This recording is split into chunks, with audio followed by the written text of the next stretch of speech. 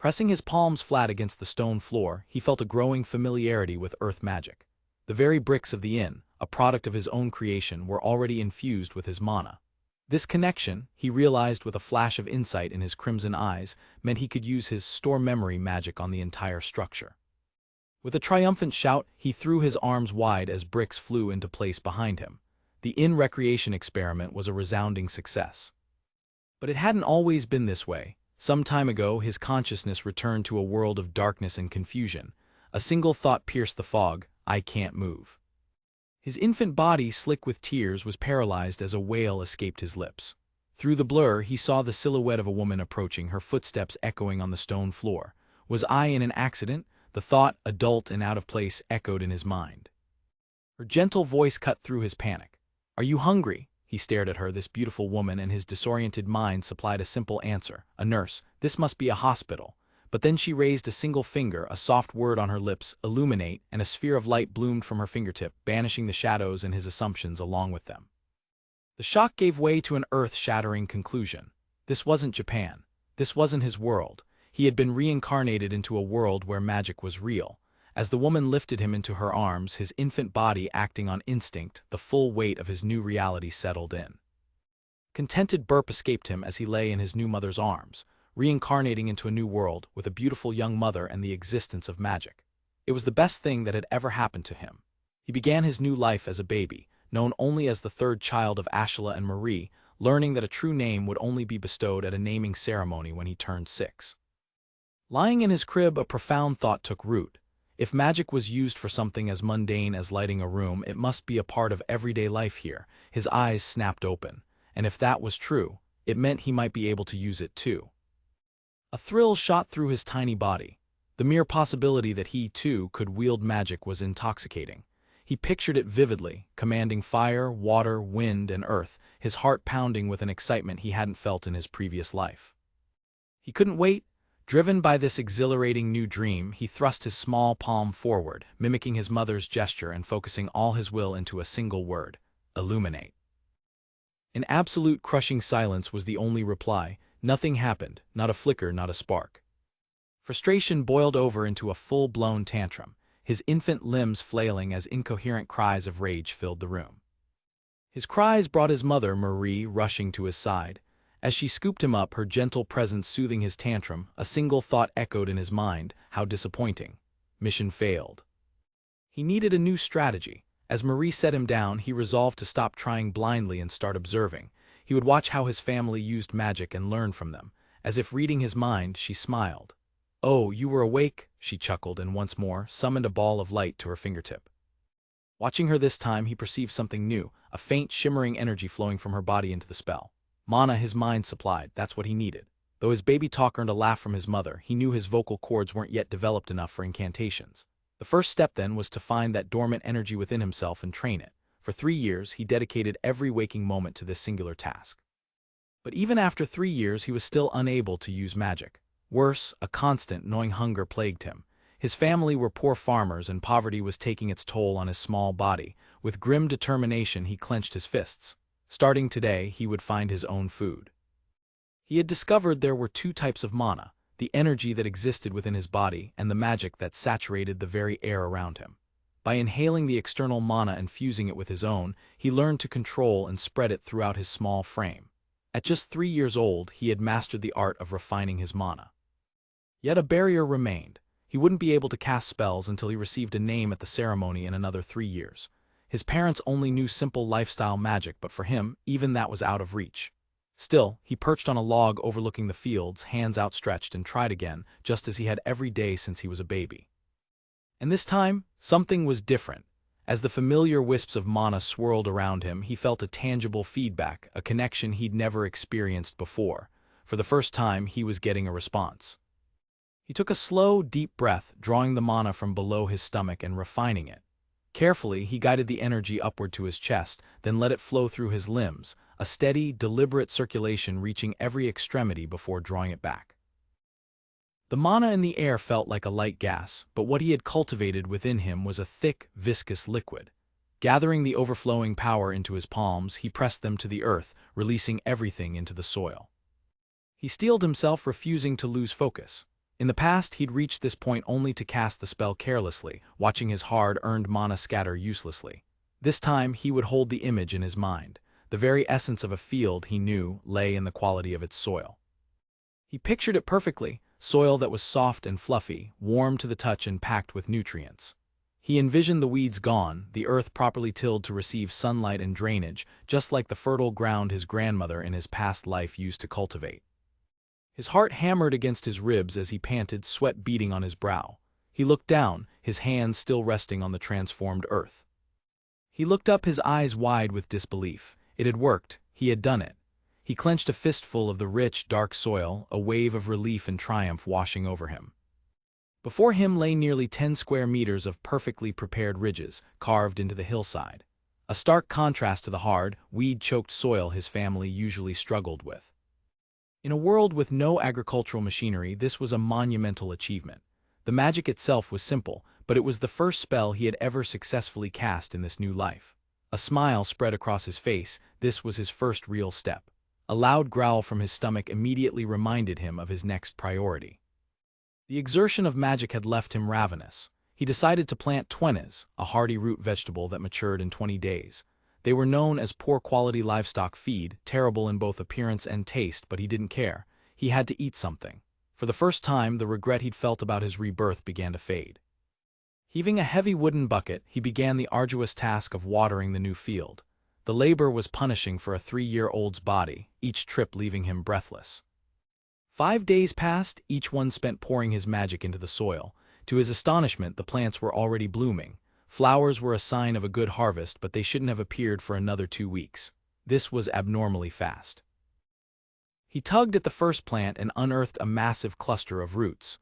Where there should have been only a few edible vegetables, he held more than 10 in his hands. The sheer volume was astounding. He dropped one of the dark, round vegetables into a basin of water to wash it. Taking a hesitant bite, his face immediately contorted. It was utterly vile, a bitter, earthy awfulness. And yet, a smile broke through his grimace as he walked through his flourishing field. This was the beginning of his farm's revival. With the soil improved, he turned his thoughts to selective breeding. The vegetables were growing at a frightening pace, maturing in 5 days instead of 20. He recalled the delicious, fresh produce of his past life, the result of generations of careful cultivation by farmers and researchers. He choked down another one, the awful taste a constant reminder that something here defied common sense. That something, he knew, was magic. He had to capitalize on it, but how could he improve the taste? His mind drifted back to a story from a class in his old life about a monk who counted the wrinkles on thousands of green peas. Mendel's law, the principle of inheritance. He didn't have enough varieties to begin crossbreeding yet. So, his first order of business was to examine the features of every single plant, pulling them up one by one and noticing the subtle differences in their roots, stems, and flowers. Cataloged every variation. Some roots were black, others purplish-red, some grew in smaller but more numerous clumps, the flowers bloomed in shades of white and yellow, and of course he had to taste them all. Each one was as awful as the last. After classifying each trait, he separated the field into 6 distinct sections. What began as a desperate attempt to find food had now become his daily scientific routine. And through this routine, he realized something profound. These vegetables were also magical. The unique spell he devised fused both internal and external mana, but using it completely drained his internal reserves, leaving him unable to cast again. When that happened, how was he supposed to recover? While mana recovered naturally over time, he came to a stunning conclusion. Regularly eating the vegetables replenished it much faster. The effect was subtle, which is why he hadn't noticed it before. This opened up a new line of inquiry: which of the different breeds restored the most mana? The awful taste could be dealt with later. For now, he had a new, exciting goal. All right, next is to sort the ones which recover the most amount of mana.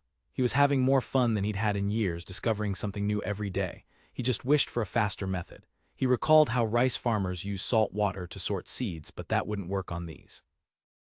All this thinking was tiring. For now, he decided he would simply expand the field.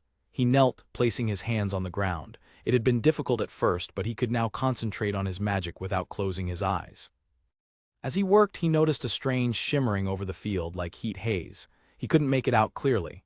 Then, a sudden insight struck him. What if he concentrated his refined mana directly into his pupils? The world erupted in a new spectrum of light. A pale blue gas like ethereal flames was rising up from the field.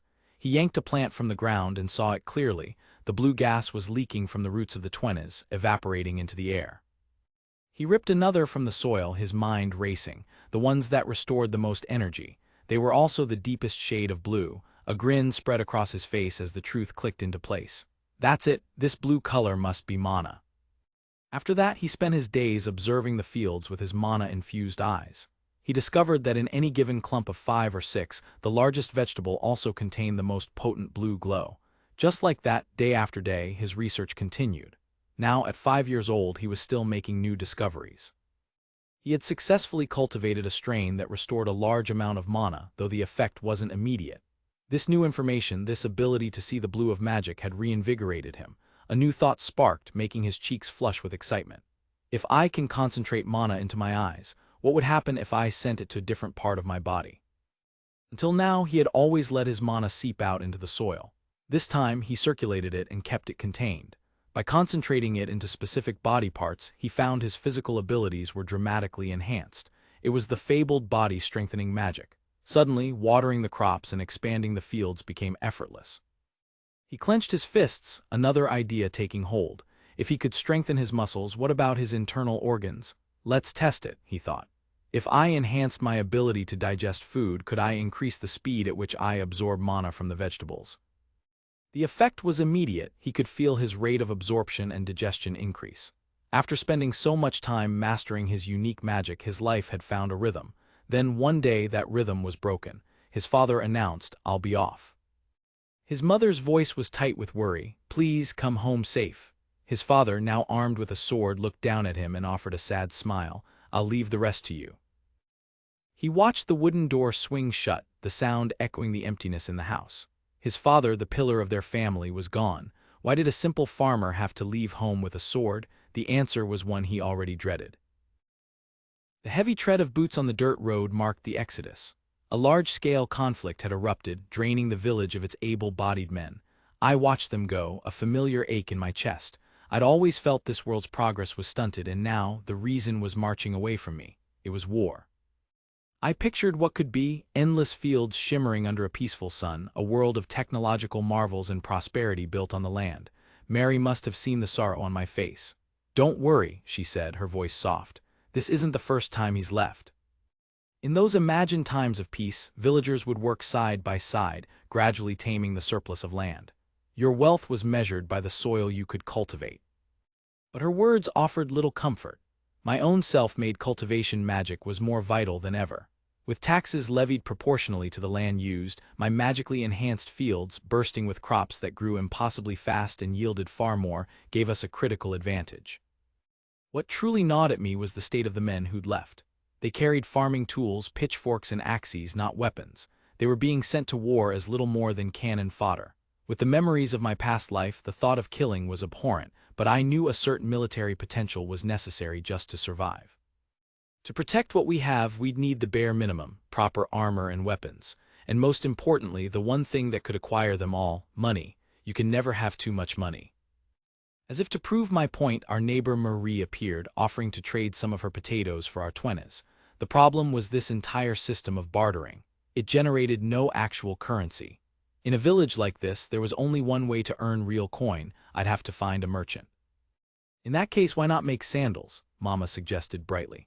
You can weave all sorts from dried 20 stalks, zari boots, even sneaker-style ones. You could buy whatever you want then. I held back a sigh. Mama, that sounds extremely inefficient. A merchant doesn't just sell wares, they negotiate, they travel, they understand profit margins. Still, it was a start. I found a merchant in the market and presented my handiwork. "These are quite good," he remarked, turning the painstakingly woven sandal over in his hands. I put on my most earnest smile. "My mother taught me," I said. "I've been practicing every day." "All right, kid, I'll take them," the merchant declared, and with a cheerful grin, he tossed the payment into my waiting hands. Money, shiny, glittering coins. My elation died as the coins settled in my palm. 6 worn-down coppers. My mind raced. It wasn't that he was cheating me.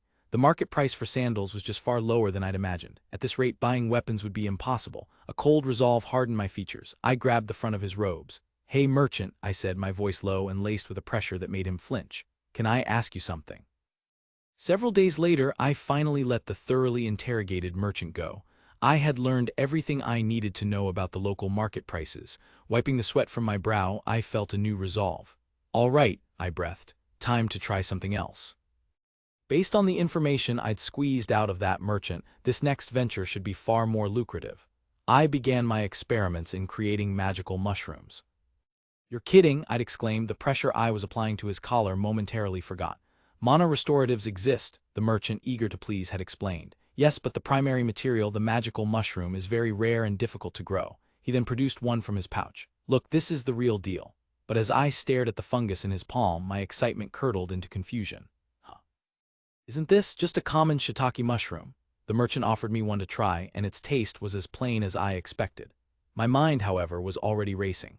Mushrooms grow from fungus on nutrient-rich trees. If magical mushrooms grow in the same way, then all I needed to do was recreate the perfect environment for the fungus to thrive. The logs I'd gathered were already dried, which saved me some work. I knew I needed the optimal balance of dryness and dampness.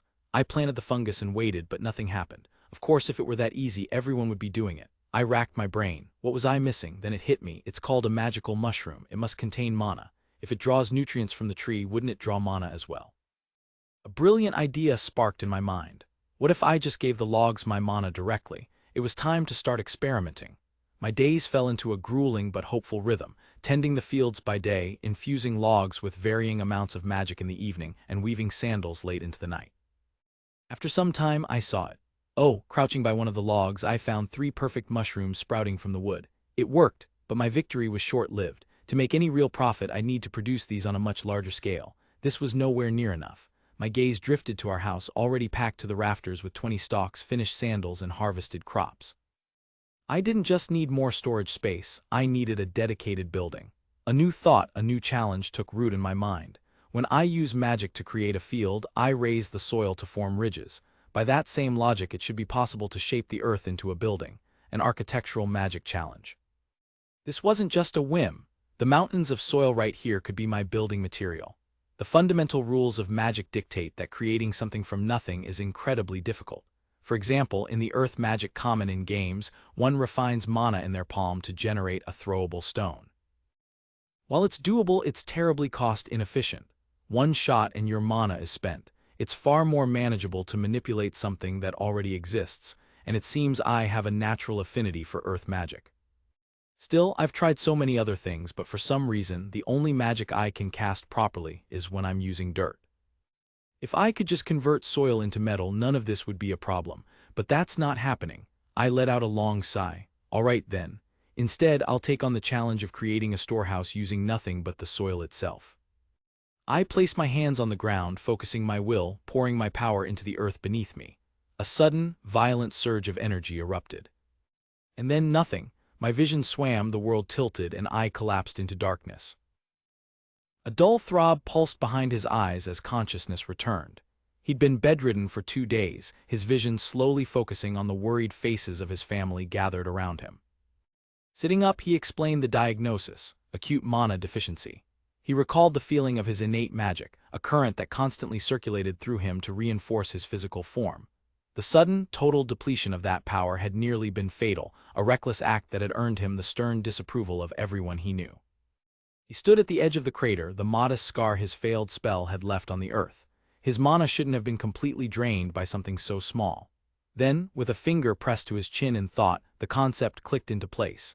The critical magical distinction between a 2-dimensional area and a 3-dimensional volume. With a frustrated puff of his cheeks, he accepted the absurd truth: he'd expended 10 times the necessary energy. Grandiose construction was a dream for now.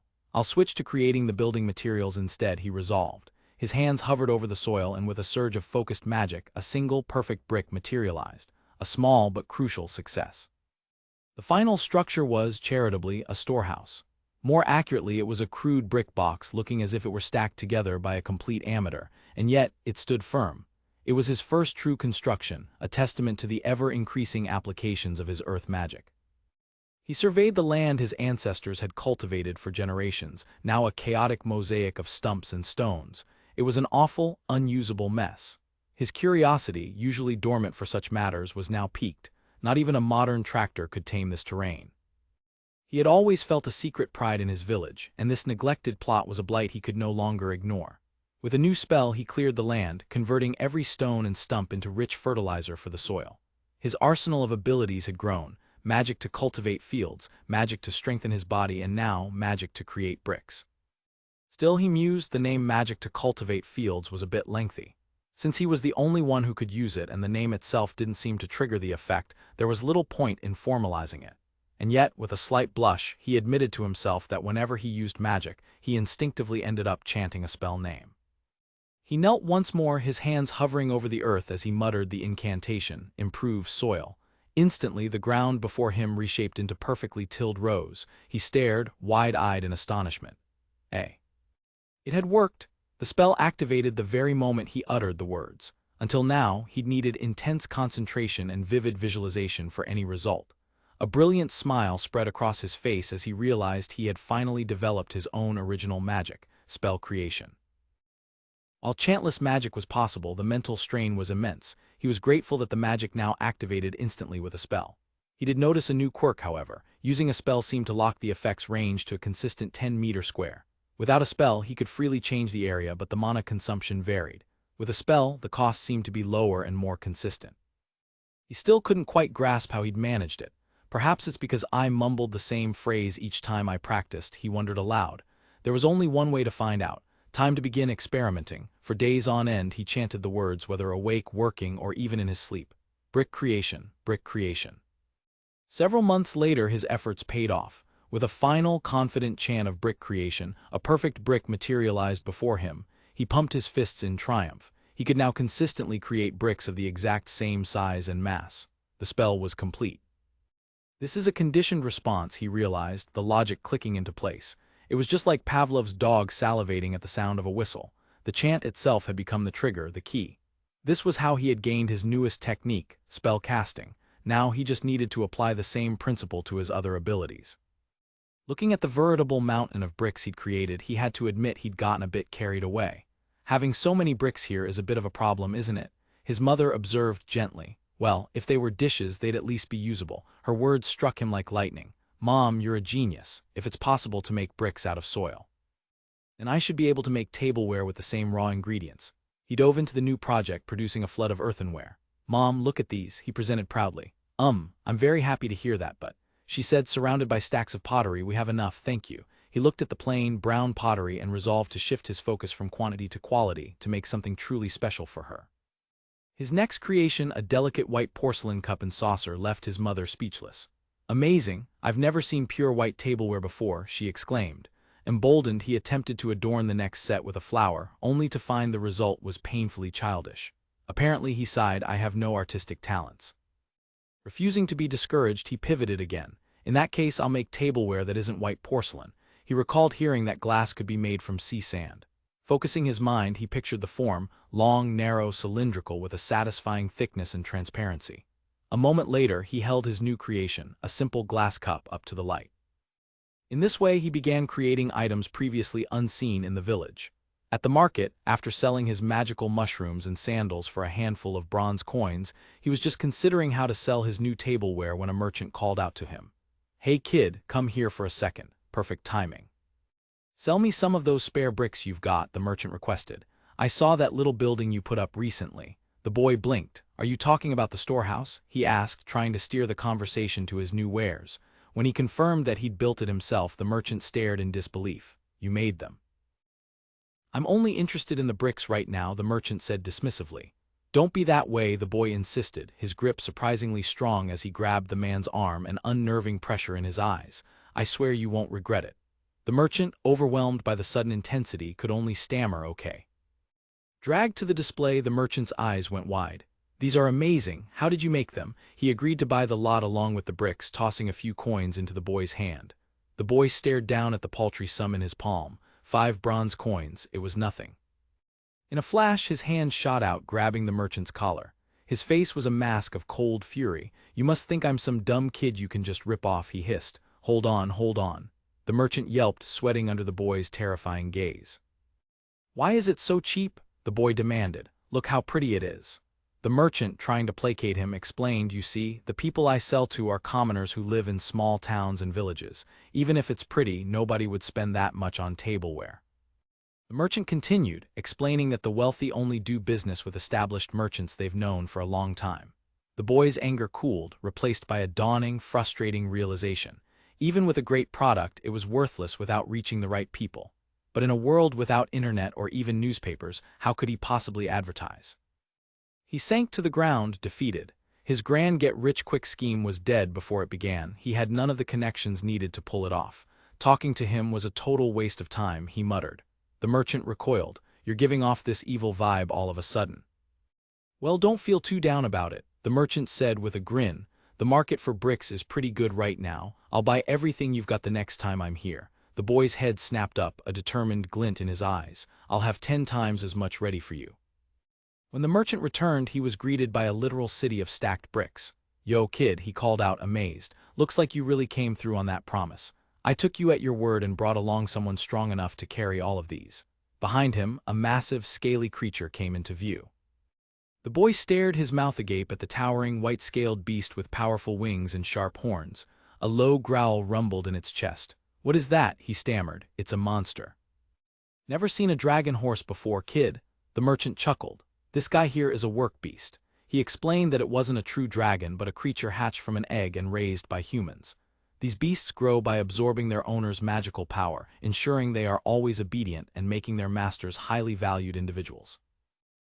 In this world, creatures of burden known as work beasts are not born but hatched. Raised from eggs infused with the mana of their owner, they develop an unbreakable, instinctual loyalty. The form they take is a reflection of the very magic that gives them life. With a final, solid thump, the last of the bricks was loaded. The merchant, standing atop the groaning cart, gave a hearty approval. "Nice job, kid," but the boy's attention was fixed elsewhere, his gaze locked on the magnificent dragon-type beast that pulled the heavy load, its powerful form a testament to the value of such creatures.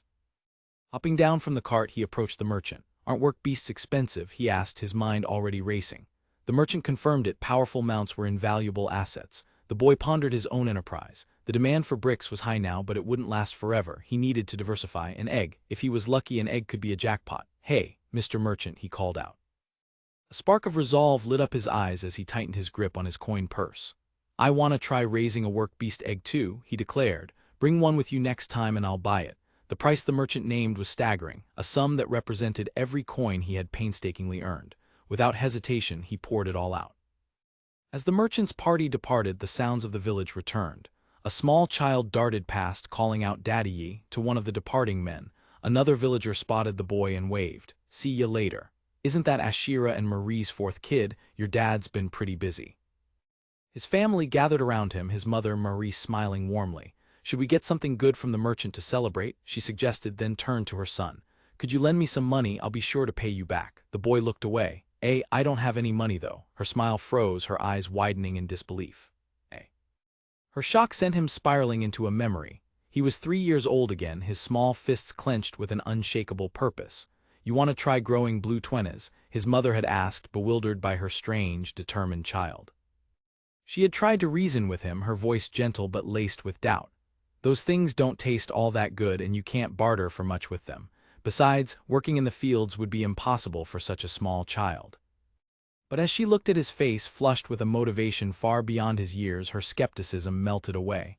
A fond chuckle escaped her lips. "Foo-foo," she had laughed, completely won over by his earnest spirit. True to her word, she had given him a small plot of land. The memory then jumped forward to her and his father standing in utter shock before a field overflowing with a colossal harvest. And there, in the middle of it all, was her little boy, proudly holding up a bunch of his miraculous crop. Another memory surfaced, this time from when he was 5. "You want to earn money?" she'd asked, no longer surprised by his ambition. He had excitedly explained his plan to save for the future. She thought her child was amazing then, but she was floored when she saw what he'd accomplished, cultivating rare magic mushrooms and negotiating with merchants all by himself.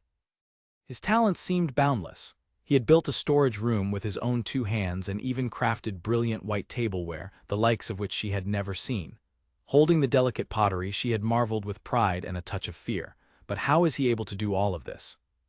Present came crashing back. He was holding the egg he'd bought, his face alight with happiness. His mother's expression, however, was thunderous. What were you thinking? She snapped. I can't believe you'd throw away all that money. Buying a work beast egg is like gambling away your entire fortune. I've heard stories of people being sold worthless eggs that never hatch. His smile vanished, the harsh reality of his wager finally sinking in. Besides, I earned the money myself, so it should be fine if I spend it, he protested weakly. His mother responded with a terrifyingly serene smile, her eyes completely hidden in shadow as her anger reached a boiling point. I let you buy and sell things because I wanted you to save up money for the future, she said, her voice dangerously calm. His father, Ashira, stood silently in the background, offering no support. It'll be fine, the boy insisted, completely misjudging the situation. Her composure finally broke. You do realize that not all of it was yours, right? Didn't you also sell the sandals that everyone worked together to make? She accused. He flinched. With a sharp, pointing finger, she laid down the law. From now on, you're forbidden to buy anything without my permission. Though crushed by her anger, a new resolve hardened within him. I have no choice, he thought, his expression shifting from despair to determination. I'll just have to game the system a bit and secretly save up some cash. Pushing the argument aside, he focused on his immediate priority, pulling out a small net he'd woven from 20 stalks. Anyway, now it's all about the egg. As he held the egg, he could feel it, a subtle but constant drain on his energy. A faint blue haze seemed to cling to its surface. It was already trying to absorb his ambient mana. He took a deep breath, a new idea forming. What if I pour my mana into it directly? Closing his eyes, he cupped the egg in his hands and focused his will. Mana injection, he whispered. Luminous streams of his own life force flowed from his palms, enveloping the egg in a swirling, silent vortex of power. He examined the result. The egg now shone with a deeper, more vibrant blue. The mana had been absorbed, but how much did it need? He pressed the egg gently to his cheek. Please soak it all in properly, he murmured. This became his daily ritual, a quiet vigil as a new plan began to form in his mind. Maybe I should make a hideout. He sat against the stone wall, contemplating the antiquated customs that governed his life. As a younger son, his future was prescribed. Spend his life as an assistant to his father and eldest brother, or somehow become independent. His gaze drifted to an image of a fine sword, the tool of a warrior seeking glory, a path that required a fortune he no longer had. He pushed himself to his feet, his decision made. He wouldn't wait for war or for his family's blessing. He would prepare for his independence now. With the egg pouch jingling at his hip, he looked out over the village. All right, he declared. Like they say, you gotta strike while the iron is hot. He walked to the edge of the village, to the simple wooden fence marking the border of cultivated land. Beyond it lay a dense forest. In peaceful times, this area had been cleared for fields, but constant wars had shrunk their territory, forcing them to huddle behind the walls. With a soft thud, he jumped the fence, leaving the safety of the village behind. He pushed through the undergrowth of the untamed land. Out here, there were no owners, no rules. The land belonged to whoever had the will to cultivate it. A determined smile spread across his face as he surveyed the wilderness. Now then, he announced to the trees, let's find a place to build my house. A faint shimmer of power enveloped him. With body enhancement magic coursing through his veins, fatigue became a distant concern. Okay, he murmured, crouching low now for the roots. He pressed his hands to the forest floor, channeling his will beneath the earth. A deep groan echoed through the woods as the earth trembled. Subterranean roots, their grip magically severed, snapped like dry twigs. With a final, shuddering crack, the massive trunk toppled. He watched it fall, a flicker of satisfaction on his face. Yikes, that went pretty well. With the obstructive trees gone, he turned to the uneven ground. Placing a hand on the soil, he unleashed a wave of power. The earth itself seemed to sigh, settling into a perfect 10 by 4 meter rectangle. He repeated the process, and in the blink of an eye, a massive, perfectly flat clearing stood where the wild forest had been. Sprawled on the newly leveled ground, the next step daunting him, laying all those bricks for a full storage house. The thought of fainting from mana exhaustion out here, far from the village, sent a chill down his spine. Then a thought struck him, sharp and clear. Wait a minute. I don't actually need to build a house, do I? His mind raced, forming a new hypothesis. Magical energy consumption must be tied to the total volume and surface area of the creation. Building a hollow structure meant wasting immense power on the empty space inside. In that case, he realized, eyes widening, this is simple. It would be far more efficient to construct the individual walls first. Using the bricks he'd already painstakingly crafted as a base, he focused his intent. A viscous, magical mortar flowed from his hands, sealing the blocks together in a systematic, orderly fashion. In his mind's eye, the wall was already complete, a towering plane of perfectly joined stone, rising from nothingness at his command. The result was, admittedly, a simple box. a self-defined, tofu-shaped structure standing starkly in the clearing. The roof and door will have to be done by hand, of course, he sighed to himself. And just like that, in a fraction of the time it should have taken, his secret hideout in the forest was complete.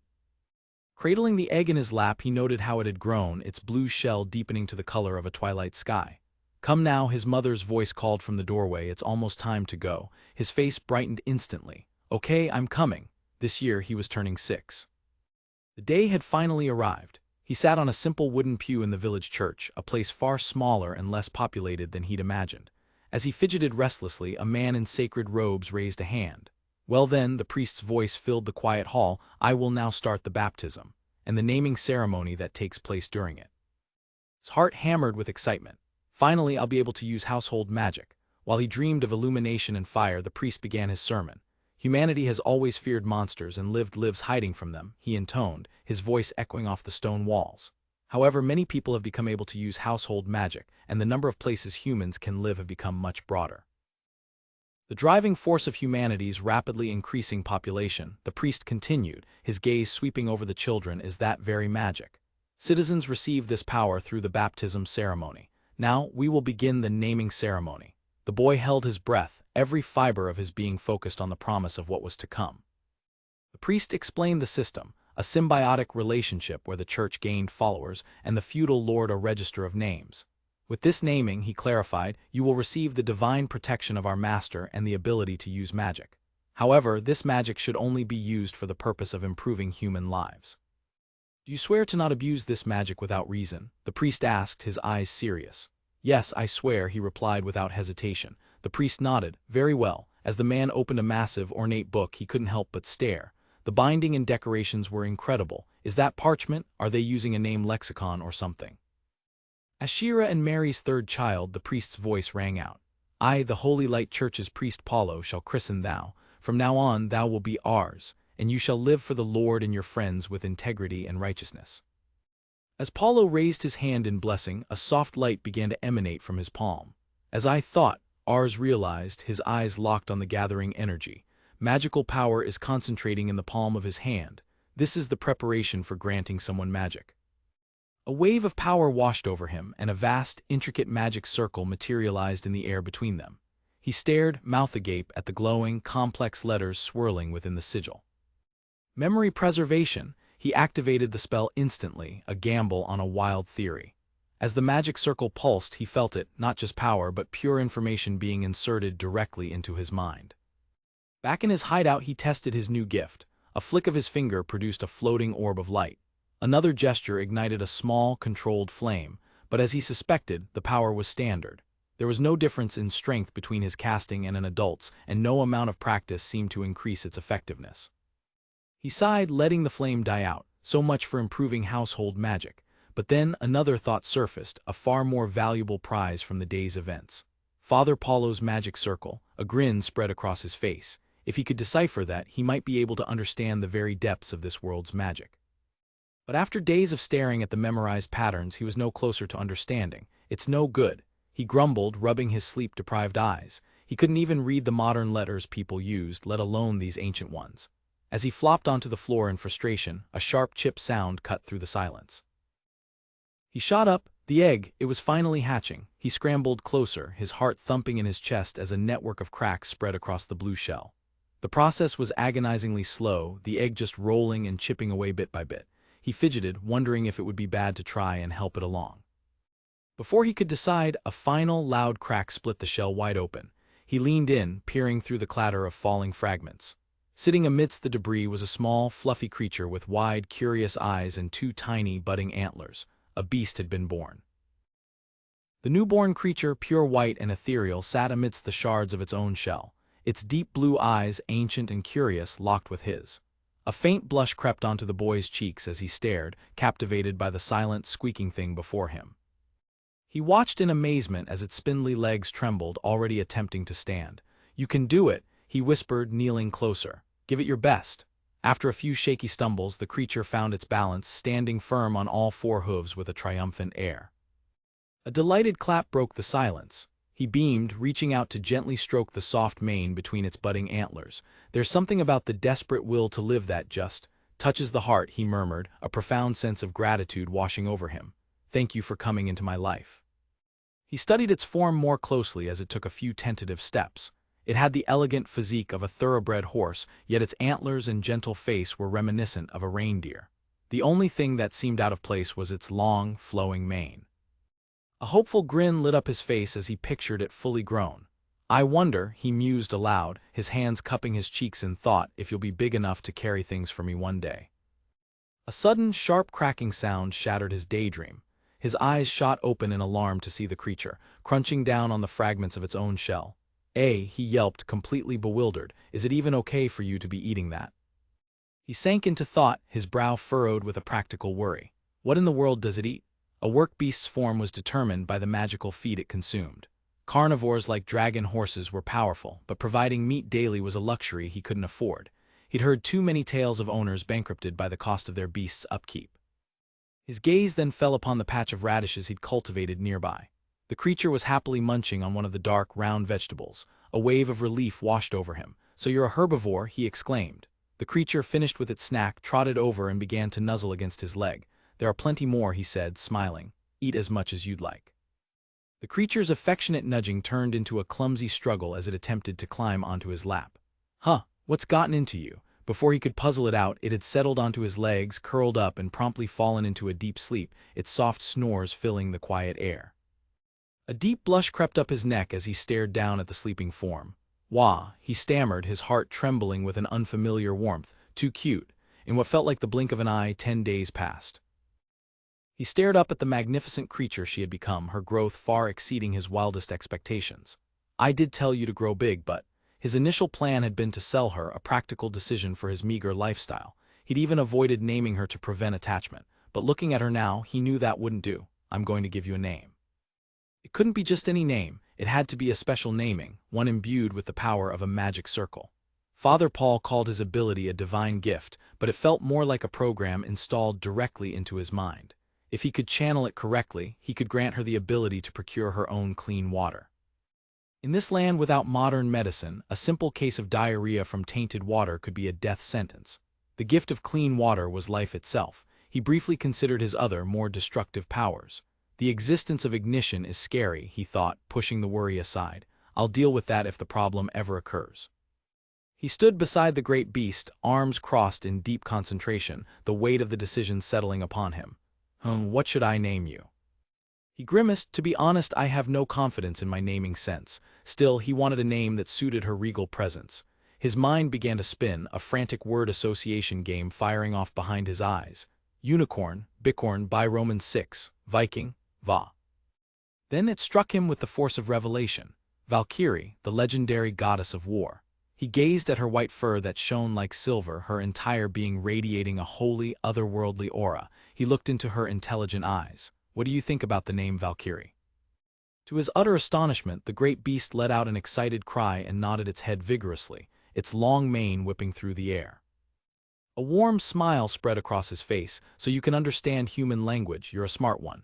He took a centering breath, his expression turning serious. All right, I'm starting the naming ceremony now.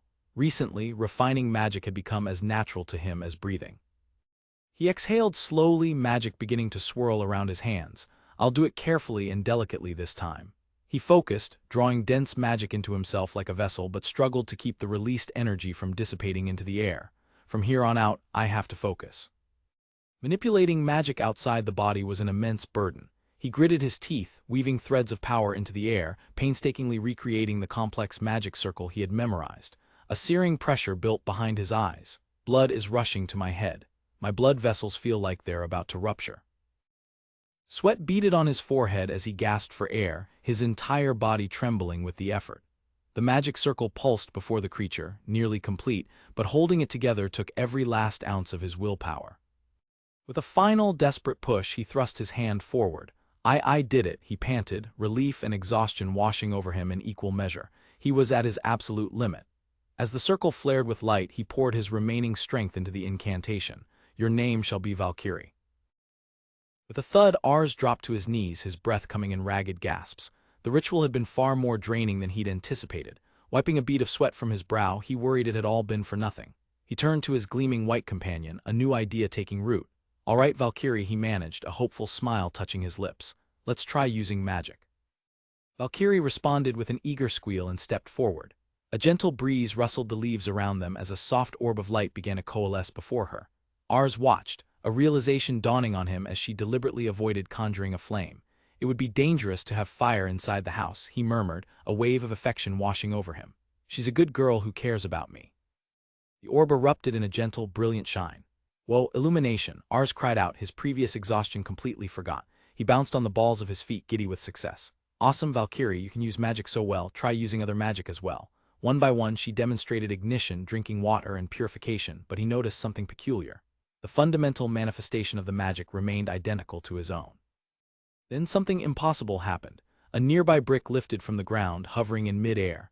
Ars stared, his cheerful expression freezing into one of confusion. "Huh!" His eyes widened in disbelief as more and more bricks began to float, a silent testament to a power she should not possess. A strangled gasp escaped him, his mind reeling in utter shock. A Valkyrie pranced about, completely oblivious Ars's world was spinning. "What's going on here?" he thought, clutching his head. It wasn't just brick making, it was ground flattening, soil enhancement, magic infusion, even memory preservation. Why is Valkyrie even able to use my own magic? The question echoed in his skull. Was there an error in the magic circle, or was the naming ceremony's method wrong? I just don't understand. Testing a theory, Ars focused his energy and conjured a simple earthen cup. "Look at this," he said, holding it out. "Valkyrie, look here, can you make one just like how I did?" She merely tilted her head, offering a confused noise. He patted the ground and thought, the truth solidifying. "So it is what I thought. Valkyrie can only use the same spells as mine after being named. She can't create new forms on the fly." Pieces began to click into place. He could alter his ground-flattening spell, consuming magic equivalent to the size of the land he wished to level. Valkyrie, however, was limited to the spell's base form, a uniform 10 square meters. The naming ritual transferred the spells themselves, but not the ability to customize them. "So the naming ritual is more systematic than the divine protection of God," he mused. "That explains my inability to customize the standard household magic." He nuzzled Valkyrie's soft mane. "You're awesome." A practical concern surfaced. Would it be safe to sell a beast who could use not only church-sanctioned magic but his own original spells? He needed more information. He found the merchant near his cart, where the demand for bricks continued unabated. "Did you say work beasts can use magic?" Ars asked casually. The merchant paused. "I haven't heard of it. There's probably none, right?" Ars considered this. If a merchant who had traveled far and wide had never heard of such a thing, then it must be exceptionally rare. The merchant's eyes suddenly lit up with realization. "Boy, no, Ars, since you're asking this sort of question, does it mean that your egg has hatched?" When Ars confirmed it was a horse fit for carrying loads, the merchant lunged forward. "Let me take a look," he boomed, his sudden intensity making Ars flinch. "Please," the merchant begged, his face far too close for comfort. Ars felt cornered. He'd specifically instructed Valkyrie not to use her abilities in front of people, but the man's persistence was overwhelming. With a sigh of resignation, his shoulders slumped. "I'll bring it over, so wait a second." The merchant's breath caught in his throat the moment he saw her. It's really good, Ars," he stammered, his eyes wide with avarice and wonder. "It's good that it can carry things, but more than that, its appearance. Since white is the color the big shots like." Ars offered a small, firm smile. "That's great. However, I have no intention of selling Valkyrie." The merchant's jaw dropped. "Huh, why wouldn't you sell it? You originally bought the egg with everything you own in order to earn money, right?" The merchant pressed. Ars blushed, stroking Valkyrie's neck. "That's right, but I ended up growing fond of her." He pulled her into a hug, burying his face in her mane. The truth was more complex. He was fascinated by her ability to use magic, and her strength would be an invaluable help. She was more than a work beast, she was a companion who understood him. "If that's the case, shall we make a deal?" The merchant said, a shrewd glint in his eye. He gestured to a large basket, revealing 5 more pristine eggs. "I'll give them to you," but he added, his business smile returning. "It's not that simple. I'm a merchant, after all. I'll give you the work beast eggs, and after you hatch and raise them, I'll then come and buy the work beasts from you." He finished with a triumphant grin. "How about it?" Ars processed the offer, his mind racing. "In short, you'll give me the eggs and I exclusively sell the work beasts to you?" "Right." He eyed the contract the merchant produced, a bad feeling prickling at him.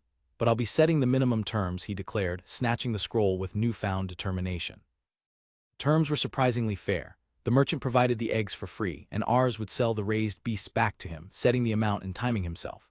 The contract was for 1 year, renewable with an escape clause for substantial loss. "With these terms, I don't think either of us will end up at a loss," Ars thought, a wide grin spreading across his face. This was it, the perfect way to earn money in this remote village. He raised a fist to the sky. "No matter what, I'm going to get this business off the ground. From here on out, we'll have to work hard." "All right, I'll have to properly inject my magic into these," he resolved, looking over the clutch of smooth, white eggs. Valkyrie, however, had other ideas. With a sharp snort she lunged forward, her snout aimed directly at the basket. "Valkyrie," he yelped, pulling the basket back with a gasp. "You're not allowed to eat those." His heart leaped into his throat. "Be broken," he stammered, picturing a shattered shell. But the panic subsided as he saw Valkyrie not feasting but sitting serenely beside the nest. The eggs were perfectly safe. She nudged them gently with her nose, then looked at him and gave a soft "Caillou." A quiet understanding passed between them. You want to raise these eggs yourself?" he asked, kneeling down. She met his gaze and nodded decisively. As Valkyrie's horn gently touched an egg, a soft glow enveloped it. His eyes widened in astonishment. She's using a spell, injecting it with her own mana, he understood instantly. The egg was absorbing her power. "Wait, you can't," he cried out, a new kind of panic setting in. "The form a work beast takes depends on the magic they absorb at birth. It's pointless unless I raise them." 3 of the eggs were already pulsing with her energy. He knew that incubating an egg with magic from multiple people was possible but incredibly difficult to balance. He sighed, a smile touching his lips. "Okay," he conceded, placing a hand on her neck. "I'll leave these 3 eggs to you." Valkyrie's ears perked up, her entire demeanor brightening. "Just make sure you take good care of them so they hatch properly." The moment reminded him of something, long ago. Memory was from his past life. He'd found a stray puppy shivering in a cardboard box and had been determined to save it. But his parents had been firm. "Who's going to look after it? Are you even capable?" their shadowy forms had demanded. He'd been shocked by their reprimand but had sworn he would take full responsibility. In the end, he was allowed to keep the dog, but it was his parents who paid for the food, the immunizations, and all the medical fees. Looking back on it now, he knew his parents' words were right. Caring for a living thing was a troublesome, demanding task. The thought was punctuated by a cacophony of chirps and whinnies. 5 of the eggs had hatched safely, and he was now surrounded by a herd of miniature Valkyries. He noted with curiosity that the ones born from the eggs he'd personally raised were a little bit bigger, but their appearances were all identical to their mother. He had cleared the first phase of raising them, but a new problem was already apparent. The food barrels were empty. "As you'd expect," he muttered, "the more there are, the more they eat." Clenching his fist, he made a decision. "If I want to continue my work beast business, the fields we have now won't be enough. I'll have to cultivate the forest." He turned to the eager herd. "All right, let's go, you guys." He settled at the edge of the woods, planning to use the same method as before, soften the dirt around the roots, then move the trees. But as he prepared to use his soil improvement spell, he saw flashes of light from his herd. The young beasts were emitting their own magic, aiding in the preparation. He grunted, startled. "Huh." The field was cleared with astonishing speed. "Wait a minute. No, he stammered, feeling dizzy. "I didn't even give you guys names, yet you can use magic." The revelation spun his world on its axis. Magic was supposed to be tied to a name. Are work beasts subject to different rules than humans? Does this mean all beasts born from this family will have magic? The implications were overwhelming. Maybe if Valkyrie tells them not to use magic, they'll listen. He wondered, but quickly shook his head. He gave up on thinking about it for now and set off to expand the fields. The sheer scale of the cleared land was immense. It reminded him of a phrase from his previous world used to describe large areas. How many domes? Before him, the land stretched out, wide enough to be counted in multiple domes. As someone who had learned about environmental destruction in his past life, he felt a pang of worry about the deforestation. But looking closer, he realized this area must have been fields long ago, reclaimed by the forest after a development boom passed and the population declined. The forest was wide enough that the village head wouldn't object to extending the fields, and for raising beasts as large as Valkyrie, more grazing land was always better. Although he mused, looking from his distant hideout to the far edge of the new pasture, the wider it is, the harder it is to get around. For safety and to combat fatigue, he needed a solution. His eyes fell on Valkyrie. "Shall we try and ride?" Or so he thought. He'd assumed a saddle and stirrup would work even if she wasn't a horse. But his father delivered the bad news. "There's no one in this village who can make a saddle or stirrup for work beasts," he said plainly. "Isn't a cart fine?" It seemed pulling a cart was the norm here, but the hero gripped his fist, his resolve hardening. "Even so, I want to learn how to ride one." His determination was fueled by a practical fear. I might be sent onto the battlefield someday. The fact that cavalry was overwhelmingly stronger than foot soldiers had to be common knowledge in this world, too. Being able to mount Valkyrie would be a great advantage. Using rope woven from radish stems as imitation reins, he began to climb onto her back, even without a saddle or stirrups. "I'm counting on you, Valkyrie," he called out, settling onto her broad back. He knew that controlling a living thing that moved according to its own whims required skill. However, mounting Valkyrie was far easier than he had ever imagined it would be. The intelligent beast, raised with his own magic, moved in a way that wouldn't burden him. For a moment he managed to ride without a saddle, but the relief was short-lived. A gasp escaped his lips as a wave of agony shot through him. "This is bad," he wheezed, staggering off her back. The whole body muscle pain was excruciating. To think he would take this much damage just from riding. Panting, I slid from Valkyrie's back, my muscles screaming in protest. No matter how much I focused, the shaking was relentless. Staying on was a full-body ordeal. A saddle would make this so much easier. As I collapsed for the day, my brother's voice cut through the evening quiet from his bed. "Hey, Ars," he mumbled, propping his head on his hand with a curious stare. "You always say something before you go to sleep, right?" I feigned ignorance, turning away with a nervous laugh. "Hey, what are you talking about?" I didn't say anything, but he was right. After my writing training, I'd been practicing a new kind of magic. When I focused my power into my eyes and looked at people, a faint blue haze would shimmer around them. It was a startling realization. The magic generated within me was constantly leaking out like steam, wasted. I'd noticed this effect before, but had never cultivated it into a proper spell. My other creations were practical and constant, leveling to clear land, brick creation for uniform blocks. The key was spell cultivation, which made the effects persistent. Even my physical strengthening spell lasted through the night, a fact I discovered when I accidentally cracked the wall by rolling over in my sleep. That was the answer. I could use spell cultivation to prolong the effects of fatigue recovery magic. As I drifted off to sleep, I focused on the new spell. Waking up, I felt a wave of complete restoration wash over me, every ache and pain gone. I chuckled to myself, stretching a hand into the morning air, sleeping in bed with complete recovery. It felt like I'd become a hero. Of course, my brother was still staring, having heard me muttering again. My fatigue no longer an issue, my writing skills improved dramatically. When the merchant returned, his mouth fell open in astonishment. Good gracious. I thought one or two might hatch, but he stared out at the field, now filled with the majestic work beasts I had raised. Normally, it takes more than a month to raise even one. They grow so quickly. He looked at me, a question in his eyes. I knew the answer. It had to be the result of my magic injection.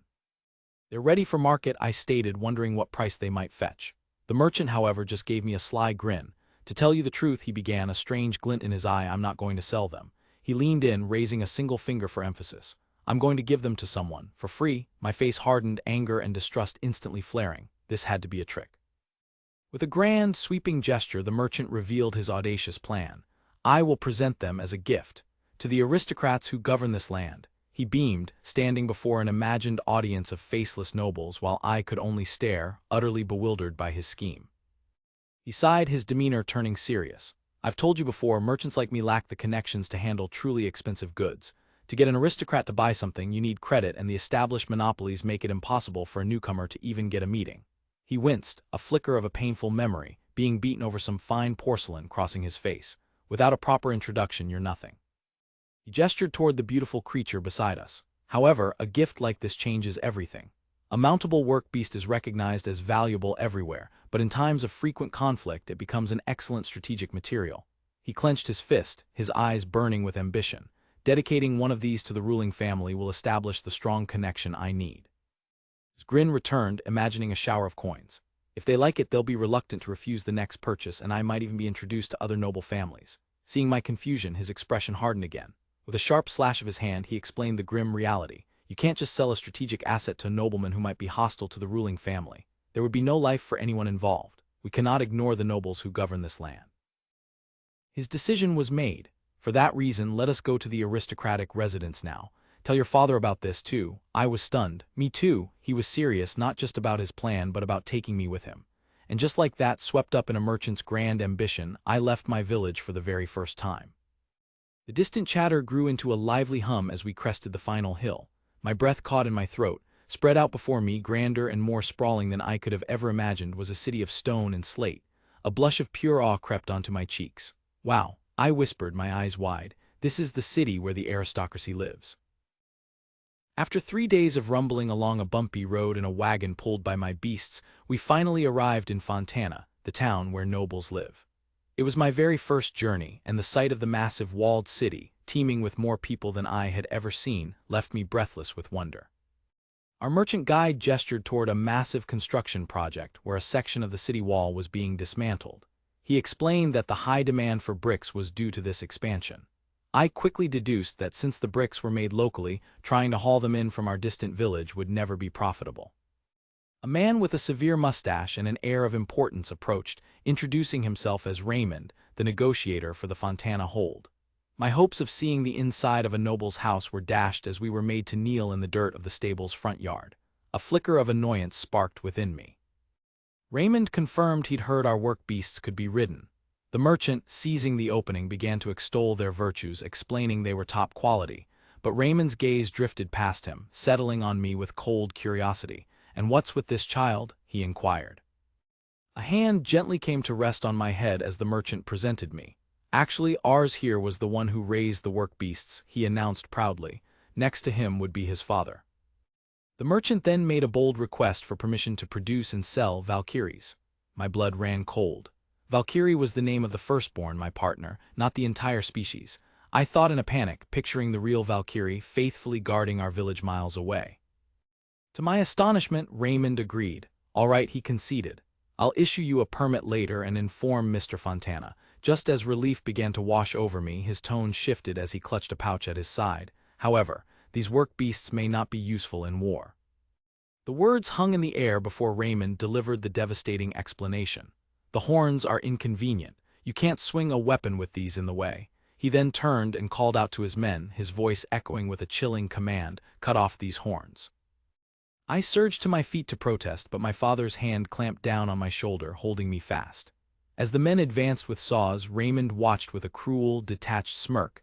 "Do it," he ordered, utterly indifferent to the horror on my face.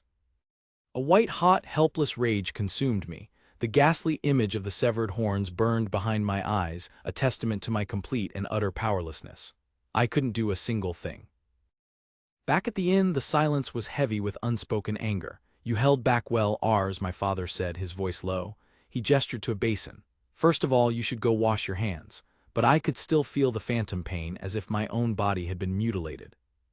They hadn't let out a single cry. It reminded me of the guide dogs from my previous life, trained to endure any pain, a burn, a stab wound in absolute silence.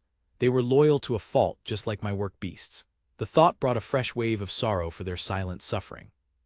"Aren't you bothered by it too, Dad?" I finally choked out. My father's response was chillingly pragmatic. "Calm down, ours. I'm more worried that they might die.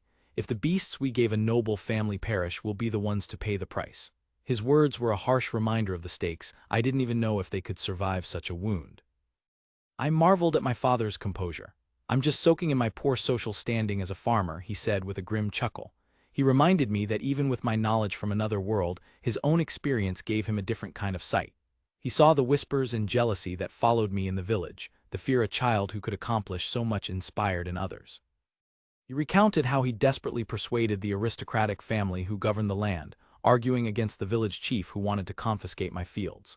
Through his sheer tenacity, he had secured not only a license to sell the beasts but also official ownership of our land and the right to pay taxes in cash, a victory even the nobles had desired. My father's hand rested gently on my shoulder, his smile pulling me back to the present. "Now then," he said warmly, "since we've come all this way, why don't we take a look around?" I looked up at the man I could always rely on, my heart swelling with gratitude. "Okay," I replied, feeling like the luckiest person alive. "To think of it," Ark mused, his gaze sweeping across the uniform brick facades of the city, "I don't see any wooden buildings." Ashiro, walking beside him, offered a simple explanation. "Houses made of wood would fall easily to fires caused by ignition magic." Ark's eyes then narrowed, noticing another peculiarity. "Even so, this town's buildings don't have many windows." Ashiro gestured vaguely. "There's no need for them when light can come from illumination spells." The underlying logic clicked into place for Ark. It's all related to household magic then, a divine protection from God. Concept of household magic, a power usable only after receiving a name, swirled in his mind. Was it truly a power related to God? The thought was cut short by a sudden, brilliant flash of insight. He clenched his fists, his whole body trembling with the force of the idea. "I see, it's windows," he exclaimed, startling the passers-by. "Forget simple, hard-to-use glassware. The real demand, the real innovation would be in durable glass panes for windows. A whole new style of architecture would be possible." "If I just change some spells," Ark muttered, his eyes gleaming with entrepreneurial fire, "I'll be able to mass-produce them just like the bricks. The demand would be huge." The merchant chuckled at the boy's boundless ambition. "Oh dear, he has quite the drive, doesn't he?" Ashiro simply smiled. "He's always surprising me." But the merchant's expression sobered, his thoughts drifting to a time before such grand plans were even conceivable. "Even so," he murmured, his voice low, "the village has only prospered thanks to that kid's radishes. Before him, starving to death wasn't so uncommon." Merchant's memory cast a pall over the bustling street. He recalled years of continuous famine that left the people dead and the land ruined. It was a time of constant war where desperation drove communities to the brink of conflict over the smallest scraps of food. It was during this bleak period that he encountered a peculiar plant. Radishes were common, but their taste was horrible. This one, however, was different. While still unpleasant, these radishes weren't so foul as to be inedible. They were large, firm, and filling. Crucially, they grew with astonishing speed, perfect for pickling as winter reserves. With a crop like this, the number of people dying from starvation would plummet. He heard a new type was coming from a village near the northern forest, and when he arrived, he was shocked. In an age where every other settlement was dark, dull, and stifling, this one was different. Unlike the despair-ridden villages he was used to, this place was alive with chatter and activity. "Hey, Mr. Merchant," a small voice called out. He looked down to see a young boy, not yet old enough for his baptism, struggling with a heavy basket. With a determined grunt, the child plopped it down at his feet. "Please, buy these." After buying a large number of radishes, and the sandals the boy also offered, the merchant went to the other farmers, urging them to cultivate the new crop. But it was the boy who truly captured his attention. He was barraged with questions about other things he might be able to sell. Such quick-wittedness was unheard of in a simple farmer's child. Fascinated, the merchant began making regular trips to the northern village, each visit ending with an hour-long, impatient interrogation from the boy. A few years later, the boy, now a little older, tried to sell him something other than radishes and sandals. He presented a bowl of magical mushrooms that grew deep in the forest. The merchant knew their scarcity could make the poor village a fortune, but he also knew the dangers. "It's too dangerous for a small child to be entering the forest alone," he warned. "You should wait until you're older." The boy just smiled, a confident glint in his eye. "It's all right. I'll be fine," the boy insisted, his confidence utterly blind. The merchant had known many young men who spoke with such certainty and ended up dead. To divert him from the dangerous forest, he proposed a safer venture, making precise, identical bricks for which there was a high demand. But the boy's mind was already elsewhere. "Forget that," he announced excitedly. "I made new tableware." Merchant stared, dumbfounded. "This is awesome. How did you make them?" The boy just giggled. "It's a secret." Inspecting the splendid craftsmanship, the merchant felt a surge of certainty. This was no peasant child. Most likely this boy is of nobility, he declared to himself, his mind racing. The tableware must be an inherited heirloom, perhaps from a fallen family forced into hiding. He was, of course, completely and utterly wrong. They met again after the boy, now named Ars, had been baptized, and once again Ars managed to surprise him.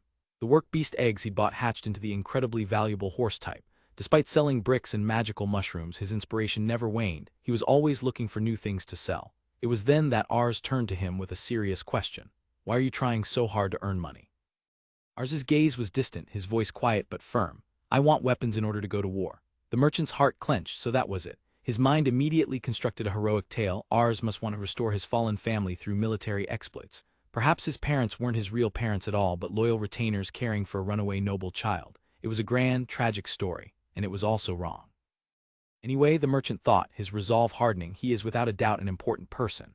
He envisioned the boy grown, returned to his rightful place in the nobility, clad in finery and holding a sword. By the time he eventually grows up and returns to nobility, I must earn his utmost trust. To establish a stable relationship with him, I must have a monopoly on his work beasts. I must maintain this relationship no matter what. "Hey, Mr. Merchant," Ars's voice cut through his scheming. "What happened? Aren't we going to shop around?" The merchant was startled from his reverie. He looked at the boy, then a warm smile spread across his face. Let's go." And so his life began to revolve around this extraordinary boy from a distant land. The familiar clatter of wagon wheels on the village path announced their return. "Ars, you!" his mother called out, her face breaking into a radiant smile. After days spent in the bustling town gathering supplies, he leaped from the cart and ran into her open arms, finally home. A wry chuckle escaped him as he tallied his recent expenditures: a hefty saw for the felled trees, a cart for the harvest, and fine liquor for his father. The coin from the peddlers was nearly gone, but his gaze fell upon the newly entrusted beast eggs, a spark of ambition igniting in his eyes.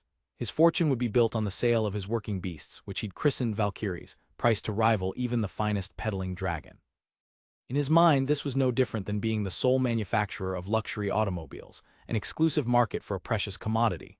But a shadow of concern crossed his features. Before this business could truly begin, there was a critical experiment to conduct. The beasts he presented to the Fontana family had their horns removed, and he needed to understand the consequences of that act. With the two newly hatched beasts before him, he designated one for the experiment. "I'm sorry," he whispered, the saw feeling heavy in his hand. "Please don't be mad." He steeled his resolve, reminding himself that to succeed he had to view these creatures as livestock. With a final push, he managed to cut off the two hard horns. Several days passed. The beast with the truncated horns appeared perfectly healthy, grazing and moving with vigor. A sigh of relief escaped Ars. They were fine. But as he watched them try to conjure their innate magic, a knot formed in his stomach. The familiar glow, the orb of energy, it wouldn't manifest. The realization struck him with the force of a physical blow. The working beasts whose horns were cut were unable to use magic. It wasn't that their power had vanished, but that they could no longer channel it. The situation mirrored what his father had told him of the battlefield. Soldiers who lost both hands were rendered incapable of casting spells. He pieced it together. For humans, casting required pointing a finger to direct the flow of magic. The horns must serve the same function for the beasts. This information was a godsend. The peddler had mentioned that magical beasts were rare and problematic. More than that, if a Valkyrie with magic injection hatched an egg, his exclusive profit would be lost in an instant. The thought was terrifying. With his course of action clear, he ensured all the beasts destined for the peddlers were hornless. Later, at the village church, the priest looked up from a book. "Ars, you brought something amazing, didn't you?" Ars assumed he meant the official permit from the Fontana family. "Yes, that's right." But the priest shook his head. "I'm not talking about a license to sell working beasts." The priest slid a formal document across the desk. "This officially recognizes the forest clearing as yours." Ars blinked, momentarily confused, and credited his father for the hard work, assuming it was a simple matter of paying taxes in wheat. The priest held up 2 fingers, a sly smile playing on his lips. "The greatness of this document is not only about taxes, it grants 2 key provisions: ownership of the cleared forest and the right to pay the tax in cash." Ars tilted his head, not grasping the significance. "Didn't it say anything that changed that much?" "But isn't it the place where the trees were cut?" Ars asked, bewildered. The priest's smile widened. "It doesn't have to be. The document has no indication of when, where, or the measurements of the fields, and paying taxes with money means it doesn't have to be farmland in the first place." Seeing the boys' continued confusion, the priest elaborated on the political landscape. "The aristocrats of the Fontana family rule this territory, but they don't control it completely. The land is governed by ruling clans who are granted privileges in exchange for paying money and sending out soldiers in an emergency." "And why was I treated like a ruling family?" Ars demanded. The priest surmised they likely wanted to tie him to the territory, never imagining a mere child could clear land on a scale rivaling the established families. The truth settled upon Ars. Before he even realized it, he had changed his profession to a member of the ruling class. A fire lit in his eyes. If that was the case, he would expand his land as much as possible while they still underestimated him. His new purpose was clear: pioneering. He rode his Valkyrie deep into the forest, using magic to topple trees while the hornless beasts, tireless and strong, were put to work dragging the down logs into great piles. But he quickly hit a snag. Expanding the land was one thing, but it wouldn't increase his income on its own. He reviewed his potential revenue streams as if they were a hand of cards. Breeding Valkyries was his ace, but relying on it alone was risky. The special demand for bricks would eventually dry up, and both the magic mushrooms and the field harvests required more hands than he possessed. The tasks piled up in his mind: cutting logs for the mushroom beds, planting and harvesting crops, managing storage. He threw his hands up in exasperation. "I can't do this alone." To truly pioneer this land, he needed to find part-time help. At evening, over a simple dinner, he broached the subject with his family. "In order to devote myself to pioneering, I must first find a part-time job for someone." Before he could finish, his brother's eyes lit up. "Don't forget me, Ars," he said with a wide grin. Ars's heart sank. He was looking for a part-timer, not a brother-timer, especially one known for avoiding housework. "It's okay," Beto's voice boomed with unrestrained glee. "Yes, ma'am, all right." He pumped a fist, the deal already sealed in his mind. Ars, however, looked on with a touch of apprehension. The condition was simple: as long as they both helped during the wheat harvest, this arrangement would be fine. "Hey, just leave it to me, Ars," Beto's voice echoed from off-panel. The woman, their mother, turned to Ars with a worried frown. Mother, are you sure this is all right?" she murmured, the idea of the elder brother working under the younger one clearly unsettling her. Well, Tilda." Ars chewed his food slowly, his expression souring. "Well, if he works seriously, I don't have any complaints." He mumbled through a mouthful, but his gaze slid sideways to where Beto was already leaning back, whistling a jaunty tune with his hands behind his head. "I'm anxious because I already know he tries to slack off," Ars thought, his chewing growing more forceful. "If he causes any problems or slacks off, I'll have to think about firing him. No mercy." "So what are you after, Brother Beto?" Ars finally asked. Beto's eyes lit up, his previous nonchalance vanishing. "That goes without saying. I want you to give me a Valkyrie," he declared, a fantastical image flashing through his mind, himself, a gallant hero upon a white steed rescuing a beautiful princess. Every man who's ever been called a hero has done it. Any man is enchanted with the idea. So Beto was hired. His first act as an employee was to stand before Ars's hideout, hands on his hips, and deliver a scathing critique. "Hey Ars, your hideout is really lame though. It looks like a jail for real." Ars's fist clenched at his side, a vein throbbing in his temple. "Don't look down on me, Brother Beto," he seethed internally as the insults continued. A jail in the middle of an empty field. Tofu architecture. I'm a man who grows every day, Ars declared to himself, finding his center. Beto's words stung, but they also lit a fire under him. This is a good time to test this out. I've always had an interest in architecture anyway. He closed his eyes, breathing deeply, and recalled the new hostel they'd stayed at in town. He had paid meticulous attention to its exterior and the layout of its rooms, and not just with his eyes. With a sizzle of power, he had used his mana to perform a thorough inspection. His concentrated energy spread thinly through the bricks and soil, mapping every detail. Then, with his hands held out as if shaping the air itself, he activated his unique magic, memory preservation. The result was akin to creating a perfect computer graphics blueprint with his mind. He had managed to memorize the entire building without a single error. He shuddered, recalling his first attempt at such a feat where he'd fainted from mana exhaustion. His mistake had been a simple miscalculation. Instead of mapping just the walls, he tried to fill the entire volume of the structure with his mana, a 1,000-fold increase in energy cost. This time would be different, he had learned. By sending his mana only into the bricks and memorizing the structure itself, he could avoid wasting energy. Recreating the building from the memory of the mana's shape shouldn't be as hard, he murmured, pressing his hands toward the earth. Firstly, I'll send my mana into the soil to create the construction materials. A soft glow emanated from the ground as he focused. Next, he whispered, his voice tight with concentration, I'll recreate the mana shape I memorized. The ghostly, shimmering outline of the hostel began to rise from the empty field. With a final push of will, he began the last step. Finally, I'll replace the mana shape with bricks and mortar. A cascade of rattling sounds filled the air as magical energy solidified into physical matter. He sat back, panting, a wide, relieved grin spreading across his face. I did it. He leaped to his feet, thrusting a thumb into the air. Hostile recreation experiment is a success. The building was sturdier than his original hut, and he'd even used his imagination to add extension walls, creating a stable for the Valkyries and a storage area for harvests. I guess I'll have to create the roof for the extensions separately, he noted, observing the gaps left by his magic. Stepping inside, he beamed with satisfaction. While he hadn't replicated the wooden doors or furniture, the solid structure was more than enough. It was proof of his growth.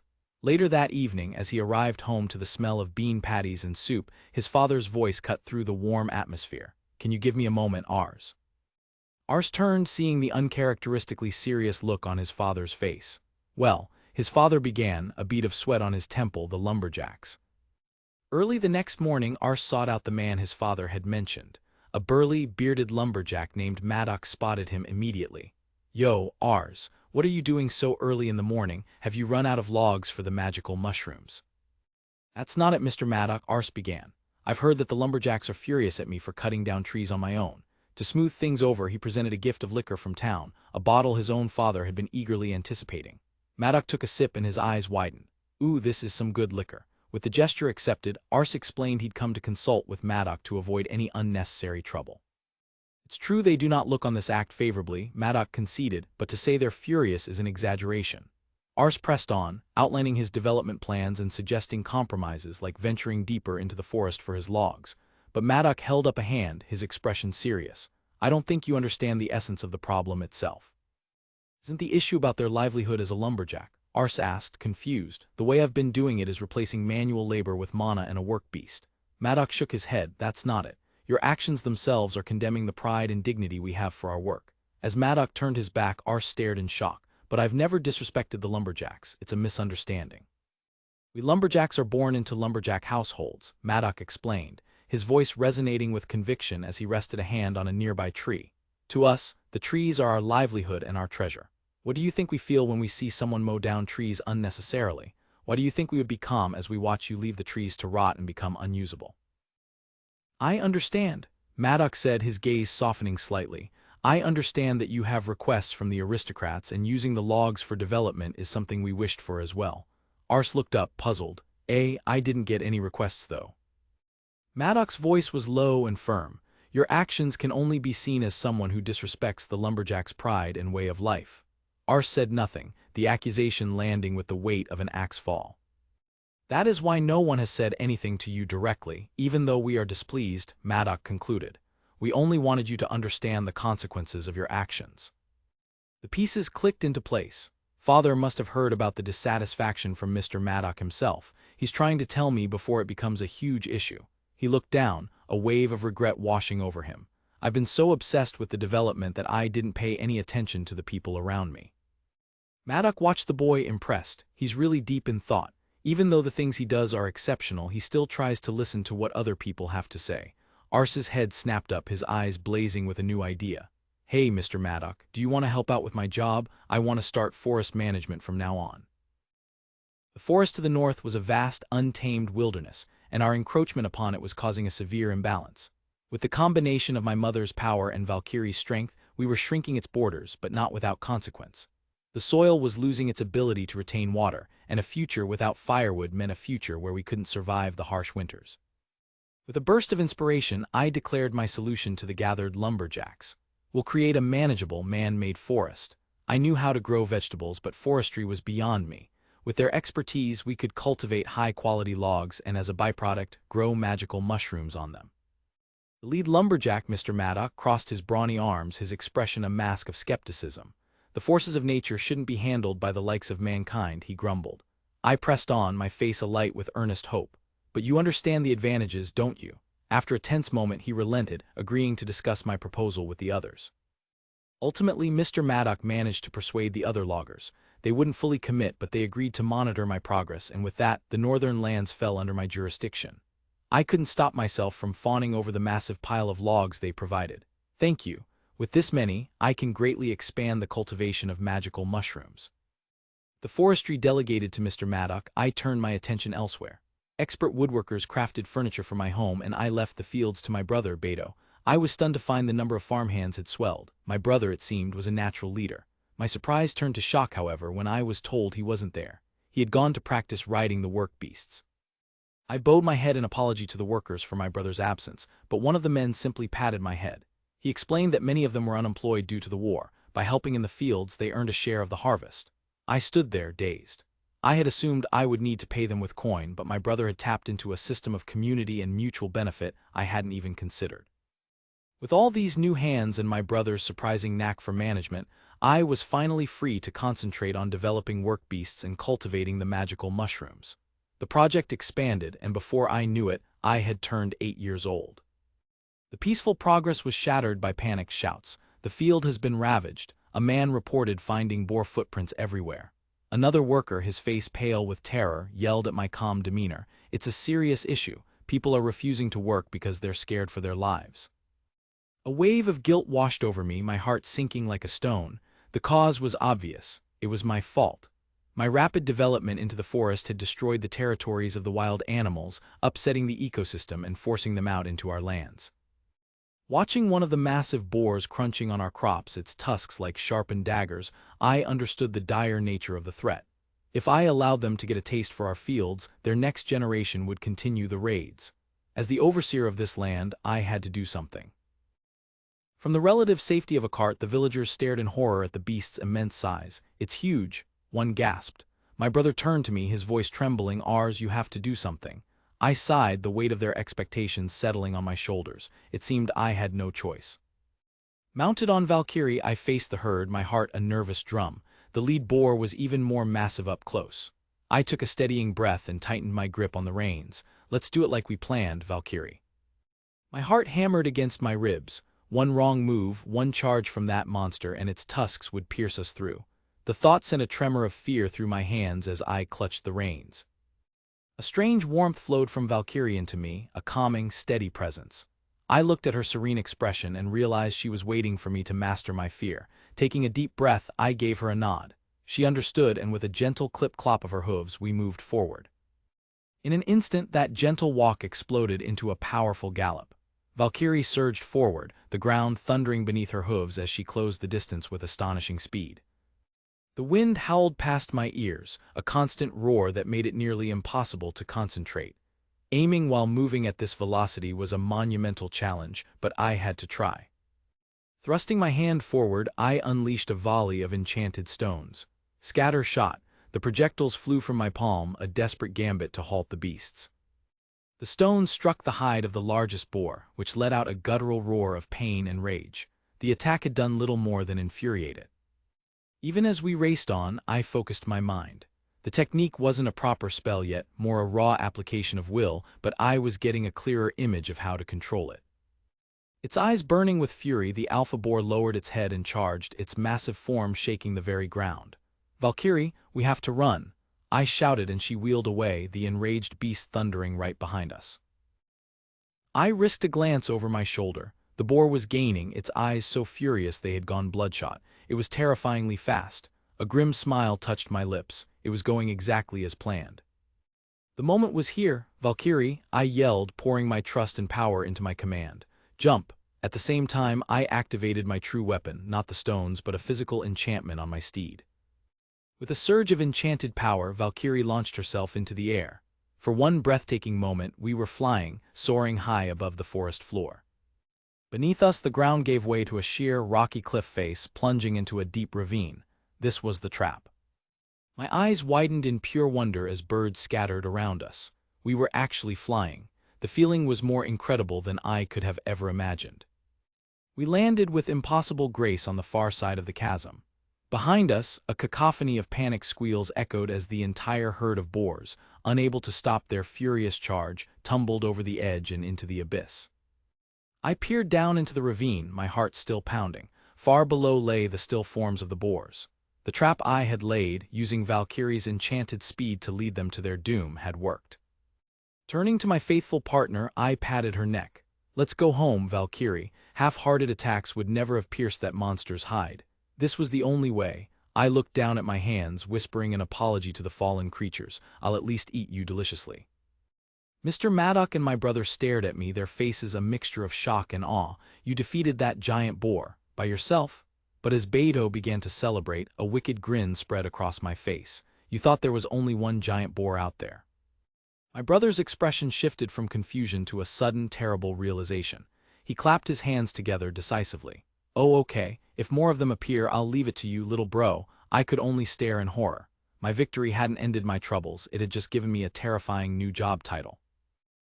Scatter shot. With a flick of his wrist, a volley of crystalline shards erupted from his palm, streaking through the air like deadly hornets. He watched them find their mark, a grim reminder that facing a giant monster up close was a fool's errand. Long-range attacks were a necessity for survival. "Let's go, Kiwi," he called to his horned steed. After his first victory against the giant boars, he'd honed his magic, shaping stones into arrowheads he could fire even from the Valkyrie's back. The power faded beyond 30 meters, but it was a start. Still, he grimaced. The process of luring each beast to a pre-dug trap was tedious and unsustainable. "Ooh," he yelled, throwing his arms wide. "Let's not continue defeating them, but think of a way to protect the fields instead." The answer, he realized, was not in aggression, but in defense. He looked to the wisdom of his ancestors, the simple wooden fences of the village, the mighty stone walls of the town. "All hail precedents," he murmured. The strategy was simple yet monumental, enclose the entire field with a wall. He gazed at the vast expanse, his resolve hardening. "Let's start building the wall across the borders between the forest and the field, a barrier strong enough to guarantee the safety of anyone working within." Colossal pillar of earth and stone, 10 meters high and 5 meters thick, now stood where there was once only dirt. He remembered the crater a single giant boar had left in a trap. This defense needed to be able to withstand that kind of force to buy enough time for escape. Yash, he clenched his fist, mana gathering around it. This was just a prototype. He would have to make countless more and connect them one by one. Familiar sensation washed over him, a surge of power reminiscent of when he'd created the hostel. "I feel like my total mana capacity increases every time I make something," he thought, a flush of excitement on his cheeks. But as he gazed out at the horizon, the sheer, unending scale of the field sobered him. Enormous. To build this, he couldn't just brute force it. He'd have to create a dedicated spell, a process that required casting the exact same magic over and over, solidifying the image and conditions until it became second nature. Most difficult part was the sheer monotony, casting the exact same magic at the same speed with the same intent over and over. It took months of mumbling the incantation until it was rote, but he finally figured it out. By sending his mana into the structure itself, preserving the memory of the shape just as he had with the hostel, the process became easier. He placed his palms on the ground. Wall creation. A section of the barrier erupted from the earth, faster and more solid than any of his previous attempts. Strange sound, a rhythmic thump-thump-thump, drew his attention. He turned, his eyes widening in disbelief. His horned Valkyries were stomping the ground, and with each impact, new sections of the wall were rising. Wow, how is this even happening? It dawned on him, the naming session. They could use the spells he had mastered. He watched, dumbfounded, as the 5 creatures lined up and began their construction in earnest. "I don't really understand how it works," he admitted to himself, "but it's a great help." "All right, let's have a mana recovery break," he announced cheerfully, offering a basket of magical mushrooms to his diligent helpers. He wasn't entirely sure how to brew a proper mana potion, but the mushrooms seemed to have a positive effect, and thus, with their combined efforts, the work was finished. A massive 4-kilometer, 4-sided wall now stood as a silent guardian around the fields. What do you think, Beto now? It's awesome, isn't it? He beamed, gesturing proudly at their creation. His brother looked around, impressed. It's amazing, but I don't know where the entrance for the fields is. The hero's triumphant expression froze, then shattered. Entrance. In his focus on the barrier, he completely forgotten to build a way in or out. That's true. He stammered as Beto calmly suggested, can't you just make a road leading towards the entrance to make it easier to find? He clenched his fist in frustration. He'd already leveled the ground and improved the soil, but people still carved their own disheveled paths right through the fields, ignoring his warnings. I should take this chance and create a proper road, he resolved. The plan formed in his mind, 2 formal entranceways, one facing the village and the other leading towards the forestry area. Oh yeah, a memory sparked. While modern concrete or asphalt roads looked nice, their upkeep was a nightmare. But there was a type of road that could last for 1,000 years, the cobblestone streets of the ancient Roman Empire. He recalled the basic steps. First, dig a trench. Second, fill it with layers of rocks, gravel, and clay. And third, place the final stone paving with a slight incline at the center to improve drainage and prevent collapse. The only way to pave such a road was in a perfectly straight line, requiring a high level of measurement technique. Even the slightest miscalculation in the angle would lead you miles off course. Even the demerit is romantic, he thought with a grin, but then his expression soured into a pout as he considered the maintenance. Why are you frowning, Nexan? A small voice asked. His youngest brother had appeared. Oh, it's you, Carl, he was surprised. It was rare for his youngest brother, who had just finished his naming session, to visit him here. I've come to hang out after finishing helping at home, Carl explained, adding with a hint of loneliness, you two always come home late because of how busy you are. He then looked at his older brother's troubled expression. So what are you thinking about? With a sigh, the hero slumped onto the table. The window glass I've made didn't sell at all. He groaned, burying his face in his arms. I got an inspiration for this new product when I wandered the streets in town. Carl tilted his head. Ah, that pretty transparent board. Mother was complaining about how much space it's taking up in the storeroom. The words were a dagger to the heart, that was the problem. In a region that still relied on bartering, no one would spend money on something that wasn't a necessity. Isn't there anything I can sell? He wondered aloud, his voice laced with despair. If it's me, I would want this, Carl exclaimed, his eyes sparkling with admiration for the pretty furniture in the room. The protagonist looked up, following his gaze. Ah, it was done by lumberjacks who excel at woodworking. I was lured in by the strong scent of wood, too. An idea began to form. He remembered Mr. Maddock mentioning that the lumberjacks rarely sell the furniture they make, focusing instead on firewood. Perhaps it was simply too heavy to be carried around. See, Carl is so smart, he praised, a genuine smile returning to his face. The idea had merit. The only way to sell furniture would be to transport it to town, but work beasts were expensive. Still, he mused, I'll have to speak with the lumberjacks. He sat down, a more serious thought taking hold. He'd always wanted a product that didn't rely on his magic. With the lands expanded, it was time to create opportunities for people to earn a steady income. If I want to start selling furniture, he concluded, I'll have to make a workshop and hire people. I'll have to make a company. Nexan is amazing, you can do a lot of things, Carl chirped. The protagonist chuckled, you're still a kid, you should continue playing around for now. Carl puffed out his cheeks. But Nexan is a kid as well, you're only 2 years older than me. His expression then shifted, becoming earnest and hopeful. You've been teaching Beto how to use magic, right? Hey Nexan, I wish you can teach me as well. Request made him flinch as if struck. He covered his face with his hand, a painful memory surfacing. When I tried to teach Beto about magic before, Mother was upset with me. It happened back when he was trying to improve the quality of radishes in the backyard. He'd been using his own body as an experiment for a new physical enchantment spell when Beto had approached him, demanding to know how someone smaller could carry such heavy weights. Curious to see if the effect could be replicated, he had started to teach Beto how to conjure and use mana. As it turned out, his older brother had absolutely no aptitude for delicate magic like soil improvement. However, he took to the physical enchantment with shocking speed, and in a short period of time, he was hoisting the heavy water buckets with a triumphant grin. With his newfound strength, Beto started fighting with the other kids in the village. He became an invincible being within his peer group, easily overpowering anyone who crossed him. When his rivals brought older kids as backup, he reigned over them all. To be honest, the protagonist narrated, I don't think his magic technique could have enhanced him to that extreme. He's just a muscle head. However, the older kids who couldn't win a fair fight started to gang up on him. Beto began coming home with more and more bruises, but he never faltered. He stood right back up no matter how many times he was defeated, running headfirst back into the fray.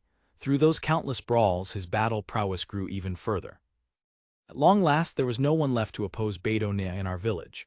But his constant fighting and skipping out on work, no matter how many times he was warned, brought our mother to tears. Is it because I wasn't a good mother? She would sob, blaming herself. It was because of this, he explained to Carl, that he decided he shouldn't teach magic irresponsibly. Is that okay? Carl's face lit up, his eyes wide with disbelief and hope. I want to try. A smile spread across the older brother's face. But if Carl still wants to learn, I can teach you. You're a smart boy and not like the musclehead Beto Ne. He tapped his temple. For example, if you concentrate your mana to your brain, you can increase your memory, calculation speed, and other brain functions. I'll teach Carl magic that makes you smarter. Pictured it clearly. Carl, a capable administrator, able to read and calculate, someone the village desperately needs. The reason why Beto Ne is good at handling the people in the village is because of how good he is at fighting, he explained with a wry smile. However, I'd rather have Carl use magic to train his brain instead of his muscles. If Carl succeeds, he can really help out with my work. A lone traveler crested the hill, his wide-brimmed hat shielding his eyes from the sun as he gazed down at the small village below. A slight smile touched his lips. So it's here, he murmured, his voice low. Let's see, the face of the great man who managed to defeat the giant boar. You can't make it this shape.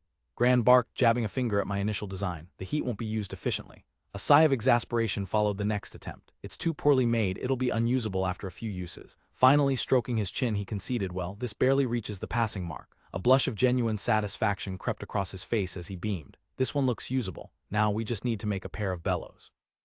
My soul felt like it was leaking from my mouth, every ounce of energy drained from my body. What's wrong, Ars Dono? Gran's voice was far too chipper as he shook my limp form. It's still too early to sleep. I'll provide the heating, so don't worry and continue with the production. But all I wanted was to be left alone.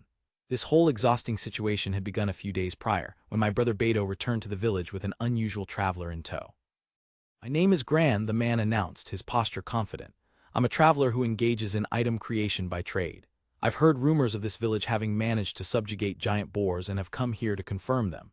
His formal, almost archaic way of speaking caught us off guard. Everyone speaks like this in my hometown, he explained with a laugh, noticing our confusion. You from the east by any chance? I ventured, picturing a map in my head, an island country maybe. Gran seemed surprised I'd caught on. It is true that my birthplace is a land east of here, he confirmed, though it's not really an island country. He dismissed my speculation with a smile. Don't worry about it. Changing the subject, I formally introduced myself. It's nice to meet you, I'm Ars. The carcass of the giant boar isn't fully intact, but you can take a look if you like. It's inside this building. I would like to meet the great man who managed to subjugate the giant boar, Gran said, his eyes scanning the area. Do you know where he is? A wide grin spread across my face as I pointed a thumb at my own chest. That's me, though. Gran's jaw dropped, a child like Ars Dono. He stammered, clearly taken aback. Oh no, I must have been mistaken. I quickly clarified I used a trap and I also had a partner. In the background, Beto Ne scoffed. Regardless, aren't they just really big boars? I don't get why you would want to see one that badly. Gran turned to him, a serious expression replacing his surprise. Didn't you know? Giant boars have the ability to cast harden on themselves. That was the reason why we couldn't penetrate them with arrows. I exclaimed, the pieces clicking into place. That's right, Gran confirmed with a knowing smile. We're able to create various items by using materials from beings that can use magic. It is possible to create a weapon harder than metal by using the fang of a giant boar. My eyes widened, stars practically sparkling in them. For real? A weapon? I was so glad we kept the carcasses. So you mean, I asked, barely containing my excitement, you can create weapons from the fangs? He nodded. I've been wandering the lands searching for special materials for my item creation. My face was practically pressed against his. Can you make a weapon for me? I'll pay you, I pleaded. Inside the warehouse, the massive fang was mounted like a trophy. What do you think? I asked, gesturing to it. Can you make one? Gran placed a hand on the ivory surface, his expression turning serious. Let me take a look. This is amazing, Gran breathed, his eyes wide with professional admiration. It's a real fang from a magical beast. You even managed to kill it while it was casting magic. There are traces of mana left on it. He explained that because of this, the conductivity of mana would be far smoother than in average weapons. You mean we can make a very strong weapon from the fang? I cheered, throwing my hands in the air. That's right, Gran confirmed, but then his expression sobered. But there's a problem, he crossed his arms, looking troubled. To be able to process a material from a magical beast into a weapon, we will need the right facilities and a catalyst. There are neither of those things in this village, so it'll be impossible to create one. My excitement deflated instantly. Facilities and a catalyst. What do you need specifically? Don't give up. You need a furnace that is able to control high temperatures, Gran began, and a mana core from a magical beast to be used as a catalyst. I understood the furnace part, but the other term was foreign. What is a mana core? I asked. He held up a hand to illustrate. A mana core is a part of the magical beast that it needs to be able to cast magic. It differs for every living being, but it is a rare catalyst and hence hard to come by. An idea sparked. I rushed over to a pile in the corner and returned with an armful of curved, bone-like horns. Can't this be used as a replacement for a mana core? I asked, holding them up. Gran stared, utterly dumbfounded. If this is usable, then we only have the furnace to worry about. Let me take a look, he said, his voice hushed. He took one of the horns from my hands and examined it with the intense focus of an appraiser studying a priceless antique. Ho, he murmured, a glimmer of awe in his eyes. I can only make a guess, but I think we can use this as a mana core. A wave of relief and joy washed over me. That's great, I cheered, pumping my fists. Gran's eyes narrowed slightly. Are these horns from the work beasts in this area? When I confirmed, he looked genuinely impressed. I understand that there are work beasts capable of using magic. I've heard of places where they remove the mana cores for research. I just didn't realize that this was one of those villages. Wicked thought crossed my mind. I have to rethink the price of my Valkyries. If that peddler uncle was hiding this information from me all along, I'll have to reconsider our relationship. I gave Gran a slightly unnerving smile. Thank you for this information. Shaking off my mercantile thoughts, I focused on the task at hand. So the last thing we need is a furnace that can handle high temperatures, am I right? Before he could elaborate, I declared, I'll try making one. I'll try making one now. Bricks I've made should be more tolerant towards fire in comparison to clay, I explained, gesturing to my newly constructed furnace. They're fire-resistance bricks, but Gran wasn't impressed. What I wanted to do, but he began, his expression weary. Even if we can create a furnace to hold the fire, we will need wind to increase the temperature. He looked down at my collapsed form on the ground. That is why we will need a pair of bellows. The word hit me like a physical blow. Aren't bellows made from wood? I protested, trying to scramble away. I can only handle soil, therefore I'll be making my exit now. But Gran's grip was like iron. His eyes shone with a manic, creative fire. You can't make a good weapon if you give up now. Let's make it together. From a window, my brother Kyle watched, a sad look on his face. I had underestimated the sheer passion of a creator for his projects. The result was a masterpiece, a towering brick furnace and an ingenious stepping bellow. This is good, this is great, Gran declared, admiring our work. I, on the other hand, was ready to collapse. Well, I'm going to bed, I mumbled, but he grabbed me again. We're not done yet, he chirped, holding up a piece of wood. You still have to make charcoal to fuel the furnace, or rather, make a furnace specifically for creating charcoal. So a charcoal furnace was built. That's right, Ars Dono, Gran explained to my soulless husk. If we just burn firewood, it's just going to turn into ashes. To prevent that from happening, we need a sealed space that prevents air from escaping. He looked around at the completed item creation factory, tears welling in his eyes. This is amazing. I've shed many tears after traveling all over the continent but never finding a place that has all the items required. The most important part in doing anything is the first step.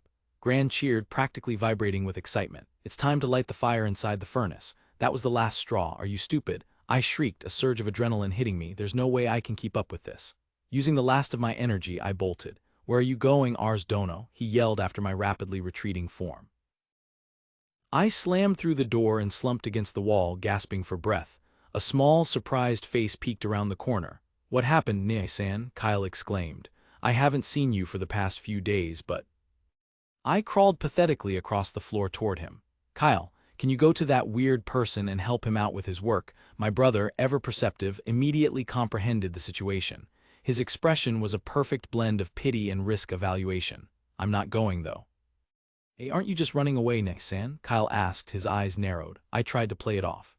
Do you understand, Kyle? I'm telling you to go for your own good. It's better for you to have some internship experience for your future. When that didn't work, I switched tactics, my voice filled with sudden purpose. I'm not. I've already made the furnace needed to make charcoal. As Gran San said, there's such a huge forest by this village with high-quality wood, but it is such a waste that there isn't anyone able to create high-quality charcoal. Kyle's expression shifted. You're saying things that make sense. If such high-quality charcoal can be procured from this area, the value of this land will be exceptional. Seeing my opening, I urged him on. You understand, right? Please just go. Please don't die. And so, after reaching my limit, I sent my brother as my replacement to the strange man. Some time later, I cautiously returned to the workshop. Gran spotted me and waved warmly. Oh, Ars Dono Tilda, I see you finally returned. He gestured toward the building. The task has been completed thanks to the efforts of Carl Dono. Is that body on the floor the Carl Dono you're talking about? I asked, pointing to the small, motionless form. A flashback showed him frantically pumping the bellows as Gran yelled for more wind pressure. Now he was just, victim Carl, silence.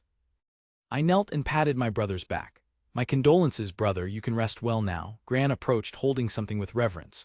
I've made quite a few items to date, but a quality of this level is hard to come by. This is one of my best works. He presented the sword. The blade was a brilliant, pearlescent white, and it seemed to carry a faint inner glow. It's pretty light, I remarked, surprised that I could hold it with one hand.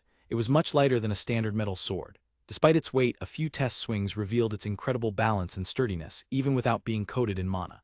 You can coat it with mana whenever you deem it necessary, Gran added. Then he gestured for me to follow. I would like Ars Dono to bring this with him as well. He presented a smaller blade, a sword made out of the fang of an infant boar.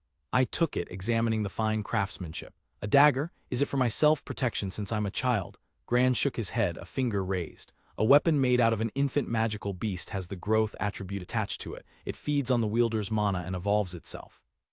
And this dagger grows to the size of the other sword I've made. It will be a lot stronger than that one, Gran explained.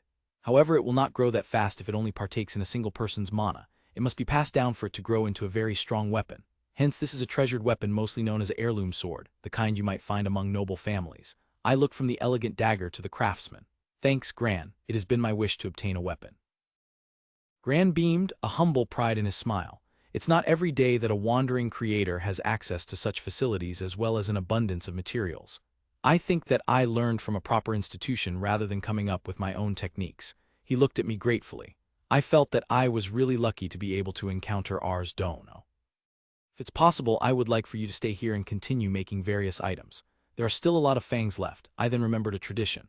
By the way, is there a name for this sword? For a magical weapon, it's normal for them to be named after their creator. I held up the dagger. I would be happy if you would call it Kugiken Guren Invincible Fang Gran. I promised to take good care of it, and that is how I acquired my first weapon. Turning to my still unconscious brother, I popped a small, dark mushroom into his mouth. Hey Carl, chew on this. Gran's eyes followed the mushroom to its source, baskets overflowing with them. There are so many magical mushrooms, he gasped, his voice filled with disbelief. This is amazing. I explained that I had a dedicated field for them within the walls. His excitement was palpable. The most popular choice of catalyst are magical mushrooms. This is a place of dreams for crafters. I've had a lot of help from the lumberjacks, so I was able to steadily increase the harvest amount, I said, pointing to the fungus-inoculated logs. You can use this for making weapons, but I hope you don't use too much. It's my stock for replenishing mana. Gran's eyes lit up with understanding. I see. So this is the stock for creating mana potions. I shook my head. Nope, I don't know how to make potions. I popped one of the dried mushrooms into my mouth and began to chew. I just chew on dried magical mushrooms to replenish my mana. Gran recoiled in horror, his face a mask of disbelief. What? That's so primitive. I can't stand watching you like this, Gran said, shaking his head. If it's okay with you, should I make potions instead? It's not my specialty, though. My eyes lit up. You can make medicine as well. You're amazing. He grinned, his creative passion flaring up again. Of course. I would like Ars Dono to understand the joy of creation by participating in it himself. Gran turned to my brother's comatose form and began shaking him. Well, it's time to wake up, Carl Dono. A weak moan came from the floor. It's impossible, Tilda, I can't move, Tilda. I watched them, thinking to myself, I'm more traumatized than inspired after helping you out. I gently placed a blanket over my brother. Carl, you can continue taking a rest. However, come back after resting. With your memory, it will be enough if you just watch. Then turning to the ever-eager craftsman with a renewed sense of purpose, I grinned. It's time to start part 2 of item creations. Sipping from a small cup, Ars found the mana potion surprisingly familiar. The recipe was simple. Dry a magical mushroom, boil it, then grind it to powder to be mixed with water. The result was a calming brew that tasted less like a bubbling elixir and more like, it's shiitake tea, he mused, a touch of disappointment in his voice. Thanks to the charcoal, I can maintain a consistent temperature which is perfect for preserving the potion's quality, Gran explained, his eyes already gleaming with a new project. I'm thinking about creating some defensive armor this time. He announced his plan to tan the fur of a giant boar in the mana potion, transforming it into a magical item. Ars's face lit up. Leather armor. As they worked the massive hide in a wooden tub, Ars couldn't help but admire the craftsman's skill. You can make so many things, Gran. Thank you for coming to this village. Flustered, Gran waved off the praise. It's not that impressive. His modesty evaporated in an instant, replaced by manic grin. By the way, Ars Dono, we prepared to stay up overnight for the next few days. Ars's hopeful expression sank. Gran was a brilliant man, but his creative fits were a known thief of sleep. After days of relentless effort, the morning sun finally glinted off their creation, a full set of giant boar leather armor. Finally, Ars sighed, blinking in the bright light. He was certain he would have died of overworking if not for his meditation spell. Gran nodded in satisfaction. It came out really nicely, but it's not made to your size. Is that all right with you? It's a bonus for Beidone, Ars explained with a grin, referring to his older brother. He's still growing, so certain parts have been made adjustable. The armor would be a great help to his brother in the fields. He was really happy when I was taking his measurements as well. When it no longer fits him, I'll just use it myself. Gran was already vibrating with creative energy. What should we make this time? Ours don't know. Every day is so fun, but ours had to put a stop to it. We'll stop for now, I guess. I still have other work piled up. The craftsman's face fell. He collapsed to his knees in theatrical despair. That's so cruel. Why are you robbing me of my excitement? Ours don't know. Ours gestured to a finite stack of bricks. However, I do have a challenge for you. The amount of bricks here is the same amount used to make the two-story hostel. You cannot exceed this amount. The task was to build a spacious, livable building within these strict limitations. If you can create a splendid house, ours added, I'll be able to recreate it with my memory preservation skill. Gran's interest was piqued. A challenge of creativity was far more appealing than simple production. A slow smile spread across Gran's face. This is an interesting request. He accepted with gusto, immediately beginning to count bricks and sketch a floor plan. As the craftsman buzzed with excitement, Ars turned to his own project. Gran's success with the Valkyrie horn catalyst had sparked an idea. Maybe I can discover other effects from items made of other materials. He gathered his ingredients: the fang of a great boar, the horns of a Valkyrie, magically made heat-resistant bricks, and powdered mana potion. These materials will have to do, he resolved. Drawing on knowledge from his past life, he planned to forge a brick of unprecedented strength by reversing the typical creation process. His experiment began. He began by crushing the heat-resistant bricks, mixing the dust with powdered horn and fang into a clay base. With his hands, he kneaded the strange concoction, finally pouring in the boiled mana potion to act as a magical binding agent. He shaped several samples, each with a different percentage of materials, and placed them into the furnace. The results were abysmal. The bricks emerged brittle, cracking and crumbling in his hands until a veritable mountain of failures stood in the corner of his workshop. Refusing to give up, Ars meticulously adjusted the amount of mana potion and the duration he needed the dough. After countless attempts, he finally produced a perfect specimen. He brought a hammer down on it with all his might. The brick was completely unharmed. He had formed an extremely sturdy brick. He held the new invention, admiring its smooth, marble-colored finish. For the first time, he truly understood Gran's passion for crafting.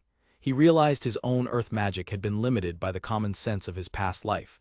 This hands-on experiment was necessary to imagine something stronger than what he knew. But his work was not yet complete. Holding the perfected brick, he took a deep breath and focused his will, aiming to create something as hard as metal in this world. He cast his spell, memory preservation. With the brick's composition now locked into his magical memory, he placed his hands on the ground and channeled his power, creating a new spell, hardened brick creation. Instantly, identical bricks materialized around him without the need for horns or fangs. Magic is amazing, he thought, though a frown creased his brow as he examined the result. However, this is. His attempt to create a Roman-style cobblestone road resulted in something else entirely, a perfectly smooth, seamless surface that looked like a single slab of polished marble. He considered it for a moment. Well, it's better for the carts if the road isn't bumpy. He decided to adapt, planning to elevate the sides to create safe pedestrian walkways. After finishing his road placement spell, Ars went to check on Gran's progress and was left speechless. The building was far larger and more impressive than he'd anticipated. Ars dono, I've finished your request, Gran announced proudly. It's not Roman, though, he gestured to the walls. I've made a lot of windows to save on the building materials. Ars's eyes widened in understanding. Arch architecture. By using arches, Gran had displaced the weight, allowing him to save materials while increasing the building's sturdiness. He had even used the spare glass from the storeroom. This is amazing, Gran. This is so much more spacious than the hostel, and it feels so open because of the windows. As a reward, Ars offered Gran whatever he desired.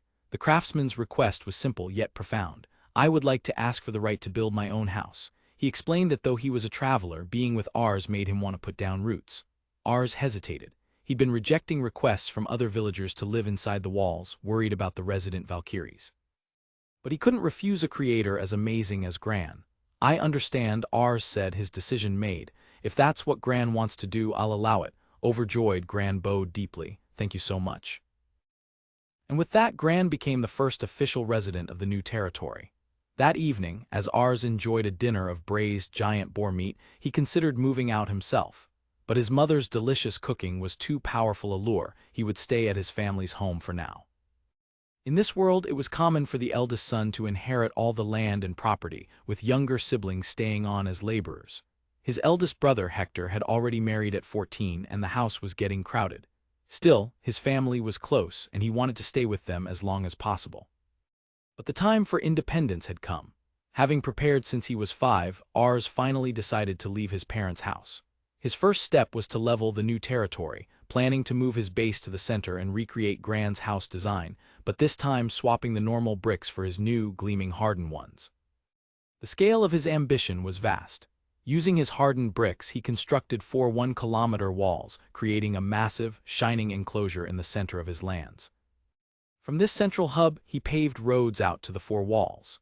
He had intended to place Grand's house in the southern area, but the man was a true creation maniac and had already built a new home for himself using the design Ars had preserved. The territory began to flourish. Along the southern road, Ars built several hostel-type houses for his brother Beidou Nia and his friends who worked the fields. The northeastern forest was designated for forestry and charcoal production, attracting lumberjacks and woodworkers led by a man named Maddock. By the time he finished these preparations and turned 9, his uncle Carl stormed up to him, his face red with anger.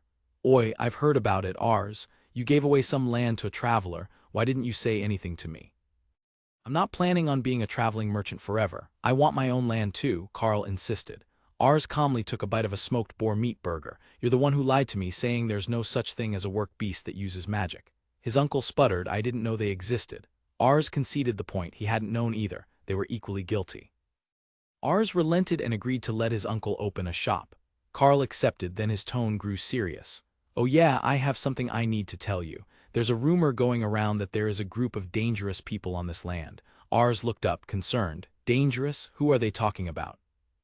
Carl leaned forward and pointed a finger directly at the boy's chest. "They're talking about you, Ars. You're considered someone dangerous." Ars's jaw dropped in disbelief. "What, me? Dangerous, the pure and angelic me?" Ars asked, striking an innocent pose. "Let's not talk about how you evaluate yourself for now," Carl said flatly. "If you think about it, the nobles governing the area could be unsettled. To them, it looks like a giant fortress suddenly appeared, surrounded by walls. It's almost time for tax payment, so the tax collectors are coming soon," Carl warned. "You'll have to be prepared to answer their questions." Ars was stunned. No one had said anything during the last collection. At that moment, an imperious voice cut them off. "What did you say?" A group of officials stood before them. "Stop making me repeat it." One of the men held up an official document, his voice booming across the yard. "This land will be declared as property of Fontana." Ars's face went pale as the man delivered the final, chilling ultimatum. "We will seize it with force and arrest you if you plan to resist." In the village, the annual land and poll taxes were a simple affair. Farmers pooled their wheat harvest for the village head to deliver. My situation, however, was different. I paid in gold, which meant the tax collectors came directly to my home, expecting a lavish reception. The cleaning, the cooking, it was an exhausting ordeal just to hand over money. The official decree was cold and absolute. All land north of the village, my land, was to be requisitioned by the Fontana family. Every object, every living creature would become their property. The official presented it as a kindness, a measure to protect the valuable workbeasts I raised. But I knew the truth. This was the very seizure the merchant had warned me about. To most, this might seem a reasonable trade, a guaranteed livelihood free from the worries of war and hunger in exchange for a little freedom. But I am different. I carry the memories of a past life, a world of freedom and prosperity. I could not accept being treated like livestock, existing only to incubate eggs under the thumb of a noble. A sudden, sharp crash from the stable behind the house shattered the tense atmosphere. Everyone froze, heads whipping toward the sound. A knot of dread tightened in my stomach. What was that? Then a horrifying realization struck me like a physical blow. Carl was in the stable. I broke into a desperate sprint, my own name a choked cry in my throat just as I saw it, a dark, viscous liquid dripping from the stable doorway. Blood. The scene inside was a nightmare. Carl lay unconscious on the ground, a bloody gash across his forehead, his small body cradled by the still form of the Valkyrie. A soldier stood over them, his sword dripping crimson. "I was just taking the beast and this kid jumped at me," he sneered. His words were a distant buzz, drowned out by the frantic, thunderous pounding of my own heart. Beto's voice, sharp with alarm, cut through the haze. "Ars, are you both okay?" As he rushed to my side, the memory of the confrontation seared itself into my mind. The soldier's arrogant face, his sword raised, his voice dripping with contempt. "You fucking farmer."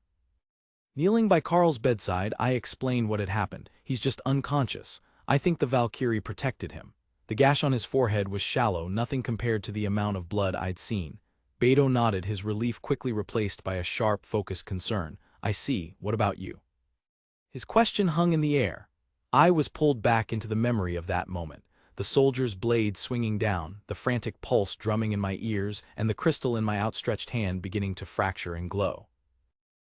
In that instant, instinct overwhelmed reason. A torrent of raw power erupted from my palm, slamming into the soldier's chest. A spray of hot blood exploded from the impact, splattering across my face as his eyes widened in shock. Back in the present, I raised a trembling hand to my cheek. "I'm fine," I whispered, my voice tight. "I don't have a single scar on me." Beto's gaze was knowing. He understood the wound wasn't physical. "Never mind," he said, changing the subject. "Father is gathering people who will listen. We'll go together after Carl wakes up." Later, I confessed the truth in a low voice. I used scatter shot on the soldier out of fear. He died instantly. The merchant Gran paled, his hand flying to his mouth as the full weight of my actions settled upon him. "I can't see how you are going to get out of this unscathed." "Can't I abandon this place and run away?" I asked, grasping for any solution. Gran considered it. "Seeking asylum with a rival noble is a plausible plan," he admitted. "But if you're valued for your ability to breed workbeasts, your treatment will be no different than the Fontana's protection. Even if your life is saved, you will not be free." My hand clenched into a fist. I would not trade one cage for another. Beto's patience finally snapped. "What are you guys even talking about?" he exploded. "Are you really okay with this place being robbed, ours? What was the point of you working so hard since you were just a little child? If it comes to this, we have no choice but to fight back." "I'm obviously going to fight with you," Beto declared, his voice ringing with conviction. "It's the duty of an older brother to protect his younger siblings. You've already killed a soldier. Carl might really be killed next time. When they return, all our relatives will be captured." I hesitated, the doubt a cold weight in my gut. "But Beto, nah. No matter what magic I use, I can't possibly win against a bunch of soldiers." "I'm in as well," a deep voice rumbled. Medlock, the lumberjack chief, stepped forward. "I can't stand by and do nothing when a kid that is like my grandchild is going to be killed. When you started your work, we lumberjacks never had to worry about food again. No one will be willing to go back to the lifestyle we had before." The old man knelt before me, his expression grave. "You're now the centerpiece of us lumberjacks. Thus, we will lay down our lives for you." Tears welled in my eyes as I hugged him, overwhelmed. "Thank you, Medoc-san." My father placed a hand on his chest, his voice firm with resolve. "If everyone is going this far, as a parent, I can't stand by and do nothing. It's the duty of the father to protect his family. I will stand by your side as well." I stared, astonished. I never imagined I would have a single ally, let alone so many. Even Gran the merchant stepped forward with a wry grin. "If this is what we're doing, I'm going to help out as well. I'll gather information from the other merchants about troop numbers and routes." I looked at him, puzzled. "Don't merchants never do things that won't give them profit?" he scoffed. "And if you're no longer around, how am I supposed to monopolize the workbeast market? I feel the same as that, Gramps." I looked at the faces of my family and friends, a determined fire in each of their eyes. They weren't just fighting for me, they were fighting for the freedom I had given them. Gran gave me a thumbs up. "You're good at gathering supporters, right? Just think about that. When this all ends, I'll prepare a huge land for you." My mind raced. To win, I needed more people, more than just this handful of loyal friends. But mercenaries paid in coin would flee when things got rough. I needed to find volunteers, people willing to risk their lives for a reward greater than gold. My resolve hardened. I knew what I had to offer. For our freedom, I will fight against the nobles. "The reward for those who join me," I declared, my voice ringing with newfound power, "will be my unique magic." A murmur of shock went through the small crowd. "Via the naming ceremony, it is possible to inherit my magic. The villagers who have watched me should understand how exorbitant this reward is. From now on, I will be naming myself Ars Baruka. From now on, this village will be known as the Baruka village," I proclaimed, "and everyone here will have their last name changed to Baruka. We will become a family." My father stared in disbelief. "Ours, that is. I've never heard of anyone other than a priest being able to conduct the naming ceremony." I bit my lip. I knew it sounded absurd.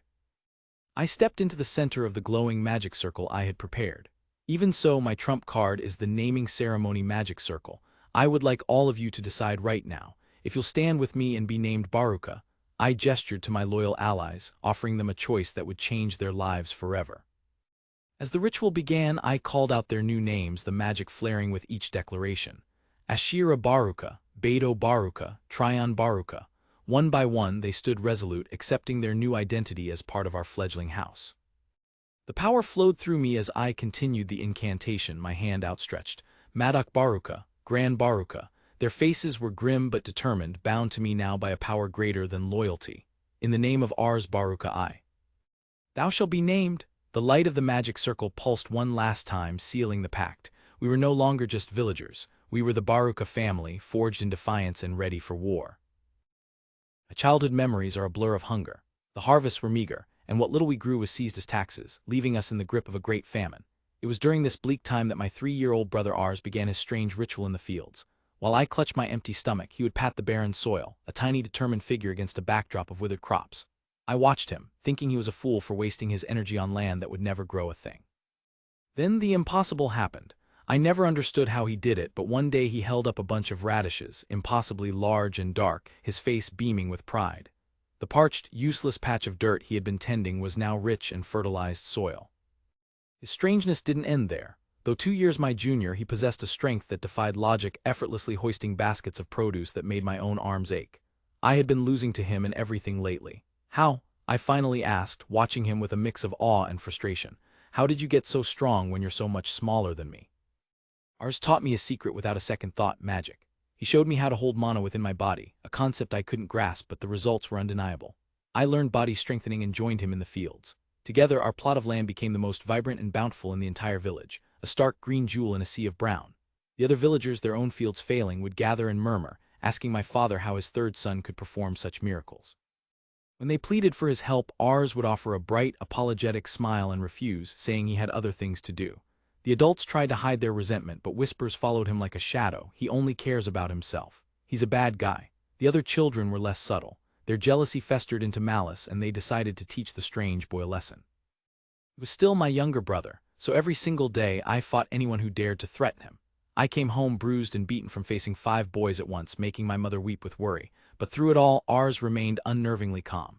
After one particularly rough brawl, he simply looked at me and pointed. "Betonea," he said, his voice devoid of emotion, "you suck at punching." He began to train me, correcting my sloppy swings and teaching me to move from my core. I seethed with frustration, enraged that he couldn't see I was doing this for him, but I listened.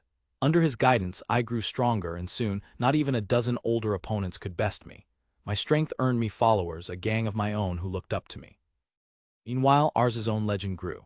He single-handedly defeated the giant boar that had once terrorized our village, incubated magical beasts, and even secured ownership of his land from the nobility. The village that once scorned him now sang his praises. But I couldn't lose to him. As he soared, I trained, pushing myself harder every day with a wooden sword, determined to become strong enough to defeat a giant boar, strong enough to stand against knights. My resolve burned with a singular, unwavering purpose. I had to be stronger, because I am his older brother. The sheer amount of magic Ars could wield was staggering, but it took a heavy toll, leaving him slumped against a wall, panting for breath. Our friends, Gran and the others, could only stare in amazement. "You're amazing," Bit exclaimed, his face alight with admiration. "You've been hiding all of this." A weary but satisfied smile touched Ars's lips. "From the looks of it, I guess I've succeeded." I watched him, a fierce hope igniting within me. With this power, I could become even stronger. Later, with a grave expression, Ars gathered our father and me. His gaze fell upon the sleeping form of little Carly. "We have to gather the villagers," he stated, his voice low and urgent. "The nobles are planning to retrieve my land, and they intend to kill me and Carly."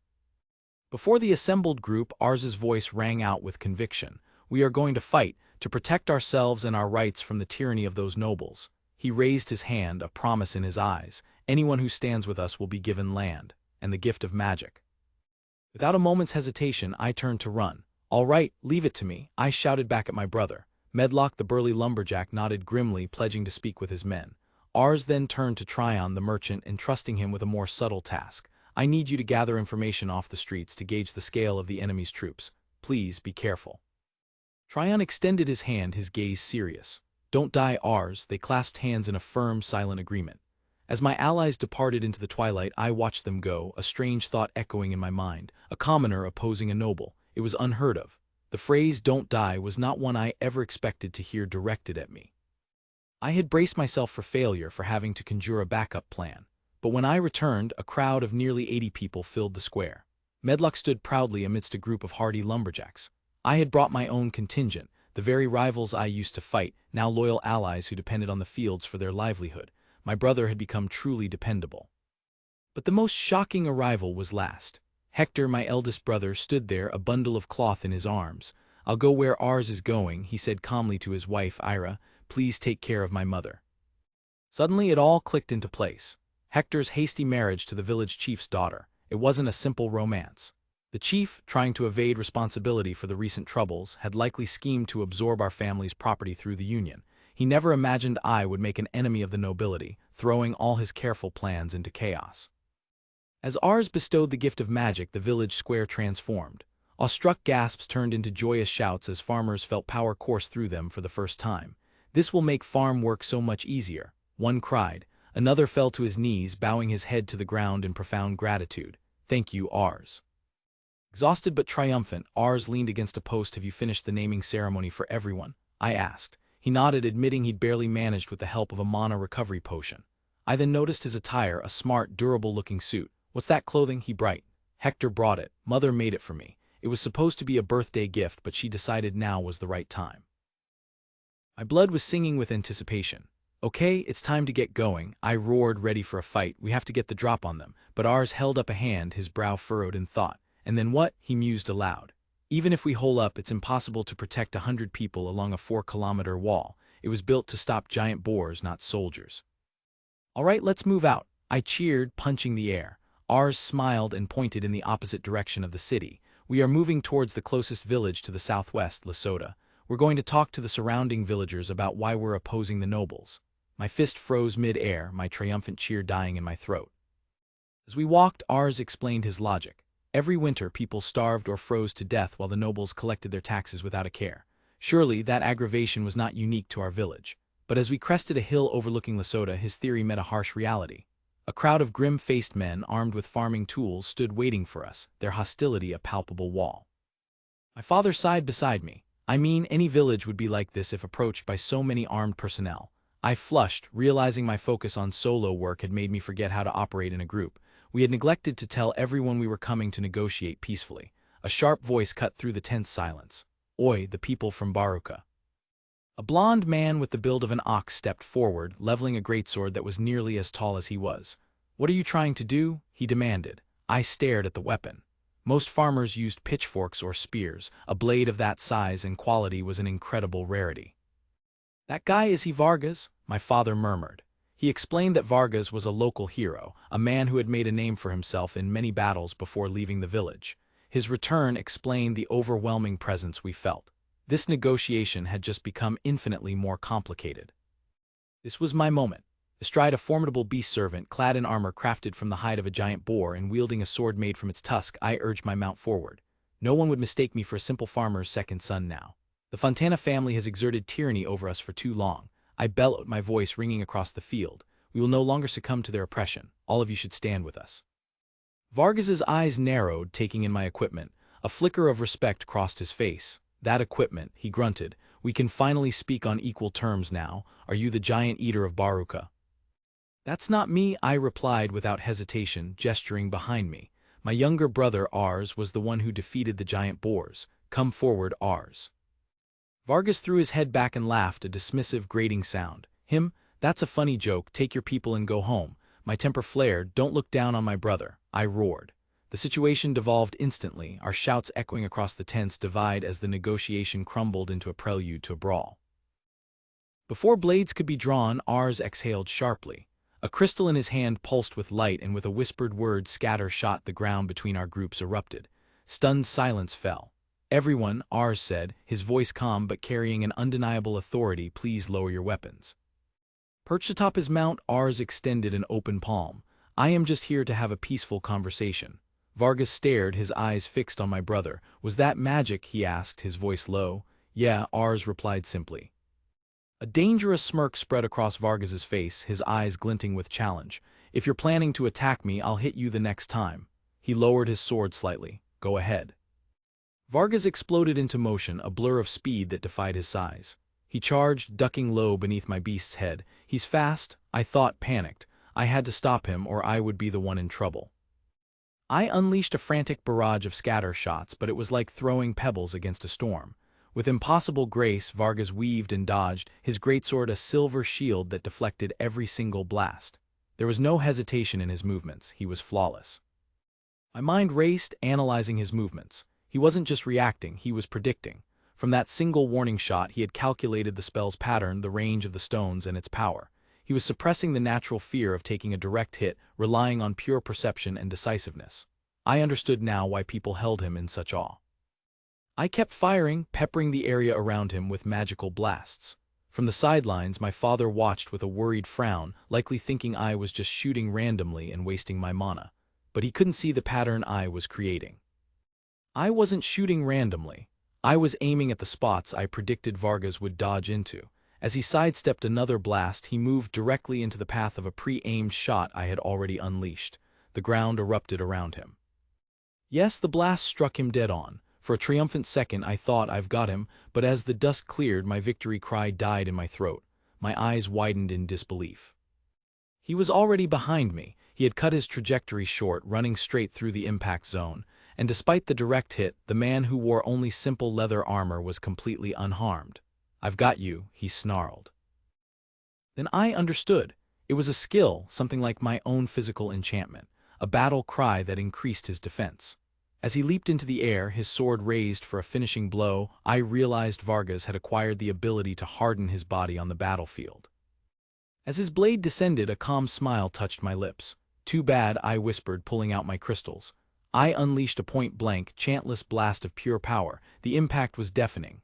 Vargas's enormous greatsword, a legendary weapon, shattered into 1,000 pieces. Vargas lay on the ground, dazed and disarmed. "Surrender," I said, my voice steady. He cursed, shaking his head. "What was that?" I explained my counterattack. "You were reading the angle of my palm and the timing of my callouts, so I used a scatter shot without either."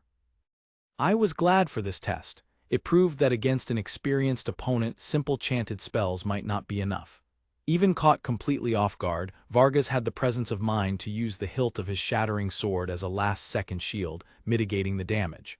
He was incredible.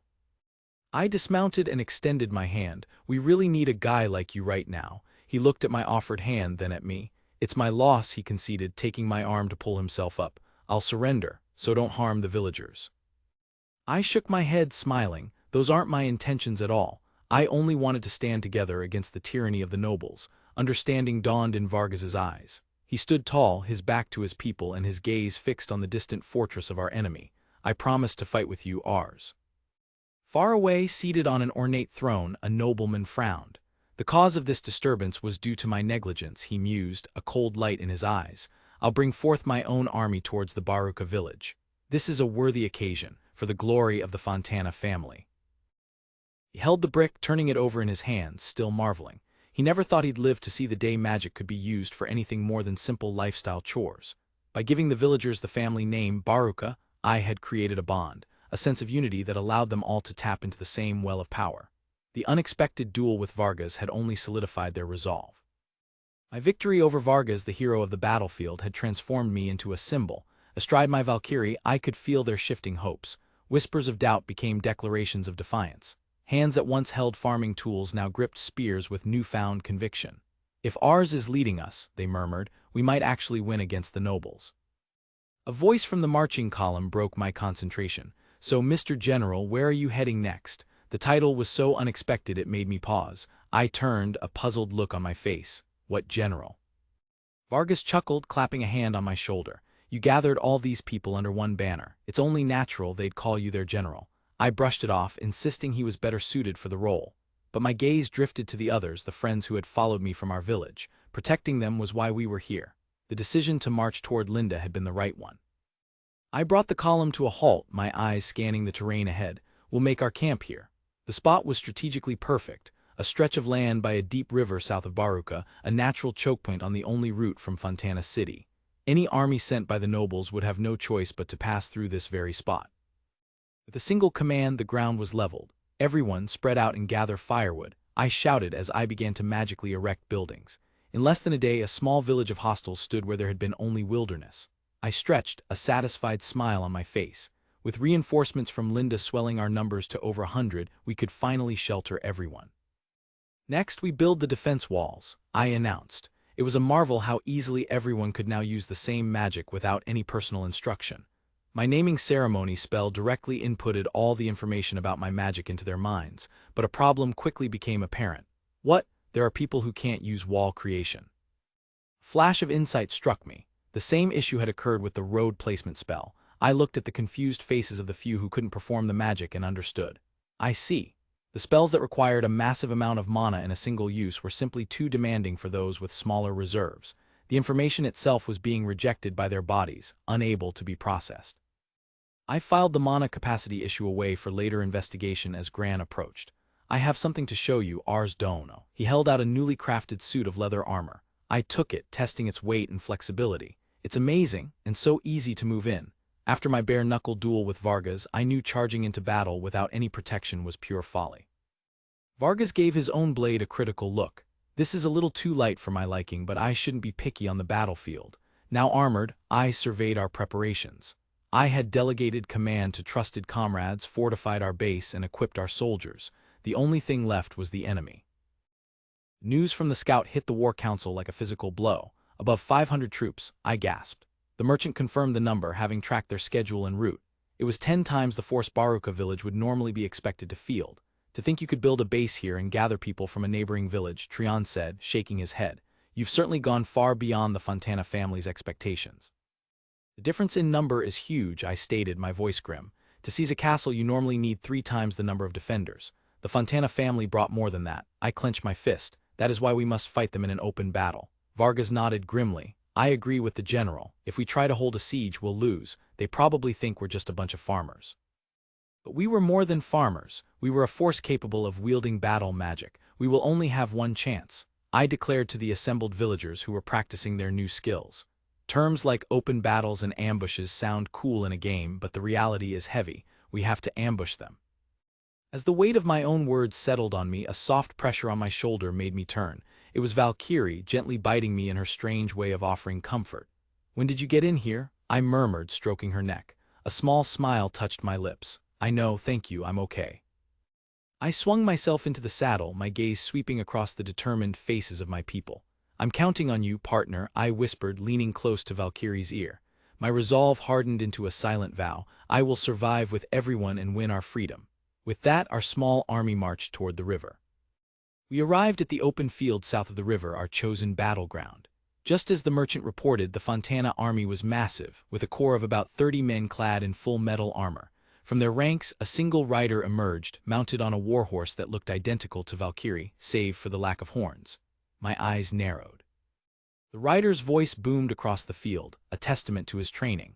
To all residents of the Baruka village, ours of the Baruka village has committed a crime, he declared. He has gone against the orders of nobility and has caused harm to a tax officer. Even as an enemy, I had to admit his powerful articulation was the mark of a skilled commander. Oi Ars, are you just going to sit there and listen to his speech? Vargas growled beside me. The commander continued his proclamation, offering a path to clemency.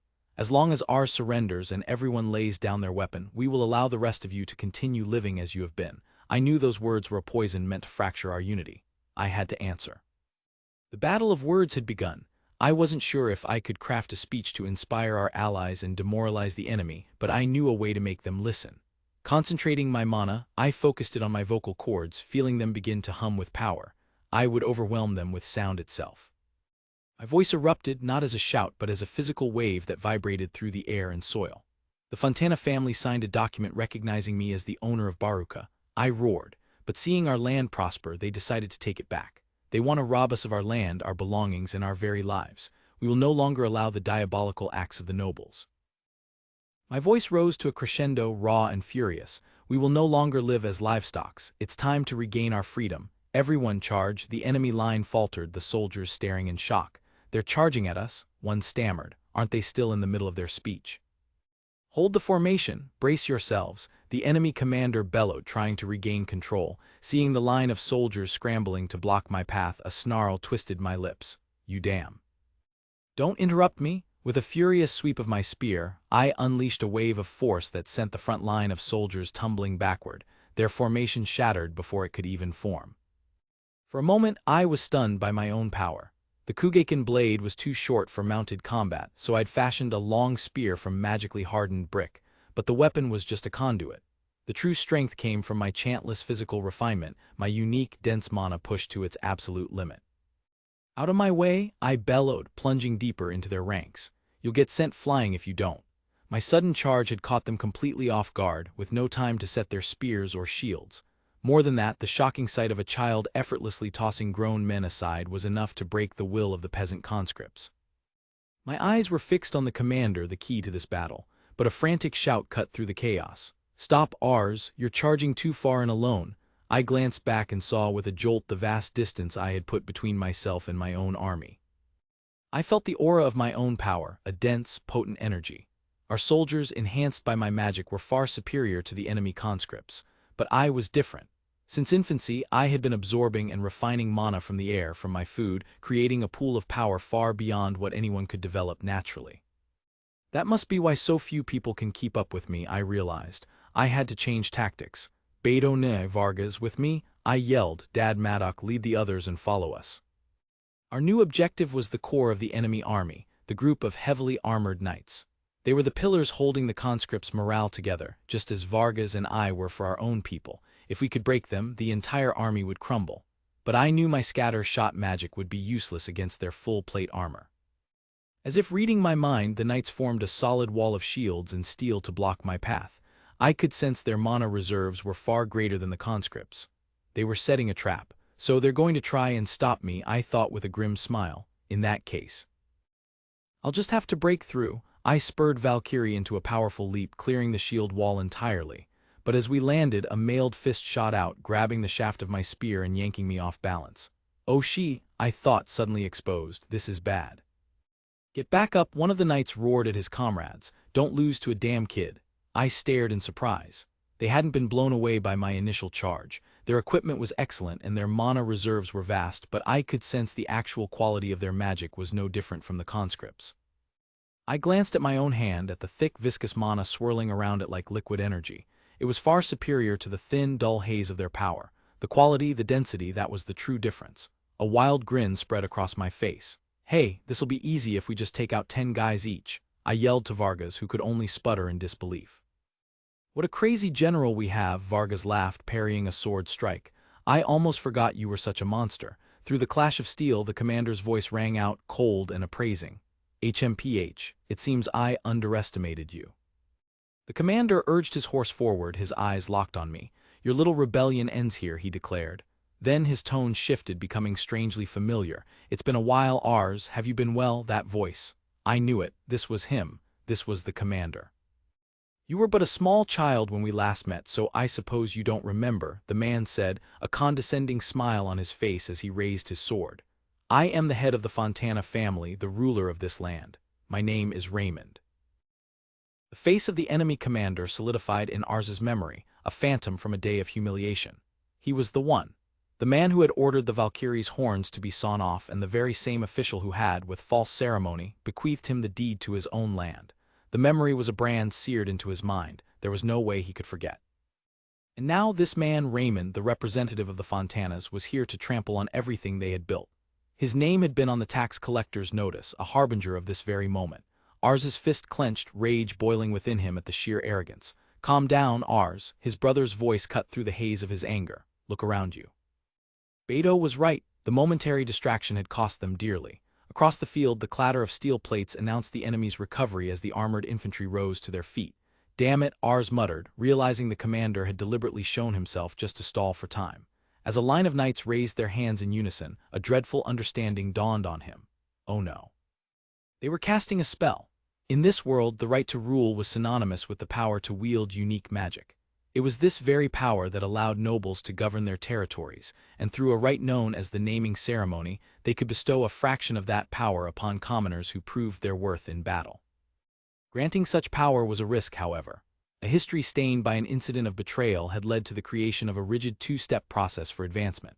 First, a commoner had to distinguish themselves on the battlefield, earning the trust of a noble to become a sworn warrior. From there, they could become a squire, hoping their service would earn them the right to become a knight. The system was designed to ensure loyalty, as failure or poor performance meant being disinherited and cast out. It was this very system that Ars had exploited back in Barca. As the Fontana Knights unleashed their ancestral ice lance, he steeled himself, recalling that his own family name, Baruka, was synonymous with earth magic. A volley of crystalline spears filled the air. They were completely surrounded. A single look at the grim, determined faces of Vargas and Beto was enough. He couldn't possibly defend against them all alone. He had to trust his comrades to have his back. Poured his mana into his blade, activating the Ikugeiken and simultaneously reinforced his own body. But to deflect every spell he needed more than strength, he needed impossible perception. In a flash of inspiration he split his focus, diverting a stream of mana from his physical enchantment into a new spell for sight enhancement. The world around him slowed to crawl, every incoming ice lance a drifting shard of crystal. I can do this. The strain of maintaining 2 enchantments at once was immense, a feat he'd never attempted before, but he was managing. A thought suddenly struck him. The reason Vargas had been able to counter his scatter shot so easily was because he'd faced the knight's ice lances on the battlefield before. Just as the realization hit, a spear of ice slammed into Vargas's side with a sickening thud. Vargas grunted in pain, staggering from the blow but not falling. "Is he gonna be okay?" Ars cried out, his focus wavering. He knew that even with a hardened body and sword, his friend wasn't immune to damage. Vargas could have dodged, but in doing so, the lance would have struck either Beidou or Ars himself. He was acting as a human shield. The sight filled Ars with a profound admiration. He remembered the day he could only stand and watch as Raymond's men desecrated the Valkyrie. But he wasn't that helpless boy anymore. As if spurred by the same thought, Beidou let out a war cry and exploded into a whirlwind of steel, his barbarian two-sword style a terrifying and beautiful dance of destruction. Ars planted his feet on the ground, a newfound confidence surging through him.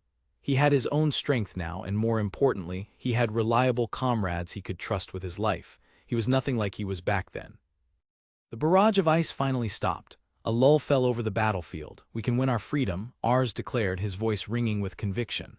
Beidou reached over to gently stroke his Valkyrie's neck. "Yeah, you did a good job too, Kiwi." As he spoke, a single dark red drop hit the dusty ground with a soft drip. Beidou's head snapped toward his mount.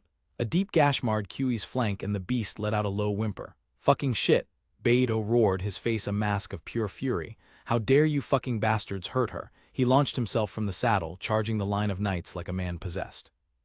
"This is bad," Ars shouted, seeing his brother's reckless charge.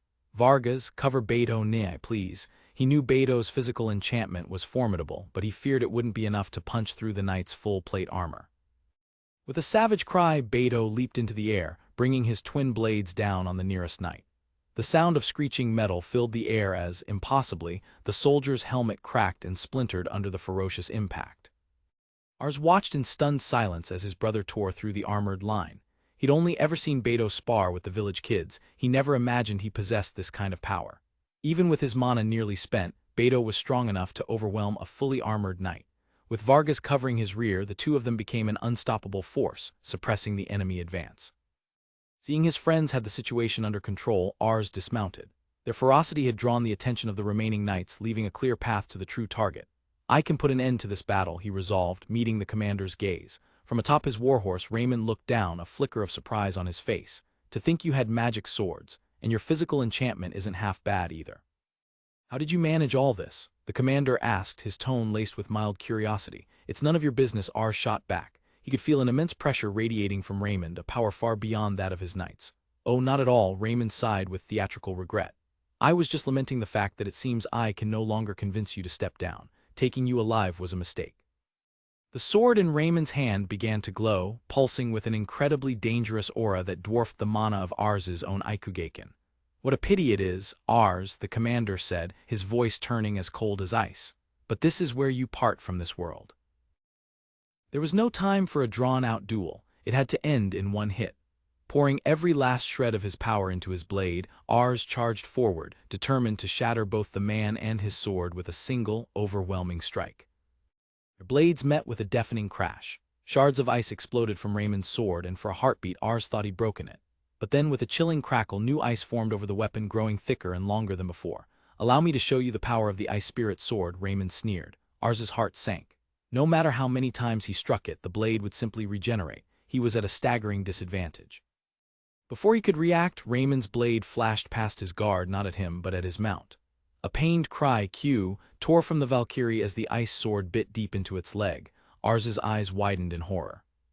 The force of the blow sent him tumbling from the saddle, hitting the ground hard. He was still under his own physical enchantment, yet Raymond had unseated him with contemptuous ease. "Shit," he gasped, scrambling backward. This world was full of absurd superhumans. Across the field, Raymond was already wheeling his mount around for another charge. He couldn't possibly outrun a Valkyrie on foot. There was only one option left, Planting his feet firmly, he thrust his hand forward. In that case, scatter shot. The blast of pure force struck the warhorse's foreleg. The beast cried out and buckled, sending Raymond crashing to the ground. All right, Ars gasped, adrenaline surging through him. We're back on equal footing. Though the commander's raw power was greater, this was his one and only chance. If I let this chance get away, I'm done for. With a desperate roar, Ars lunged toward the fallen commander, raising his sword to deliver the final blow. But just as he closed the distance, a wall of steel erupted before him as Raymond's loyal knights threw themselves in his path. "Get out of my way," he screamed, his voice raw with fury. The golden opportunity was vanishing before his eyes. He was forced onto the defensive, the clang of steel ringing in his ears as he parried their coordinated assault. Their teamwork was perfect, a seamless web of attacks. Shit, he cursed, realizing he'd have to pour even more power into his physical enchantment to break through their armor. The knights were strong, just as he'd expected. Gritting his teeth, he pushed past his limits, channeling his remaining mana into a desperate, final flurry. With a final, ragged breath, he sent the last knight crashing to the dirt. He stood over the fallen soldiers, panting for air. A terrible heaviness settled over his body and his head throbbed with exhaustion. He had won, but the cost was immense. Slow, deliberate clap echoed across the now quiet battlefield. Raymond was back on his feet, brushing dust from his armor. "You have dealt with my knights splendidly," he said, his voice calm, "but it seems you're almost out of stamina. Stop this useless resistance and surrender." Ars forced himself to stand straight, meeting the commander's gaze. "No way, you're the one who should surrender, Raymond." As he spoke, a low rumble started deep within the earth, growing stronger with each passing second. The remaining soldiers looked around, their faces etched with confusion. A triumphant, weary grin spread across Ars's face. "You've fallen right into my trap." With a confident wave, the man issued his final command. "Listen up, you just have to follow the river," he declared, his voice carrying over the rushing water. "All right, go." It was a masterstroke, born from the understanding that a simple surprise attack would fall short. The enemy commander watched in disbelief as the trump card was played. Not soldiers, but a thundering herd of service beasts, Valkyries with their flowing manes and proud antlers, charged from the flank. It was an absurd, impossible sight. "Come, Valkyries!" Ars roared, his voice cutting through the chaos. With a unified cry, the herd surged forward, a living avalanche of hooves and fury that tore across the battlefield. Disbelief turned to terror in the enemy ranks. "They're using magic," a soldier shrieked. The commander stared, his face pale as he realized the beasts were channeling the very same spells as the people of Baruka. Bloodied but resolute, Ars stared down his opponent.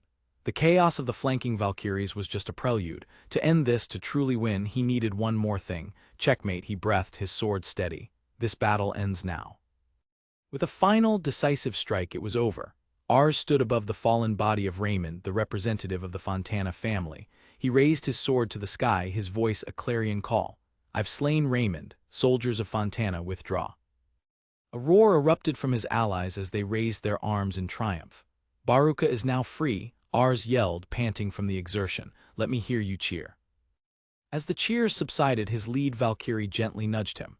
He leaned against her, closing his eyes in exhaustion and gratitude.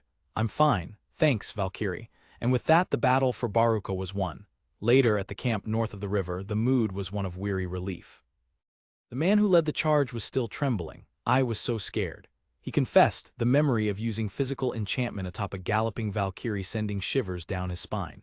But Ars was already focused on the aftermath, his mind on the spoils of war. He gave the man a distracted look. "Calm down, you did a good job." "So what are you going to do now?" the man asked. "You do know that's not all the Fontana family had, right?" Ars looked grim. "I know. The gap in our military strength is still immense. But there was hope. They had recovered weapons from the fleeing conscripts, and news of their victory had drawn 200 new recruits to their cause."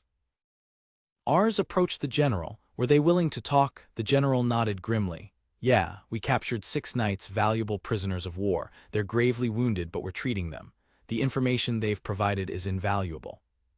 Ars considered the political fallout.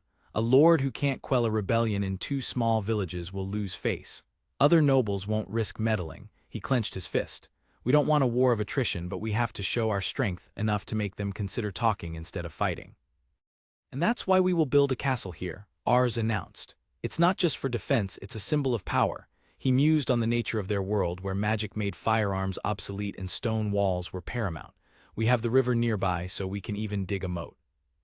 Ars's vision was comprehensive. We'll build a road wide enough for carriages to bring provisions from Baruka and Linda. We'll construct walls for Linda village too, and each watchtower will have a Valkyrie stationed for reconnaissance.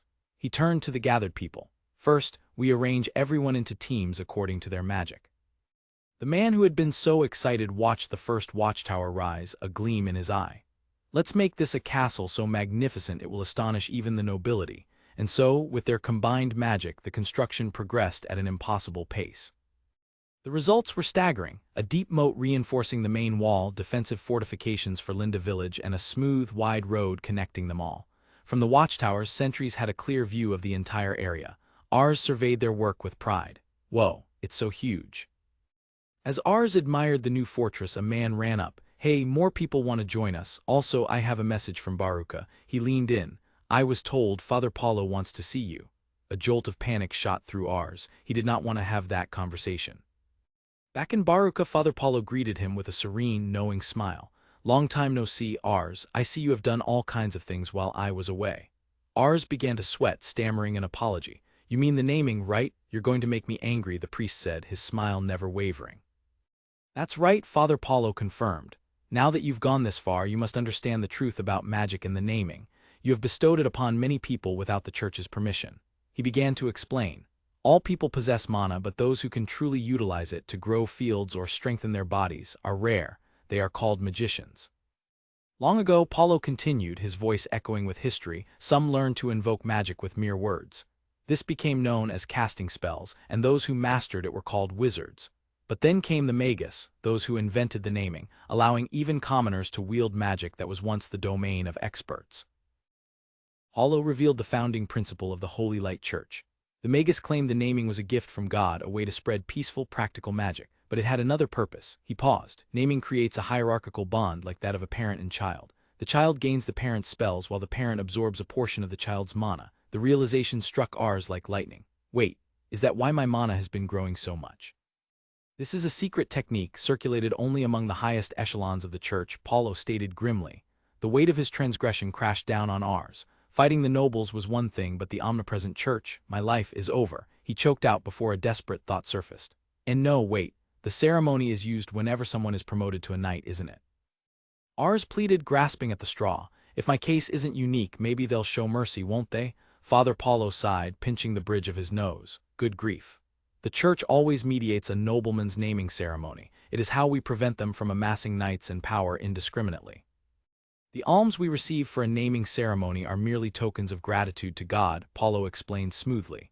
Ars's face fell. You're taking money for it? He wasn't just breaking a sacred rule, he was undermining their entire business model. Then another thought occurred to him. Wait, if mana flows from the child to the parent?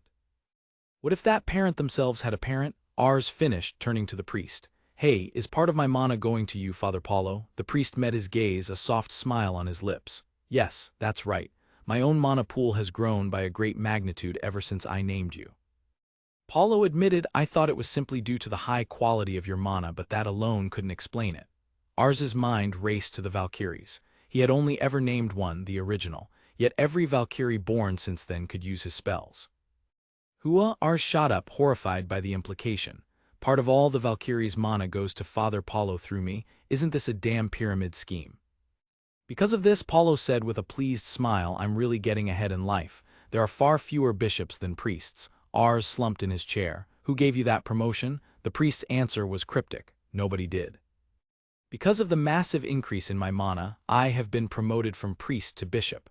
I no longer rule just the church, but all the land in the region. I just suddenly learned a new spell one day, Paulo explained, a gentle light emanating from his hands, and I knew I had been promoted.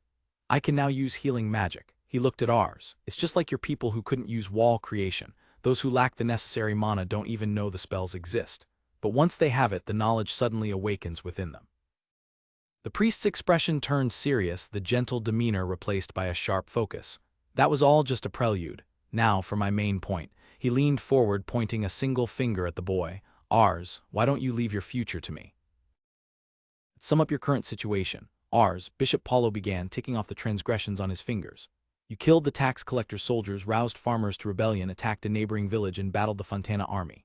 You also captured 6 knights are illegally occupying the land, and lastly he paused for effect, you stole and misused a sacred art of the church, the naming ceremony, to recklessly spread aggressive magic. Ars threw up his hands in protest. You're making it sound so bad, the other side is at fault too. Ars's protest faltered as his mind raced. Wait, I have just cause for our war against the Fontanas, but I have no excuse for the naming ceremony matter. Paulo's voice was calm, cutting through his thoughts. Your only resolution would be to join the church. However, you'd be kicked out the moment they knew you could use offensive magic since you have mana bonds outside their authority. He leaned forward slightly. So you're saying I'm out of options. Your biggest problem right now is your dispute with the church, right?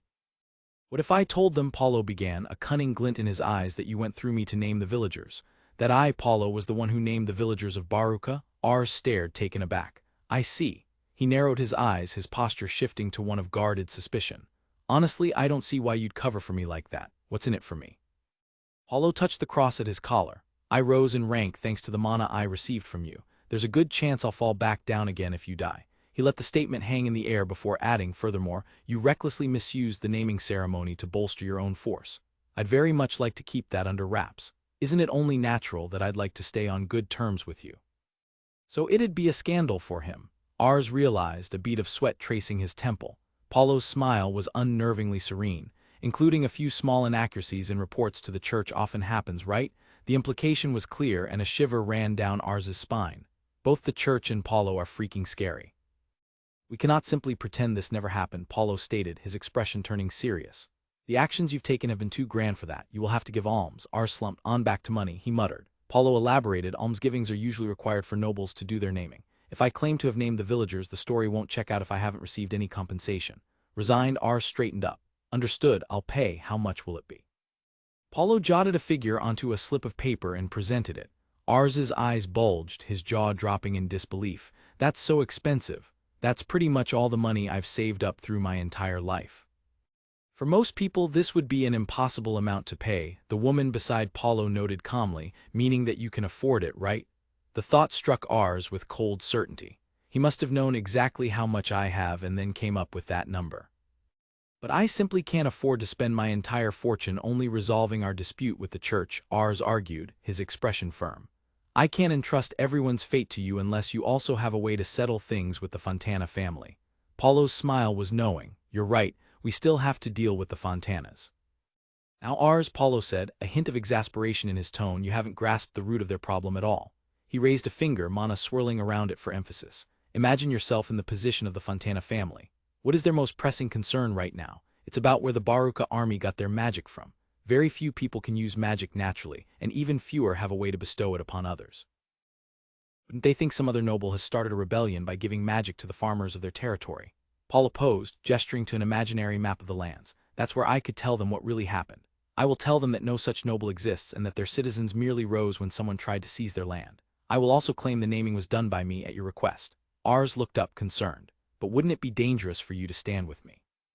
Sly smile touched Paulo's lips. I was the one who performed your baptism, that should be enough. He added, his voice dropping with strategic weight, and above all, with my promotion, I'm the bishop who oversees all the churches in the Fontana territory. Of course, he conceded, I'll have to do some groundwork first, something that would be difficult without your donation. Ars clenched his fist, understanding the web he was caught in. Steeling himself, Ars made his declaration. I'll place the fate of Baruka in your hands, Bishop Paulo. Elsewhere, footsteps echoed on stone as two men discussed the recent appointment. So Paulo is the new bishop, huh? One remarked. Yes, the other confirmed. It also appears he was the priest in charge of Baruka's naming. He knows that Ars very well. A nobleman observing from afar smirked. I'd never have imagined he'd have a bishop covering for him. That just means Ars is important enough that the church would stick their neck out. Down below, amidst the bustle of organizing troops, a familiar voice cut through the noise. Ars.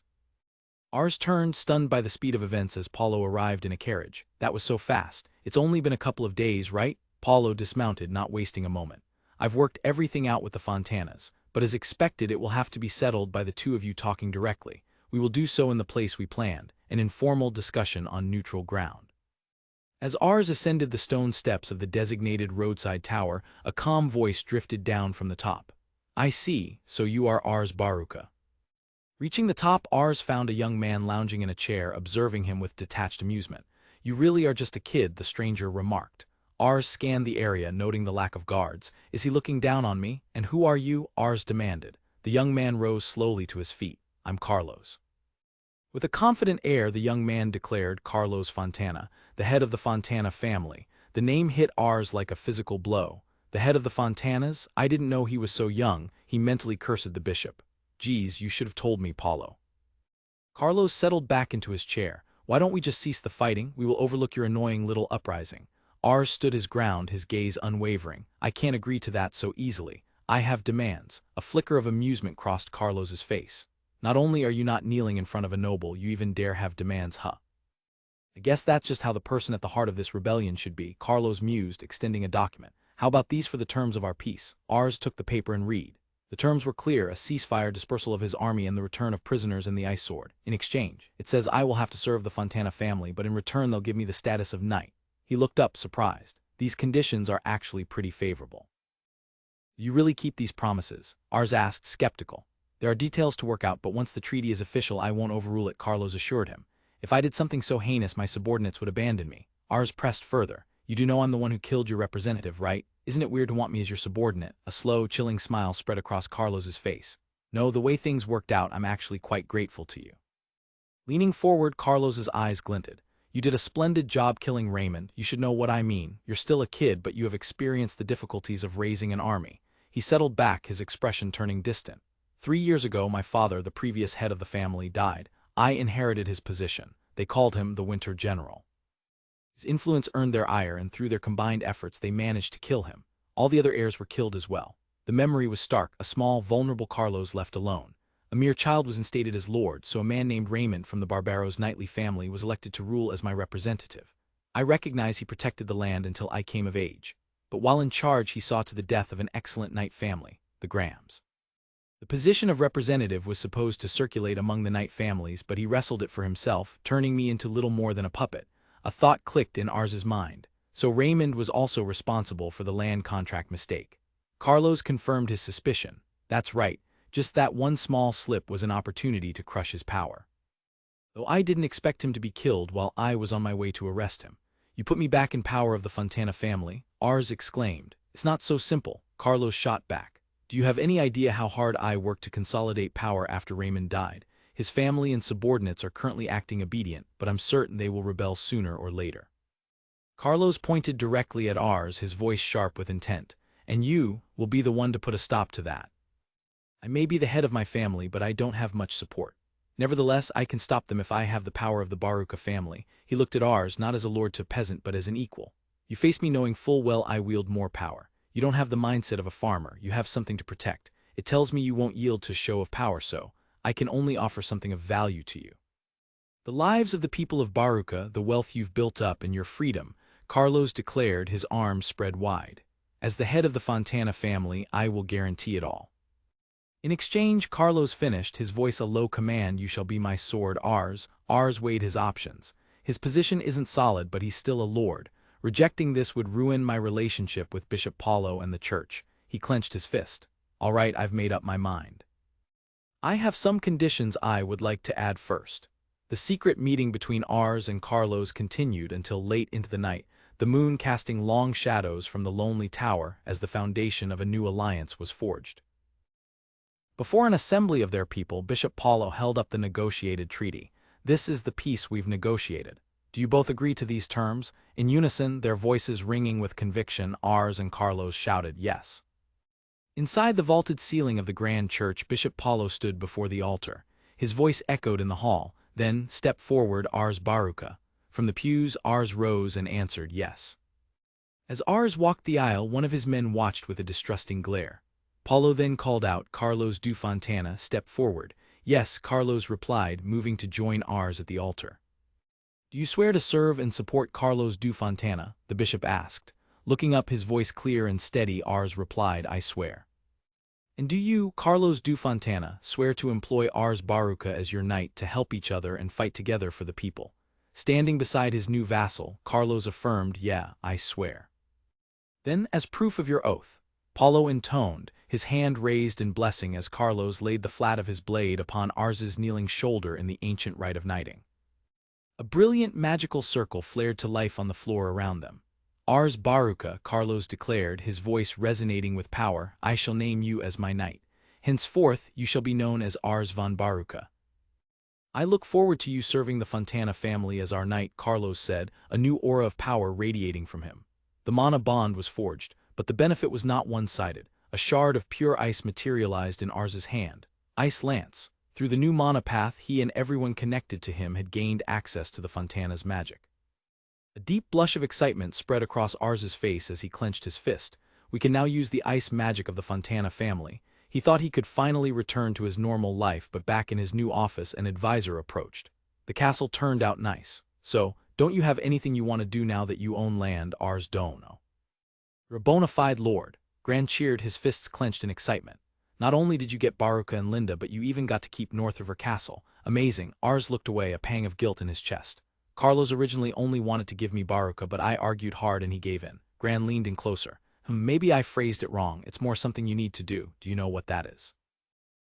Ars's expression was dead serious. To earn money, Gran's excitement deflated instantly. Realist. Ars sighed, pinching the bridge of his nose. Sorry, Gran, but I can't afford to get swept up in fantasies. I've lost pretty much every penny I had. The weight of his new responsibilities settled on him. I have obligations now. I have to pay taxes to the Fontana family and raise levies if they ask. Right now, I couldn't even afford to feed the troops. The stakes were higher than ever. If I fail to show my loyalty, the territory I've worked so hard for might be taken from me. I need to set up ways to grow money as soon as possible. His eyes hardened with resolve. Let's organize the internal administration. In a sunlit library, a noblewoman named Lilina closed her book with a soft thud and a quiet sigh. What's the matter, Lilina-sama? Her attendant asked. Lilina offered a faint smile. It's nothing. Could you get that book for me next? She asked, her thoughts drifting. Recently, Raymond-sama, who protected this territory since we were young, died in a peasant rebellion. She clenched her fist. The powerful knights of his faction might find fault in being ruled by the inexperienced Carlos-sama. Still, he has always been talented. I'm sure he will manage. A shadow crossed her features as she stared out the window. Carlos is smart, so he knows to make political use of me, his only blood relative left. She placed a hand over her heart, her gaze distant but firm. I guess I also need to resolve myself for what's to come. With a bright, authoritative air that belied his age, Ars called for attention. I will now announce the personnel of the Baruka knightdom. His gaze fell first on the merchant standing nearby. Traian Baruka. The two of us will be in charge of internal affairs. He can read and write and do math, so he will be in charge of accounting. Bedona and Vargas will serve under me as captains, Ars continued, outlining his military structure. I'll need money to have a standing army, so they'll focus on just training peasants for now. He then turned to his father. My dad will take care of security. I want you to keep the few people who use offensive magic in peacetime under control. Maddox-san and the village chiefs of Baruka and Linda will be my judges, Ars declared. He explained that while there was no formal law, a person of authority was needed to hear disputes and render judgment. Lastly, Gran will continue to be in charge of crafting, he added, making a mental note to assign someone to keep the free-spirited artisan organized. Finally, Ars addressed the crowd of commoners who had helped build the roads and castle. For the rest of you, I want to personally hire you to carry out odd jobs. He recalled their clever suggestions during construction, proving that even without literacy, they possessed sharp minds. A manic gleam filled Ars's eyes as he laid out his plan. I'll have any capable person work with all they have for the Baruka knightdom. With access to meditation and recovery herbs, they could work tirelessly. As the new administration was born, Traian could only stare in horror. You're a monster, he whispered. The very first thing you do is take all my precious money, Traian wailed dramatically. Ars calmly explained his predicament. Since I'm dead broke after paying the church, I first asked Asen to invest. He framed it as a lucrative business partnership, even offering a prime plot of land as part of the deal. Grumbling, Traian reluctantly accepted it as a donation to his lord. Traian's theatrics gave way to genuine concern about Ars's new, precarious position. Ars's expression hardened as he acknowledged the danger. I've established a mutual relationship with Carlos, but his subordinates and other nobles don't think well of me. He knew they saw him as an expendable pawn, and that any sign of weakness would invite them to seize his territory. Just having my land do okay won't cut it. To secure his future, Ars announced his first major economic policy with a flourish. Let's open a market. The idea was met with shock and Traian immediately shot it down. No way, nobody in their right mind would come this far out in the sticks to trade. You're completely devoid of common sense. Traian began to lecture Ars on the harsh realities of commerce. All nobles are constantly squabbling, he explained, detailing the endless checkpoints and tolls that made travel between territories a nightmare for merchants. And that's not to mention the difficulty of dealing with guilds. They charge excessive fees for everything, from what you sell to where you sell it. So wouldn't it be a great idea to create a free market where people can trade without guilds meddling? Ars proposed. Tryon paled at the thought. Guilds are scary, they'll have you erased, he hissed before adding the practical flaw. Merchants would still have to pay all the tolls just to get there. Ars conceded the point, realizing the merchant's experience was invaluable. Though his initial plan was flawed, Ars's resolve was absolute. But still, I have to create a city and a system where merchants will gather of their own accord. His new plan was to forge an easy passage from Fontana City, starting with reinforcing a bridge and building a new road. As he supervised the construction, he noted it also fulfilled a condition of their peace treaty, killing 2 birds with 1 stone. Beto eyed the project with suspicion. Did the peace terms say you have to build a road for merchants? Fontana regards this as a road for the army, he pointed out. Ars nodded. Well, you're right, but another term is keeping the soldiers at North River to a minimum. If they try anything, we can use this road to lure them into our defenses. Ars had no desire to antagonize Carlos further, recalling how he'd had to make a show of power during their negotiations. I'll make North River Castle an in-town, he decided, looking toward the fortress. A connecting point between Fontana City and Baruca Village. The work progressed with incredible speed. Landowners with magic enlarged their fields while the landless were tasked with road construction. Ars watched in amazement. They're all experienced in making roads, so it goes quite fast. Within days, the new route was complete, drastically cutting travel time to Fontana. Good job, everyone, Ars cheered, but his praise was met with worried murmurs. With the road finished, the landless workers faced unemployment. The realization hit Ars with the full weight of his responsibility. Ensuring his people had homes, jobs, and food was crucial to maintaining peace. With a grand gesture, Ars presented his solution, a new, sprawling residential area within the village. It's part of the Lord's all-important task to keep the peace, he announced to the stunned crowd. Anyone who wishes to can live here. He explained that he had cleared and walled off 4 square kilometers of land to build the new lodgings. The workers erupted in grateful cheers, but Ars held up a hand. I already prepared work for it, so you can make a life for yourself here. The work consists of mainly 2 things. One is hardened brick production, Ars declared, holding up a sample. Because the materials, like giant boar tusks and Valkyrie horns, were so rare, the enchanted bricks would become a unique and valuable specialty product exclusive to Baruca. The second is growing magical mushrooms, he continued. The most important aspect is giving them ample mana. If you do so, you can harvest from the same log for several years. The crowd cheered again, and Ars accepted their thanks with a smile that didn't quite reach his eyes. Inwardly, Ars lamented the loss of his personal monopoly on the profitable mushrooms. My direct earnings will drop, but this should be better for me in the long run. His thoughts turned to the inevitable wars to come. Stockpiling mana potions made from these mushrooms was critical to maximizing his chances of survival on the battlefield. With 2 new specialty products established for his territory, Ars turned his attention to his next major project. Next, I'll have to deal with the farmers, he announced, feeling a wave of exhaustion. Let's start by doing a land survey. What's a survey? Beto asked, completely baffled. Ars patiently explained the concept. Basically, it's investigating the land, measuring its size, and how many crops it can grow. Beto scoffed and promptly excused himself to go train the villagers, leaving Ars to his thoughts. The survey was a prelude to taxation. Thanks to his magic, crop yields would skyrocket, meaning he could justify a larger tax. However, he knew that raising taxes in his first year as Lord would be a deeply unpopular move. Lacking proper measuring tools, Ars puzzled over how to conduct the survey accurately. Suddenly, inspiration struck. His ground-leveling spell covered a consistent 10 by 10 meter area. It could be the standard. He turned to the young boy at his side. That way anyone could make measurements. You're so smart, Kyle. Ars recalled how Kyle had been racked with guilt after their fight with Raymond, blaming himself for the Valkyrie getting hurt. Ever since they had reassured him, the boy had been desperate to prove himself useful. All right, let's also decide on the units of length, Ars announced, using the side of a ground-leveling area as his base. He divided it by 10 to create the meter, and the meter by 100 to create the centimeter. From there, he defined volume with the liter, and weight with the kilogram, even setting the boiling point of water at a convenient 100 degrees. Knowing the new system would be confusing, Ars turned to his eager student. I don't think everyone will get it right away, so I intend to distribute a table for them. Kyle, can you go tell everyone for now? The boy looked up, surprised. Me? Yeah, you remember everything I just said, right? Ars said with an encouraging smile. I'm counting on you, Kyle. A determined blush rose on Kyle's cheeks as he nodded firmly. Okay. And with that, the territory of Baruka began to adopt a revolutionary new system of measurement. In my old life, preserving crops year-round was commonplace. But here, we feast only during the harvest season and the rest rots. With a determined fist, I declared, but that ends as of today. With this new storehouse, we will be able to store crops for a long time. It's just a giant tofu-looking building, Gran muttered, clearly unimpressed.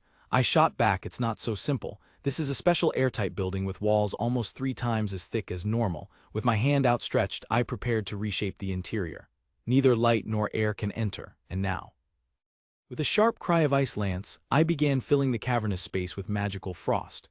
Shards of ice clanged against the stone as I fired spell after spell. Don't you think you should take a rest? Gran asked, concerned. We need a lot of ice for this. I called back, the walls are thick, so there's no problem. Once the chamber was filled with a mountain of ice, we covered it in sawdust to slow the melting. The ice room-type freezer was complete. A wave of intense cold washed over them. Whoa, it's hella cold, Gran exclaimed, rubbing his arms. I see now, crops stored inside this ice room won't spoil. A new thought sparked in my mind. We could create smaller ice boxes for families who can't use magic, allowing them to preserve not just vegetables but meat from hunts as well. As I was lost in thought, a voice cut through. By the way, Ars Dono, why don't we build a castle here too? Gran seized on the idea immediately. A lord without a castle is just weird, he declared. I tried to explain that working from Baruka was more efficient, but he was insistent. Then why not just make another castle here? Castles are an important way to display your power. I hesitated, worried that building a castle so soon after the conflict with Raymond would seem arrogant, but Gran's expression was serious. No, I'd say it's needed for your smooth transition to a ruler, he argued. Everybody at that battle is aware of how strong you are. But on the other hand, those who weren't present have no idea. You need a symbol of power in order to collect taxes without issues. Gran's eyes lit up, his fists clenched with excitement. That's right, and because it's meant to be a symbol, we should decorate it way more than North River Castle, right? I could only manage a week, yeah, he just wants to build another castle. I mulled it over. We were opening a free market, but I was worried merchants wouldn't show up. The most impressive thing in the Baruka Knightdom is North River Castle, but as Gran said, I, the Lord, am never there. Then it struck me, I couldn't just focus on ruling the land, I could be sent to battle at any time. My main priority had to be bolstering our forces to increase our chances of survival. My fist tightened with resolve. Just building a castle is not enough, Gran, we will make a castle town. The vision became clear. If I created a city within the walls where people wanted to settle, merchants would follow, turning it into a lively trade hub, and people with treasured homes would rise to defend them of their own accord. Now that I'm the Lord, this plan held immense advantages. Unfurling a map, I laid out the grand design for the new heart of the Baruka Knightdom. The first phase would be developing the land between the inner and outer walls, establishing a free market in the southern area where Beidou Ni and Gran lived. The plan was meticulous. The remaining land in the south and west would be divided into neat, ordered squares and sold to anyone who wished to live there. The northeast, with its dense forest, was designated as the district for logging and charcoal making. This would naturally attract the papermaking and magical mushroom farming industries, as they also required wood. The northwest, which had served as pasture for the Valkyries, would be repurposed. I planned to eventually establish a dedicated military corps there. As I rode through the fields, my thoughts turned to governance. I would need a jail to manage criminals and a courthouse to try lesser crimes. For now, I would put my father and the peacekeepers in charge of training here. Focusing on the southern quarter, the city began to take shape, with every building constructed from hardened brick for defense. Tryon the merchant arrived, his eyes wide with disbelief. This is amazing, boy, I've never seen a town like this before. From a high vantage point, the sheer scale of the city was breathtaking, a splendid grid of streets, elegant houses with rare glass windows and the gleam of high-class bricks. Isn't this an even grander city than Fontana? Tryon marveled. There must be no other city like this. I smiled. This is sure to amaze people no matter where they come from, right? After helping the terrified merchant down from the rooftop, I turned my attention to the next task. Next, I need to improve the external wall. Making the entire wall out of hardened brick would be too inefficient. Instead, I decided to keep the existing wall but add stairs and watchtowers. For a castle Northriver's size, 4 towers were enough, but this perimeter was far too long. So I would place a tower every 200 meters. Chugging mana potions like crazy, I used memory preservation to erect the towering structures.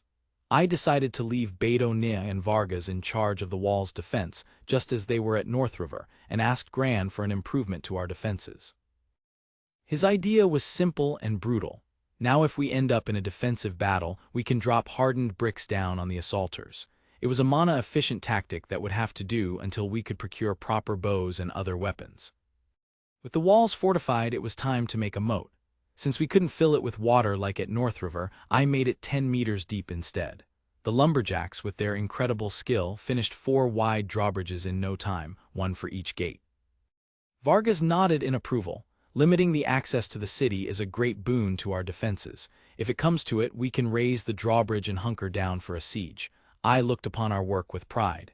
This was the heartland of the Baruka Knightdom. As leaves drifted over the newly completed city, a new name came to mind. This was the birth of the fortress city, Barucania. My moment of satisfaction was shattered by Tryon's frantic shout, "Boy, we don't have enough glass. Could you make some more?" Exhausted, I slumped at a table. "Even the reserves are gone," Tryon explained with a wide grin. "Well, it's because you made this city, of course. Merchants have been buying the glass alongside the hardened bricks. Now that they've seen them used in buildings, they've re-evaluated glass as a useful product." Tryon pressed on, "Now we have people who want to move in, so please have it ready as soon as possible." I sighed, resigning myself to creating another mass production spell. Just then, a hand clamped down on my shoulder. Magic again. Gran's voice was heavy with disapproval. "But aren't hardened bricks convenient to have?" I asked. "Bricks and glass aren't the same thing," he stated flatly. "I'm a craftsman. I really don't enjoy mass-producing stuff with magic. Making bricks with magic makes sense due to the difficult-to-obtain ingredients." "But what about glass?" I wondered. Gran explained, "Aside from windows, you can use it for drinking glasses, plates, and all kinds of bits and bobs. But if you turn it into a spell, you would only be able to make one thing. It'd be boring if we stopped making new things." An idea flashed in my mind. "Then Gran, why don't you try making some new stuff with glass?" I proposed with a grin. Lenses made from glass." Gran's eyes widened, the craftsman in him instantly captivated by the challenge. "All right," he exclaimed. Though it was a sudden request, Gran found it fascinating and took on the job immediately. "I promise I'll live up to your expectations," he declared, full of renewed purpose. For the first time in what felt like ages, I savored a cup of tea in peace. "The inner walls and the castle's interior come next, right?" Hector asked. I nodded. "That's right. It's meant to be a symbol of power and all, but I have no idea what to actually build." Suddenly, a furious shout echoed from outside. "How many more times are you going to repeat that nonsense?" Recognizing the voice, I hurried out to find Beto and Vargas locked in a heated argument. "Hey Ars," Beto called out. "We were talking about how we should fight if we end up in battle again, but all Vargas talks about is defend, defend, defend." Vargas shot back, "Practicing nothing but charges for training is dangerous." "I see they're talking about battle plans." I raised the teapot. "This is an important topic, so let's calm down and have a civilized talk." "Sorry, Hector," Nielsen, Ars said, pushing a cup of freshly brewed tea towards him. "No worries, I was in the middle of it anyway." But the calm was short-lived as the strategic debate reignited. Beto slammed a hand on the table. "You can't win unless you attack. We focus on the offensive." Vargas countered, his voice a low rumble of dissent. "No, we have the power to make castles. We should focus on defense." Ars took a thoughtful sip of tea. "Well, I can understand why Beto Ne is so obsessed with attacking." His mind drifted back to their first battle against the Fontana army. An eerie atmosphere had laid over the battlefield, a place where lives were staked on every move. He remembered the tension coiling in his own gut, the feeling that he needed to scream. That's why he and Beto had ended up attacking so carelessly. The memory of that victory still burned brightly in Beto's mind. "We won against a higher number of better-trained enemies," he declared, certain that their charge was the sole reason, and thus we should continue fighting in the same manner, but Ars saw it differently. "Although Beto Ne is strong, he's still a kid and lacks experience," he grimaced. "I don't think of our victory as a success." Ars shuddered internally at the thought. "Never again do I want to charge an enemy while knowing we're outnumbered and outmatched." On the other hand, Vargas's defensive focus was just as flawed. As an inexperienced upstart knight, he was intensely disliked by the Fontana family's retainers. The Raymond faction especially should regard me as one hell of a pest. From my current position, a defensive battle is just too risky. His knuckles whitened as he clenched his cup. Whether we build fortifications or come under siege, no reinforcements will come to help us, Vargas. His general's brow furrowed in concern. Are you okay, General? Ars stared into his tea. Not only is Carlos' position unstable, he would likely abandon me in such cases. We aren't specialized in either type of warfare they're proposing. He finally looked up, his gaze sweeping over his loyal men. The other knights hate us, and we could be sacrificed at any moment. We have no choice but to survive by our own power. His voice rose, filled with a new, sharp conviction. Every one of us must be flexible on the battlefield in order to make calls that will keep us and our comrades alive. He envisioned a new kind of army. Every one of us must have the power and knowledge equivalent to the squad captain. Vargas and Beto exchanged a skeptical look. Well, I mean that sounds strong and all, but Vargas began, yeah, that's not really realistic. Ars sighed, turning away as they left. It may be difficult, but we have no choice. Alone, he crossed his arms, lost in thought. I can now see what the Baruka army needs. The problem is how we go about obtaining it. Ars, do you want to conquer land and grow powerful? Hector asked quietly. Ars recoiled in shock. Who? What? No, not at all. He quickly composed himself. I will only fight for my land and my status here. I've already clashed with the nobility, so that won't happen. He gave a sheepish smile. I'm afraid of fighting and I don't want anyone to die. My memories of my previous life in a warless world must have a large influence on me. I just want a peaceful life of farming and enjoying good food, he said wistfully. Hector laughed. That does sound good, but Ars knew it was a fleeting dream. Though I don't think I can be a pacifist in this world full of skirmishes between nobles. The idyllic image shattered, replaced by the thunder of hooves as he galloped forward, his hand thrust out. Fire. And so our training to become a true surviving force on the battlefield began. First up was practicing riding the hornless Valkyries. The men had to use physical enhancement just to stay on, resulting in horrible muscle aches. My whole body hurts, one groaned from the ground, but it was nothing a little meditation couldn't fix. Those who learned to ride proceeded to the next step, using magic while on horseback. It took a tremendous amount of practice to get used to, as wielding a weapon from a saddle is incredibly difficult.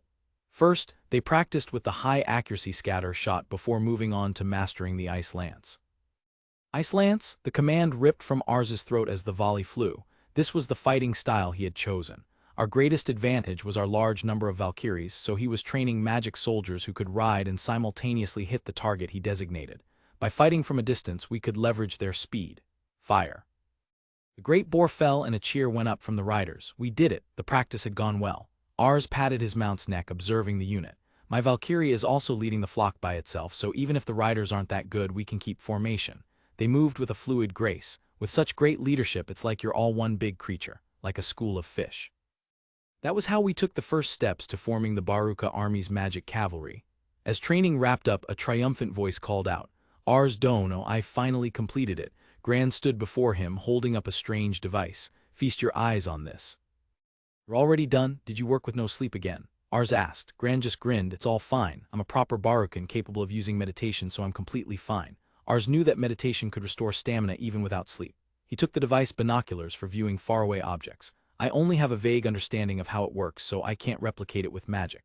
From the top of a tower, he raised them to his eyes. Whoa, in the distance, he could clearly see his mother hanging laundry. This works incredibly well, Gran, Ars exclaimed, amazed by the cold, bright view. Gran puffed out his chest with pride. I never make anything half-baked. Ars lowered the binoculars, a genuine smile on his face as he looked at the craftsman. To think he made this from the shabby diagram I gave him. His talent is anything but half-baked as well. A profound sense of gratitude for Gran washed over him. Just then a small voice broke his reverie. Wow, Ars Nielsen, it's snowing. Carl stood by the window watching the first flakes fall. Yeah, Ars replied, looking up from his desk. Makes sense. It was certainly cold today. Should we get something warm to drink? Ars savored the warm drink, sighing in contentment. Peace is awesome. The year had ended without Carlos ever asking for something unreasonable. Though they were summoned numerous times, the Baruka army was never sent into direct battle. Why? Because wherever they went, they constructed splendid roads and huge fortifications near the enemy bases. They made that overnight? The rebels would whisper in awe and terror. After seeing the huge number of troops gathering and the roads and fortresses that grew by the day, most of the enemies simply surrendered, raising the white flag without a fight. There were exceptions, of course, but Carlos had been the one to lead the troops to rout them. Thanks to the roads we built each time we were summoned, Fontana's infrastructure had grown quite excellent. Ars had even persuaded Carlos to waive the passage fees for the areas the rebels held. If you do, people and goods will flow more freely and you will certainly earn a lot from it. Carlos looked weary, feeling his arm had been twisted yet again. As a result, the cities in Fontana were doing much better, and even the Baruca Knight domain on the northern edge saw more people and goods coming through. He's really suspicious of me though, Ars thought of Carlos. But with winter's arrival, the flow of goods in the summons came to an end. Huddled by the window, watching the snow pile up, Ars shivered. When it gets this cold, I really feel like taking a bath. An onsen. Carl looked up from his book, confused. What are those, Ars Nielsen? I mean, I want to warm up by soaking myself in hot water, Ars explained. Carl just tilted his head. You are really weird sometimes. This world has purification magic, so the concept of a relaxing bath doesn't really click for them. Ars sighed, the fatigue of his duties settling on him. But boy, managing the territory's finances is just so exhausting. Just then, a familiar shape appeared at the window. A sharp kick came from the window pane. Valkyrie, Ars said, surprised. Q, came the reply from the snow-dusted sill. Bundling up in the winter coat Gran had made, Ars stepped outside. What's the matter? You want me to ride you? The Valkyrie nudged him insistently, and soon they were gliding silently through the snow-covered landscape. They stopped at the edge of a river where steam rose into the frigid air. Ars's eyes widened. Wait, is this a hot spring? He turned to his mount, tears of gratitude welling up. I see, you found it when you crossed the river back in the fight with the Fontana army, right? And you showed me because you heard me talking about hot springs. My Valkyrie is such a smart and kind kid, he exclaimed, sitting on a rock and dipping his feet into the heavenly warmth. This is paradise, an idea sparked. If there was a hot spring in nearby, people would definitely come. He leaped back onto his Valkyrie and galloped toward the village. Vargas, I would like to use a piece of open land in Linda village. Why are you in such a hurry so early? Vargas asked, rubbing sleep from his eyes. Ars eagerly pointed to a map. I'm going to lead a hot spring from the river. I think we can get a lot of customers if we build an inn where people can stay while they bathe. Vargas looked baffled by the concepts but nodded. An inn, huh? I'll relay that to the village elder. With permission granted, Ars began his work. He reached out with his magic, searching underground for the source. First, he would bury a hardened brick pipe directly down into the hot water, complete with a filter to separate out dirt and a cap to stop it from gushing out. Next, he laid a slanted, insulated pipe all the way from the river to Linda village. All that was left was to fill a bath and it would be complete, or so he thought. He stared in horror at the result. It was charming, but this is a damn pool, definitely not a hot spring. This is what you wanted, right, Ars? The villagers asked proudly. It was his own fault for leaving the work to people who had never heard of a bath. Kinda dismayed, but it can't be helped. It'll just have to be a Western-style open-air bath. He tested the water, the temperature was nearly perfect. He'd also installed a drain for hygiene, a channel that could run all the way to Barucania and fill an outer moat. Later, Carl posed a logical question. If you just wanted a bath, wouldn't heating some water from the well be much quicker? I don't really get it. He then added, but doesn't meditation relieve all your fatigue overnight anyway? Ars froze, flustered. And not good. What a calm and logical rebuttal. At this rate, Carl is going to think I'm a weird brother who made a ton of people work just because I wanted a bath. I can't allow it. He clenched his fist, an older brother's rampant pride taking over. I have to justify this. How do I get Carl to say, you're amazing, Ars Oniason? I need a lord-like idea. The next day, a new structure stood in Linda village, a strange building of hardened bricks and vast panes of glass. Vargas arrived, rapping his knuckles on the frame. What in the world are you planning on making here in Linda, General? Something wonderful, Vargas-kun, Ars declared with a flourish, trying to hide that he'd come up with it last night. This plan I totally spent ages on hatching is why I led the hot spring to Linda. What I built is something like a greenhouse. I was thinking hard about a way to grow crops in the winter. My previous attempts failed because at night the temperature fell to the same as outside. But now, he gestured to a pipe releasing steam. I should be able to keep it warm through the night using steam from the hot spring. Vargas stepped inside. Whoa, that sure is warm, General, Ars beamed. Hey Vargas, could you tell the villagers to try and grow something in this greenhouse? And that's how I ended up building a hot springs inn and a greenhouse in Linda, both completely foreign to this world.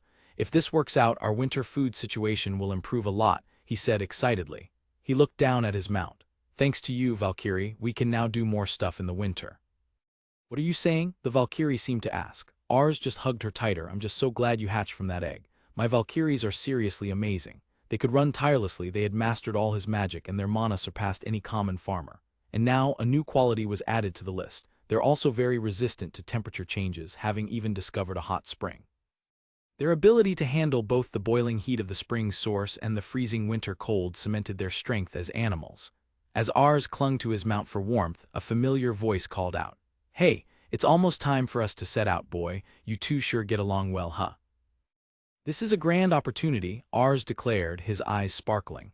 "Do what people don't is a fast rule of commerce." He held up a bunch of the Hatsuka beets we grew in the greenhouse, "and so we will transport them by sleigh to Fontana City and sell them.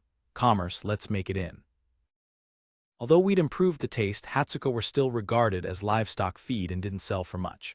However, the reaction from the townspeople was immediate. "Excuse me, I'd like to get as many as I can," one woman cried. "You normally can't eat fresh vegetables in the winter, and the winters in this world are brutally harsh. They seem to be low on supplies. In this world, it's common for the eldest son to be chased out of the house to look for work in the city, only to die in a gutter somewhere.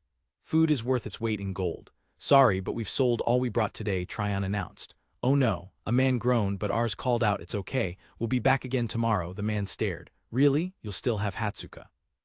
"Don't worry," Ars said with a confident grin, "we're growing tons of it in Baruka." The winter Hatsuka trade was in full swing, and he ended up earning far more money than he thought he would. Riding through the snow on his Valkyrie-drawn sleigh, he felt like Santa Claus making bank while also doing a good deed. My Santa Claus activities continued all the way until the new year. With the profits secured and the people fed, my gaze turned to the future. Now then, it was time for the first big project of the new year. The winter air was crisp over the stone walls of Fontana City. Above it all, perched on a windswept hill, sat Carlo's castle, the heart of the region's New Year's traditions. My first great project as the new lord of Barucania was not one of conquest or construction, but of custom. I had come to fulfill the New Year's traditions of this land. Within the grand hall of the castle, I found my place in the long procession of knights. We all stood in a formal, winding line, waiting our turn to greet the lord who had knighted us. Being a newcomer meant I was last, a position that required a great deal of patience. Once the ceremony concluded, we moved to the Hall of Feasts for a standing dinner party, and it was there, amidst the clinking of glasses, that the whispers began. The word spread like a contagion. The rumored farmer knight, he's just a kid. I heard that bastard was selling produce in the middle of winter. In a room filled with the privileged sons of knightly families, I was an outcast, a commoner standing utterly alone. Despite being fellow knights in name, not a single person would keep my company. More rumors circulated that I used a different type of magic, that I had ties to some other powerful noble. They looked like a pain to deal with, so I decided to pretend I didn't notice them. Overcome with boredom, I decided to take a peek at the mana flowing through the guests. The difference was immediately obvious. The battle-hardened warriors had a thick, potent quality to their mana, unconsciously refined by the rigors of the battlefield. In contrast, the ones who had colluded with Raymond possessed mana so thin it was pathetic, lacking in both quality and quantity. As I took a bite of food, a different presence suddenly flared in my senses, startling me. What in the world was that? My eyes fell upon a serving girl. She didn't look like she'd ever been in a battle, but her mana quality was the best I had ever seen. It was also strangely uneven, unlike the knights whose mana covered their entire bodies. Intrigued, I approached her. "Excuse me, can I have a moment?" She turned with a serene expression, offering a tray of drinks.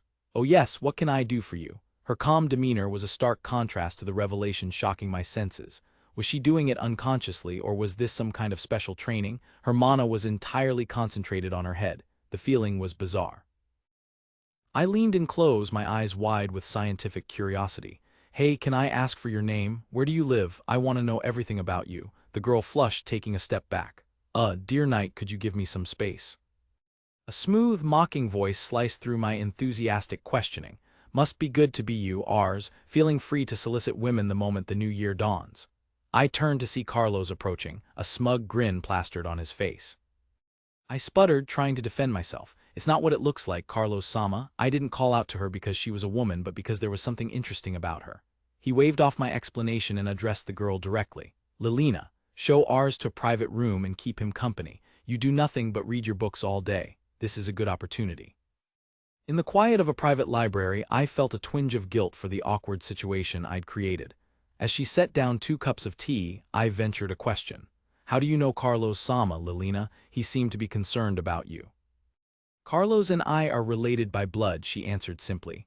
My jaw dropped. "Your siblings?" She clarified. "Carlos-sama was born to the Lord's wife.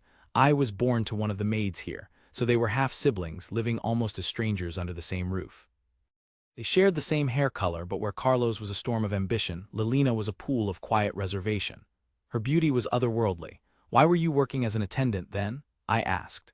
She explained that noblewomen were expected to entertain guests, and Carlos, tired of her seclusion, had ordered her to participate this year, despite her being only 16. With a faint blush, she deftly changed the subject. Enough about that. What was it you wanted to ask me?" I seized the opportunity, my curiosity reignited.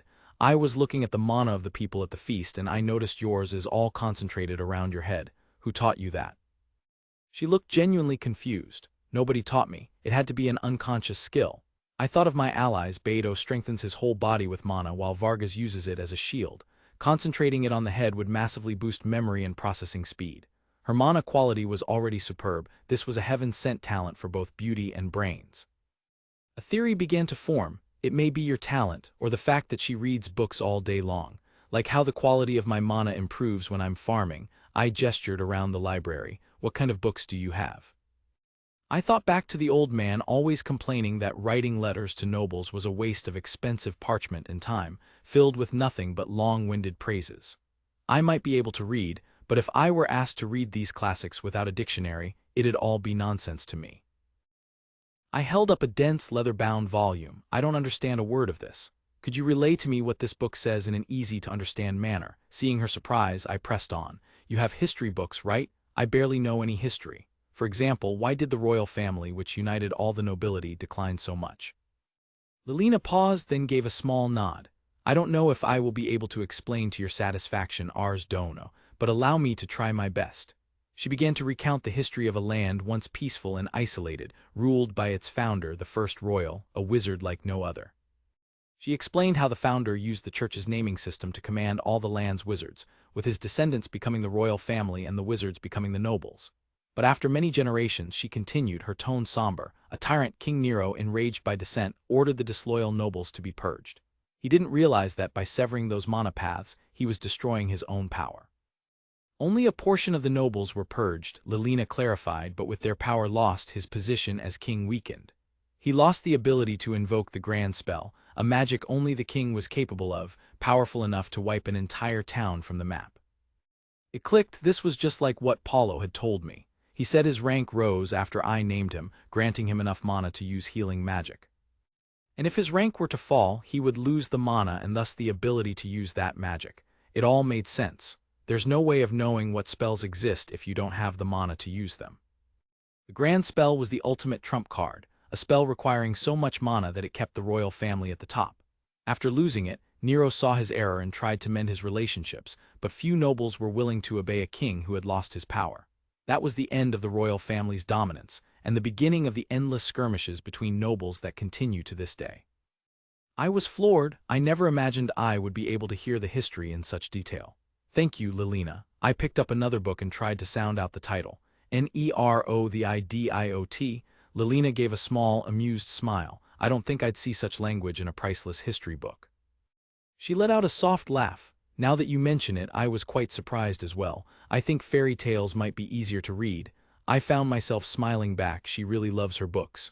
At that moment, a firm knock came from the door. "Come in." "Nissan, I'm coming in." A young man with reddish hair entered, her younger brother. "What's the matter, Lion?" she asked. He nodded towards me. "Carlos Sama told me I'd find you here." "Excuse me, Ars Sama," Lilina said, making the introductions. "This is my little brother, Lion." The boy's eyes were sharp. I know, his rumors precede him. I was still confused. "Excuse me. I heard Carlos was the only son. You being Lilina's brother must mean you're related to Carlos Sama as well, right?" "No," Lilina explained. "I was born to my mother and the Lord, but Lion was born to our mother's current husband. What a complicated family situation." Lion grinned, poking his sister's arm. "Stop it. I've never seen Nissan enjoying talking to a man before. You're beet red, Nissan." As they bickered, I could see how close they were. Lion's expression became serious as he turned to me. "My sister is very reserved, so I was worried. Please take good care of my sister." I nodded. Lilina's stories are very enjoyable since she knows so much about history. He was probably only 13 or 14, but he had the presence of an adult. More than that, his mana quality was even better than Lilina's. As we spoke, I saw him focus mana on his eyes. He was sizing me up. This boy was crazy, and I would like to talk with him again someday. After Lion departed, Lilina turned to me, her face flushed as she fidgeted with her dress. "Excuse me, Ars-sama," I looked at her, waiting. "Yeah." It's nothing," she stammered quickly. Before I could press her, Carlos's voice boomed from the doorway, filled with smug triumph. "Welcome, Ars, your marriage is now set." I stared, my mind a complete blank. From his chair, Carlos watched me with an amused expression, as if he'd just won a grand prize. "Marriage, huh?" "Your marriage is now set," Carlos declared, his voice echoing with finality as he held up the official notice. "We'll hold the ceremony in the spring, once the snows thaw. A wonderful arrangement, wouldn't you agree?" Below, Ars could only recoil, crossing his arms in a defiant X. "No, thank you." A knowing smirk played on Carlos's lips. "HMPH. And the bride is Liliana, of course. I'm well aware you've taken a liking to her." He leaned back, adding, "Her brother Lion has already given his consent, entrusting her to your care." The memory of Lion's parting words, "Then please take good care of my sister," slammed into Ars, the true weight of that request finally dawning on him. A memory of Liliana, her cheeks flushed and eyes wide as she stammered his name, flashed through his mind. "I see now," he muttered to himself, the pieces clicking into place with agonizing slowness. Damn it, I was the only one who had no idea what was happening.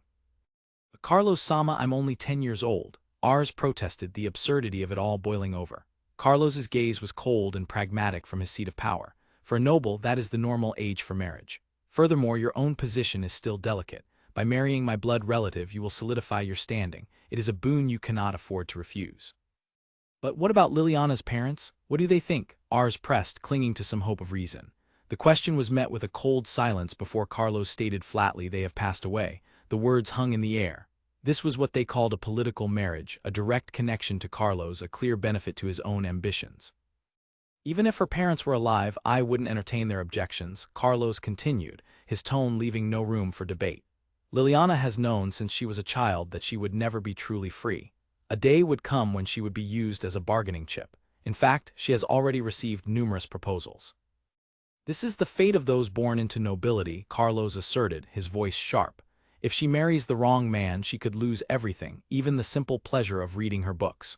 That is precisely why Lion entrusted her to you, so make up your mind, and quickly." Riding through the snow-dusted woods, Ars sighed. Carlos's words, though harsh, were undeniably rooted in concern for Liliana. Still, it all felt too rushed. His mind drifted back to a quieter moment, to her voice, soft with a hint of jealousy. "You absorb new words just like dry land absorbs water, Ars-sama. I was much older than you when I first read that book." He had brushed it off, insisting she was just a good teacher, but her smile had been radiant. "You know," she confessed, her eyes crinkling with joy, "I've never spoken with anyone about books like this before. This is the most fun I've ever had." The memory warmed him, but as he rode on, a new anxiety settled in. "Now, how am I going to tell everyone?" "What? You're getting married?" Bite's roar of outrage was predictable. "You dare get married before I do, Ars, and to a noble lady no less. Some people have all the damn luck." Ars tried to placate him. "Well, Liliana will probably bring a maid. Maybe you can, you idiot. That's not what I mean." "Just you watch me, Ars," Bite declared, pointing a finger to the heavens. "I'm gonna get stronger, do amazing stuff, and marry a super pretty lady. I won't lose to you." At home, the mood was more subdued. "It's incredible," Kyle beamed. "Marrying a noble is on another level," but his mother's smile was tinged with sadness. "Congrats, Ars Nielsen, but I suddenly feel a little lonely." "I was sure you had no interest in getting married," Hector remarked later, watching his younger brother. "You were always playing by yourself as a kid." Ars gave a small, weary laugh. "I'm still only 10, so I'm not interested really." He rested his chin on his hand, his thoughts drifting. It was true that he had no personal interest, but the strategic advantages for Baruchania were undeniable, and besides, she did seem like a very sweet girl. Bite leaned in, his eyes narrowed with suspicion. "Huh, you're holding something back, aren't you?" he accused. "You're being a pain, Beto." Nah, Ars deflected, a faint blush betraying his composure. With a weary sigh, Ars decided to shift the conversation to solid ground. "Putting all that aside, it's true the marriage will benefit us. In fact, thanks to this union, the castle construction Gran has been so eager for can finally begin." Bite scoffed. "Can't you just build one on your own? You did it at North River without permission." "That's right," Ars beamed, his enthusiasm infectious. "We plan to make the castle here in Baruchania extra luxurious to show off my authority. During the marriage talks, I declared, I need to make the greatest home possible, worthy of Liliana Fontana. Thanks to that, we can go a little overboard without anyone complaining." And so the official construction of Baruchania Castle began. The most obvious way to project power was height, a towering spire reaching for the clouds. But then, pragmatism set in. It would be an absolute pain to keep clean, he mused, and the only people visiting are me and my housekeeper. He decided to refrain from showing authority through sheer scale. How else to build something that garners respect? Something imposing. His mind drifted to the memories of his past life, to images of gods and Buddhas always depicted with a radiant halo. Something divine. Maybe lighting, he whispered, a spark igniting in his eyes. That's it. He found Gran immediately. You know how we're drowning in requests for the window glass we used in town? We'll build a castle with it, something no one has ever seen before. Gran looked skeptical. I get what you're trying to say, but a castle covered in windows won't seem very imposing. Of course, Ars grinned. I'm not talking about ordinary glass. I want to use stained glass, he declared with a flourish. Gran just stared. So, what is stained glass? Ars ignored the question and began to paint a picture with his words. Imagine, visitors to Baruchania will enter the castle for an audience. And they will find me standing with my back to a large, ornate window. The colorful light passing through it will create the impression of a halo behind me. For those seeing it for the first time, the experience will be unforgettable. It's perfect for projecting authority. He paused. Though it might end up looking more like a cathedral. Let's make it blue, the color of mana. Whoa, Gran, now fully on board, produced a flurry of blueprints based on Ars's drawings. Since the appearance will change with the angle of the sun, we'll need to orient it carefully. The others pointed out a flaw. Because of all the glass, it will be quite weak to attacks. I thought we'd depend on the inner and outer walls, Ars mused, but a secret passageway for emergencies is an excellent idea. The plans were finalized. Private quarters for him, living space for the staff, a meeting hall for important figures, and the grand audience hall with its stained glass centerpiece. I've already tasked the citizens with making hardened bricks during the winter, Ars announced. I'll leave most of the construction to Gran, while I'm in charge of the stained glass. But before tackling the full-sized masterpiece, he knelt on the workshop floor to experiment with model-sized pieces, testing colors and compositions. This might take up too much of the space. No, this one's too dark. All right, it's perfect. After countless adjustments, he presented the finished model. Whoa, that's amazing, Ars Nissen, Kyle exclaimed, holding the miniature building. It's so small, but it looks so real. Ars smiled. This might sell well as a children's toy, or perhaps nobles would buy it as art. You're going to build a big one now? Kyle asked. Yeah, I'll have Gran build it and use this as the model. A thought struck Kyle, but couldn't you just make the whole thing with magic? The words hit Ars like a physical blow. He froze, the model clutched in his hands. I completely forgot I could do that. He'd gotten so used to making simple four-walled structures, the obvious had escaped him. Thank you, Carl, we might be done much sooner than planned. A few days later, Wian arrived, his jaw slack with astonishment as he stared at the magnificent structure before him. Ars Sama. I had no idea such a splendid castle existed in the Baruka Night Dome. I'm so glad I came to check on things before the wedding. Ars grinned. Of course you didn't, we just finished it. With a grand, sweeping gesture, Ars welcomed him. Welcome to Baruka Castle, he announced, pointing out the various wings, the audience hall, the employee quarters, and the main reception hall. As they walked down a long corridor, the sound of their footsteps echoing on the polished stone, Wian's gaze was drawn forward. The Baruka Night Dome was originally just a small territory with 2 villages, Ars explained. So I thought we'd need a castle at least this grand to welcome the princess. She's nowhere near a princess in status, though, Ars clarified, his expression turning serious. You may have heard she's the child of the previous lord and a maid. The Graham family, which has served the Fontana family for generations, was even a knightdom once. Wian nodded slowly. Yes, Carlos Sama told me that Raymond Dono buried the Graham family. Suspicious, isn't it? Ars muttered. Doesn't that mean Raymond Dono had something to do with your father's death? Wian shook his head with a sad smile. My father was his political enemy. He merely used the opportunity to confiscate our territory. It's an old story. It would be difficult for Carlos Sama to reclaim it now that it's been divided among other houses. I'm grateful for your consideration, Ars Sama, Wian said, his voice firm and clear. But I cannot afford to get hung up on a past I cannot change. I would rather focus on what I can do now for the future. He looked at Ars, a new light in his eyes. And so, I have a request for you. Do you allow me to serve you? Wian asked, his voice ringing with passion. Reviving the Graham family is my dearest wish, and for that I need to achieve results in battle, but I've never even fought before. Ars was taken aback. Wouldn't it make more sense to ask Carlos Sama to put you in the vanguard? It's embarrassing to admit, Wian confessed, but my family can't even mount a suitable force to stand on the battlefield right now. But not long ago, he continued, his voice swelling with pride, the Graham family was at the pinnacle of knights with many others serving under us. My late father taught me command and many useful tactics since I was a child. I'm certain. I'm certain that I will prove of use to you in battle. Ars processed the proposal. So you want to serve as a tactician and commander, he clarified. That way you can earn achievements even without troops of your own, all in service of reviving your family. Yes, Wian affirmed, his gaze unwavering. A wide smile spread across Ars's face.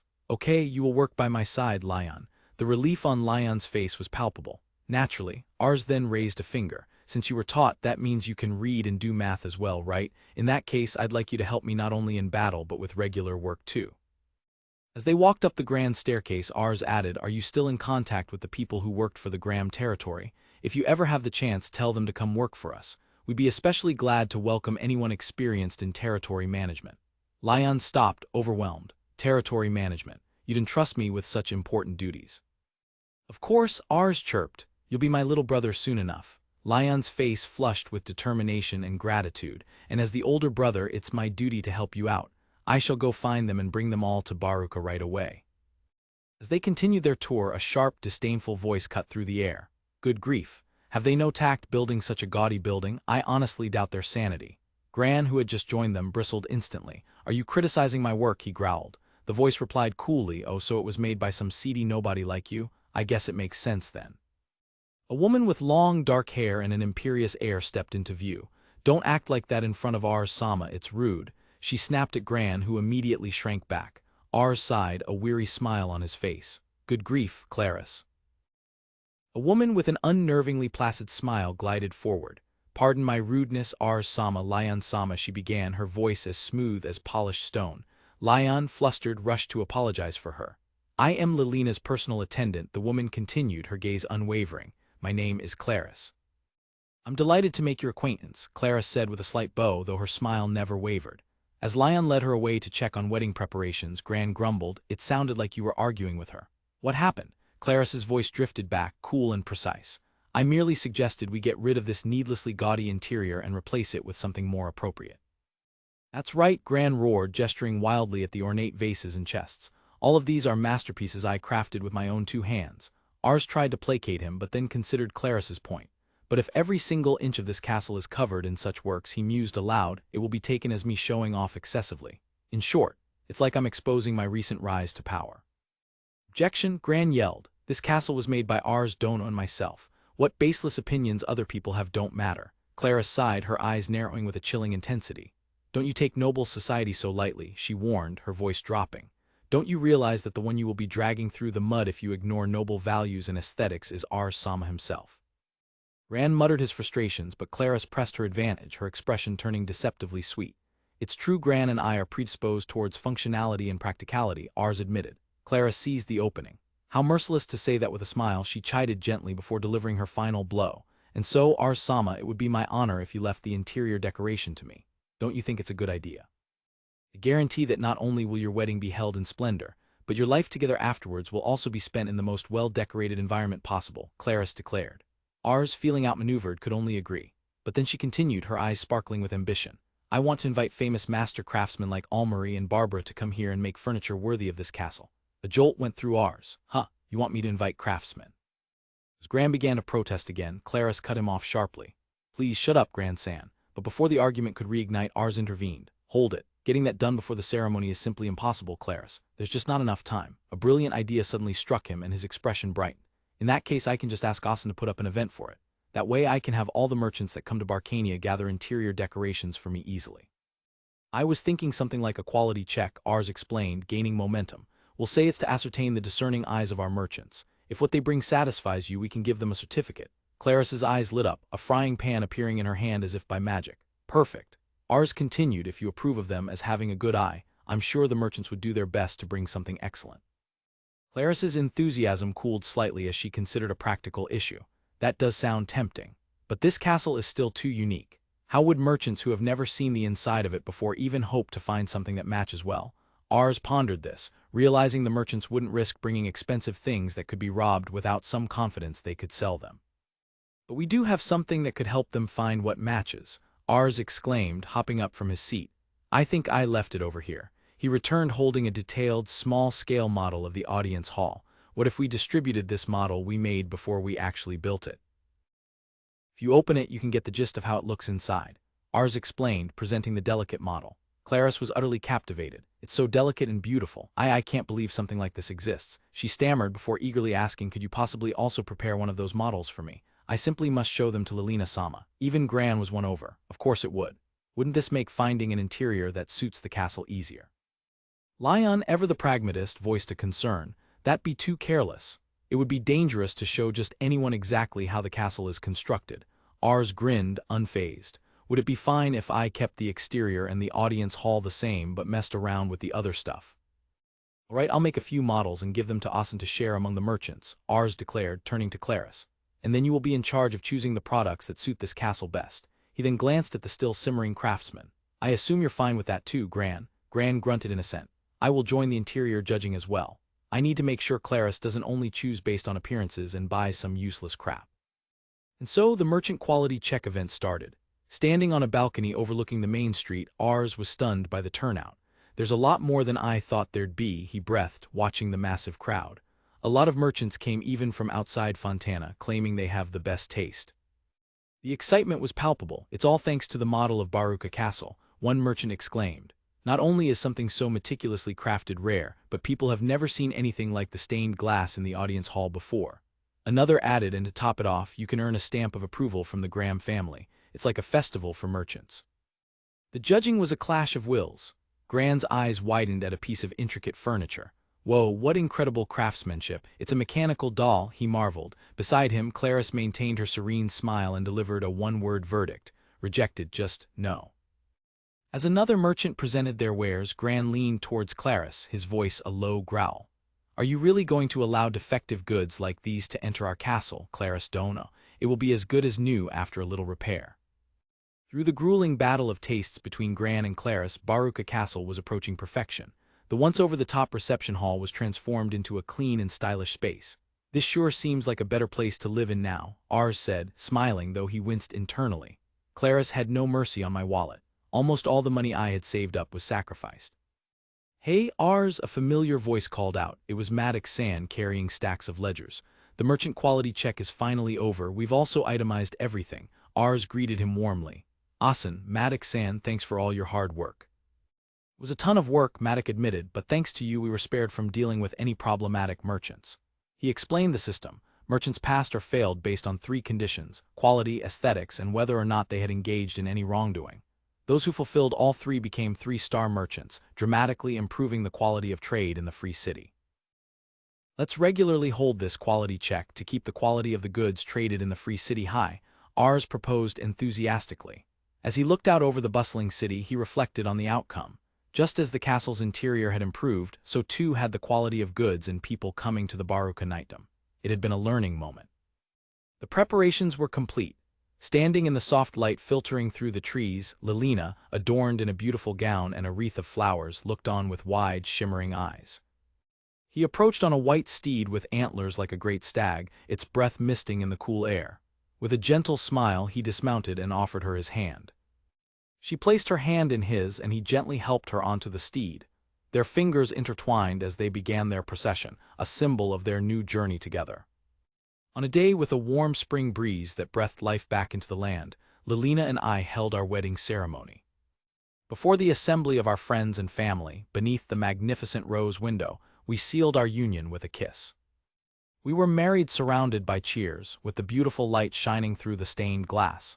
The festivities continued, unabated, for 3 full days. Our wedding ceremonies always this intense? Ars groaned, utterly spent. Lilina smiled. Most couples stop receiving congratulations after a day or 2, but it seems you're very popular.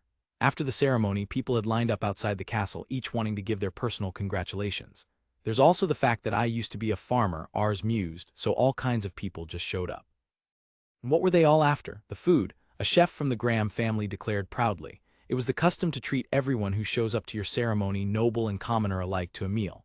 This meant commoners and farmers came in droves for the high-class food they'd never get a chance to eat otherwise. Can't really blame them, Ars thought, licking his lips. It was all so delicious.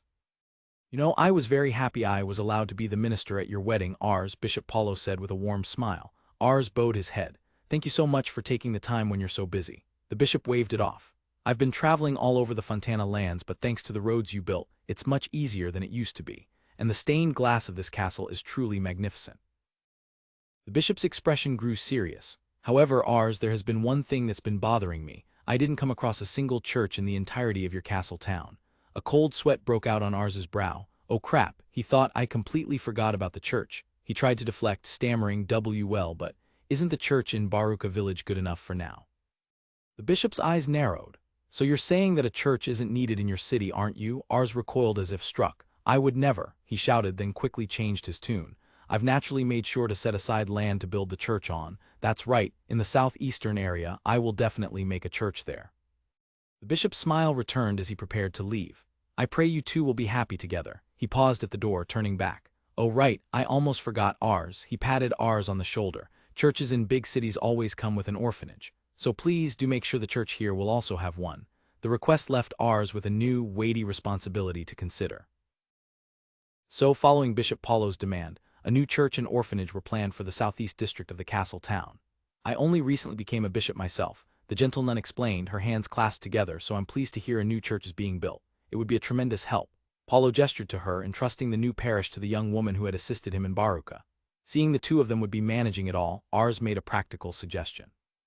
I suppose I should connect the church and the orphanage with a covered corridor. We have materials left over from the castle, so it won't take long. With a confident smile, Bishop Paulo accepted the terms. All right, I'll be counting on you then, Ars, God bless you. And with that he was gone. Ars stared after him, completely flustered. You really think so? He really left this time, right? Lilina watched him, a serene smile on her face. Bishop Paulo appears to be a truly good man.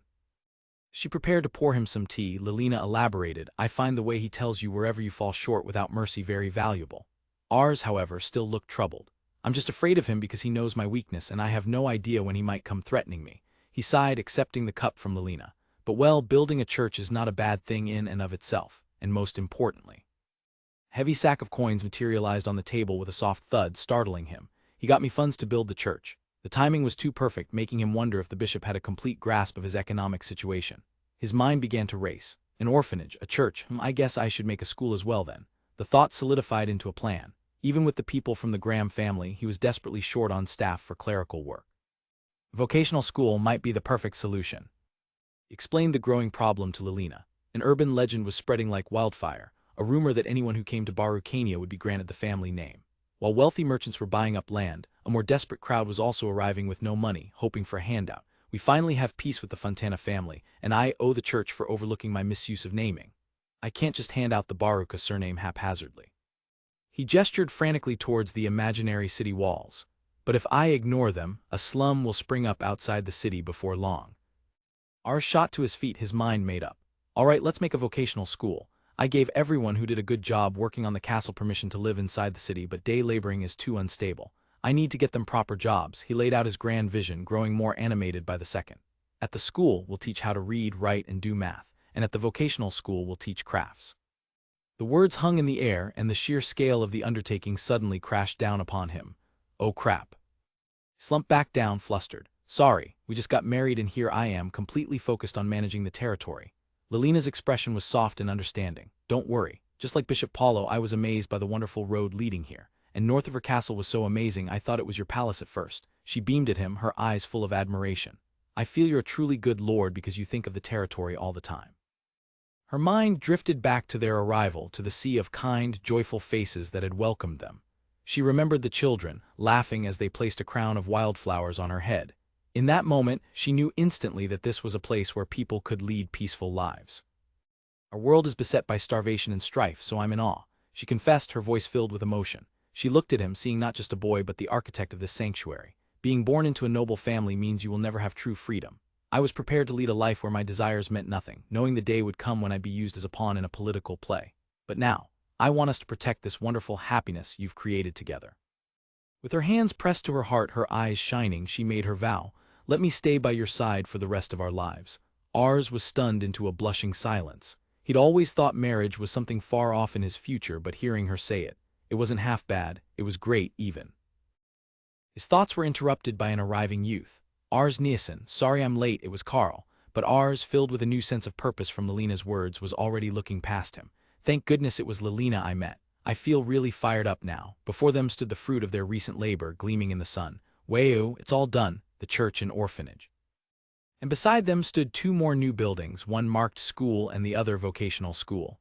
Carl stared in wonder at the sprawling complex. Amazing, Ars smiled, pleased with the result. It's a little away from the center, but there's plenty of space, right? Ars turned to the boy, a brilliant idea taking shape.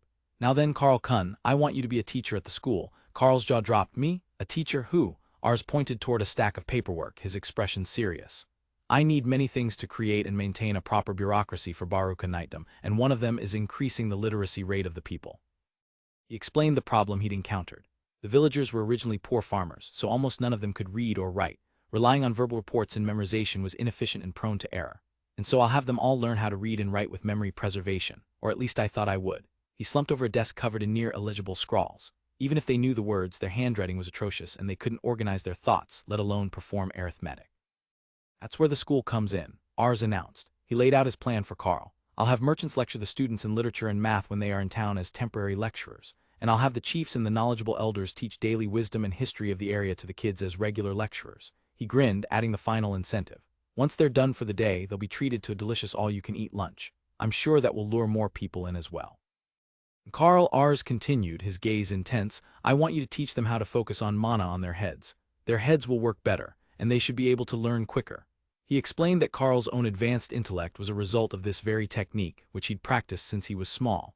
It was how he'd become smart enough to handle all the quality check documents for their projects.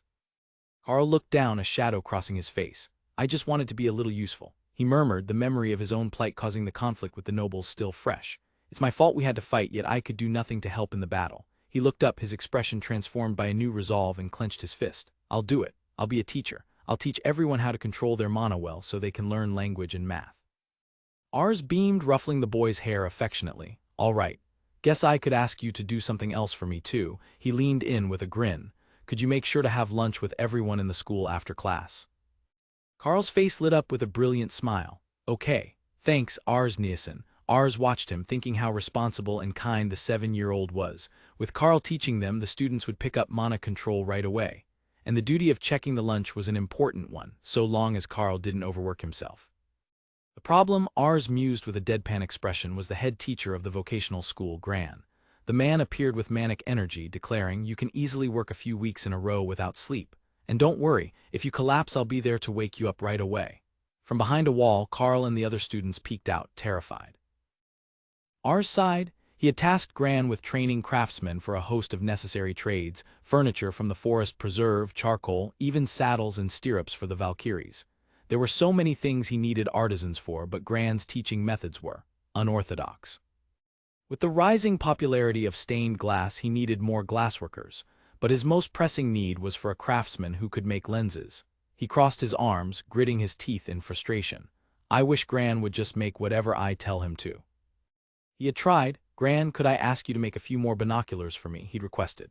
The craftsman had thrown his hands up in disgust. Making the same stuff again and again is a pain. That kind of boring work is more suited for someone like you, Ars Dono. The man was an innovator with incredible design skills but absolutely no desire for production. A useful but useless worker. Ars's plan to have students make copies of Gran's work was failing because his intensity was scaring them all off. Riding through a vast golden wheat field, Ars let the problem of Gran fade from his mind. The harvest would be soon. Whoa, what a sight, he exclaimed, the breeze rustling the stalks around him. I want to show this to Lilina. Familiar voice broke his reverie. That's right, General. The harvest is starting soon. It was Vargas, looking uncharacteristically grim. I pass through this wheat field every day on my way to and from the training area. Ars looked at him, confused. Isn't that a good thing? Vargas's expression darkened. But General, the harvest this year is gonna be way too much. I really hate thrashing, General, Vargas admitted with a deep sigh. He explained the laborious, traditional method. First, you beat the wheat in a bag to get the grain off the ear, then you sift it, letting the grain fall from a distance so the wind blows away the light trash, leaving only the heavy wheat behind. He looked out over the endless expanse of wheat, thoroughly dejected. General, I get all depressed just imagining thrashing this entire field. Ars patted his shoulder in solidarity. He understood. His ground leveling and soil improvement spells had massively increased the crop yield, but the local farming techniques hadn't progressed to match. largely because the long civil war had constantly pulled men away from the fields. "I think thrashing's a pain as well, you know," Ars said brightly, leading a surprised Vargas to a nearby structure. "And so I made this when I was a kid. It's a thresher." He presented a wooden contraption with a large comb, though its teeth were worn and tattered. "I'm not too happy with it. It's not very durable because the teeth are made of wood. I want to make one you can make rotate by stepping on a pedal, like this," Ars explained, his hands flying as he described the mechanism. Vargas's face lit up. That would indeed be helpful to have. A plan formed instantly in Ars's mind. "It's a good chance. I'll go tell Gran the gist of it and have him make it. Gran won't make more than one, so I'll have the vocational school students take notes as he makes it." The foot-powered thrashing machine worked like a dream. With a steady whirring sound, it stripped the grains from the stalks with incredible speed. "This is amazing, General," Vargas shouted over the noise, feeding another bundle in. "The thrashing will be over in a jiffy like this." Ars watched, relieved. "I want to have a few of them made and given out." Vargas grinned at him, wiping sweat from his brow. "Now that we've made a thrashing machine, I feel we just need one more thing. You've got another great tool in mind, don't you?" Ars flushed slightly. "Well, this one is just a thought. I have no idea whether we can even make it or not." Vargas laughed heartily. "How can I not be curious after you had such a convenient tool made?" "You always do such weird stuff, General," Vargas declared with a grin. "I'm looking forward to it." The words made Ars pause. "Wait, am I considered a weirdo by people?" He mulled it over as his Valkyrie nudged him. A small smile touched his lips. "Well, it's okay, I'm fine." As he rode back toward the magnificent castle where Lilina waited, he felt a sense of peace. Even if he was a weirdo, he was surrounded by people who trusted him enough to let him do as he pleased. He had a family. He would create a place where they could spend every day without worry. Waving brightly, he made a silent promise. "Let's do our best as a lord tomorrow as well." In a cold stone hall far away, a stern-faced commander issued his orders, his voice echoing off the walls. "Report any change, no matter how small. Send orders to all the nobles." His gaze was sharp and unforgiving. "We're reconquering Einred Hill. Time to end this old feud." The pedal-powered thresher was a resounding success, a clattering, whirring marvel of efficiency. But the next step, grinding the separated grain into flour, proved to be a maddening roadblock. Spread out on the floor amidst a sea of discarded schematics, Ars flopped in defeat. He had tried to improve the simple, human-powered querns, but every design was a failure. He let out a groan of frustration, biting his lip in thought. "Hey, why are you rolling around on the floor?" a cheerful voice asked. It was Carl holding a stack of documents. He surveyed the chaotic room, trying to build something new again. Ars sat up. "Yeah, Gran sketched out a basic design for me and I sent him off to lecture the workers, but I'm completely stuck." Carl's smile was encouraging. "Everyone's learning so quickly. You must be a wonderful teacher." With renewed energy, Ars grabbed a diagram and began to explain his grand vision. "It's a building I call a windmill. It uses these sturdy sails to catch the wind, transferring the force through axles and cogwheels to turn the querns automatically." Carl's eyes widened. Using the power of the wind is an amazing idea. He then tilted his head, pointing to the plans. "But if you already know how it works, what's troubling you? The blades won't turn if the wind isn't blowing the right way, right?" Ars slumped, the problem hitting him all over again. "I want to make it so the sails can be turned, but I have no idea how." Carl, however, looked untroubled. "Do you really need a function like that? It's not like we need to grind flour every single day of the year." He offered a brilliantly simple alternative. "Couldn't you just build 4 windmills, each one facing a different cardinal direction?" The simplicity of the idea struck Ars like a bolt of lightning. 4 windmills, of course. At least one would always be turning. He stared at Carl, a slow grin spreading across his face. Flexible thinking, I see. He realized he'd been too caught up in perfectly replicating technology from his old world. He scooped Carl into a hug. "You're so smart, Carl, stop it." Carl squirmed, embarrassed but pleased. So the plan was put into action. 4 towering windmills were erected in the northwest, where the vast wheat fields stretched to the horizon. With the new threshers and mills, even the magically increased harvest could be processed without delay. A burly farmer clapped Ars on the shoulder, his face beaming with gratitude. "I feel like the wheat fields will appear much less intimidating to me next year, thanks to you, General." "Argai finally found you, Ars Sama." A woman from the Graham family rushed towards him, out of breath. Ars froze, a blush of guilt creeping up his neck. "You were supposed to have a lesson in manners from Clara Sand today. It completely slipped my mind," she scolded. Carl Sama has been waiting patiently, and Clara Sand's silence is ominous. "Please hurry." Just as Ars was about to apologize, a rider thundered into the courtyard on a lathered horse. "Ars," the man bellowed, his face etched with urgency. "There's an envoy from Fontana, and it doesn't look like an internal squabble this time." Ars turned from his forgotten lesson, his expression instantly serious, and gestured to his subordinate. "Vargas, I'll leave this to you." From the castle ramparts, Ars and Carl watched the long column of soldiers marching out. The summons had always been for conflicts within Fontana's borders, brief month-long deployments, but this was different. This time they were marching east towards a piece of land known as Einred Hill. The journey alone would take a month. Factoring in the fighting and the return trip, winter might be upon them before they saw home again. "Are you all right, Carl?" Ars asked softly. The army was being deployed in force. Even Tryon San was gone, leaving only a few of the Graham family's men behind. "Carl, I'll be leaving Reincarnated in your hands." Carl clenched his fist, his gaze fixed on the departing soldiers. He knew that until now every task Ars had given him was just a way of looking after him, of teaching him, but this was different. With almost the entire army gone, the defense of their home rested on his shoulders. This was the land of the Reincarnated, and he was being trusted to protect it. With a surge of determination, Carl turned to Ars, "But this time it's different. I'm fine, this is my chance to repay Ars Nielsen." Ars watched him, a gentle smile touching his lips. "I see." He placed a hand on Carl's shoulder. "I know it's for Ars, but don't work yourself too hard." Carl nodded firmly. "I won't." As their own contingent rode out, a map of the region solidified in Ars's mind. Their first objective was to rendezvous with soldiers from Fontana City and other territories, where Carlos would assume overall command. The destination, Einred Hill, sent a chill down his spine. Going to Einred Hill must mean we're fighting the Uruk family again. His father chuckled from the saddle next to him. "Again? You were just a little kid when the Fontana and Uruk families last clashed. I believe it was around when you were making sandals and going around screaming 'money, money.'" Ars flushed with embarrassment. What a cutting way to put it. His father's smile was nostalgic. "Sure takes me back. I remember wanting a weapon for myself back then when I saw all the men leaving for war."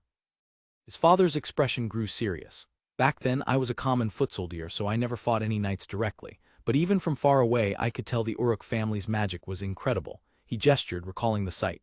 Just as you'd expect from the archenemy of the ice-wielding Fontana family, they wield the direct opposite. Ars's eyes widened in alarm. "You mean they use fire magic?"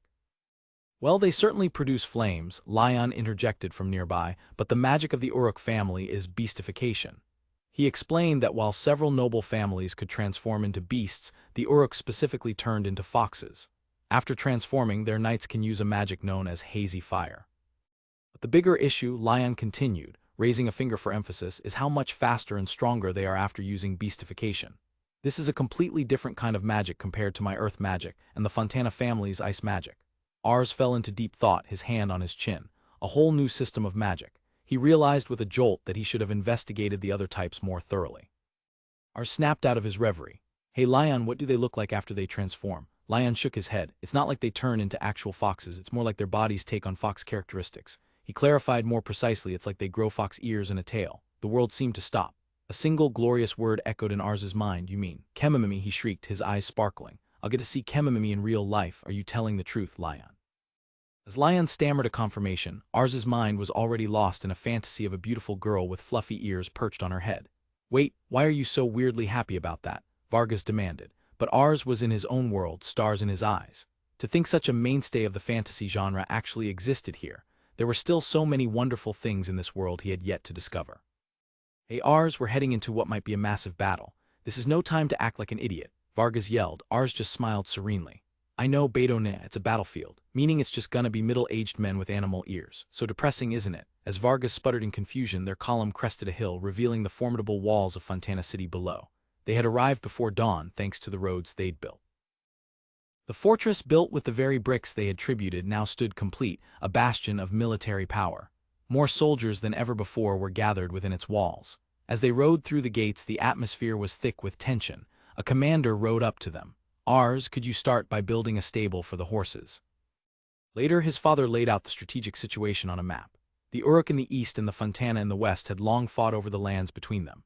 The one that has gone back and forth the most, thus being a battlefield more times than any other, is Einred Hill. It's the only truly defensible piece of land in the area.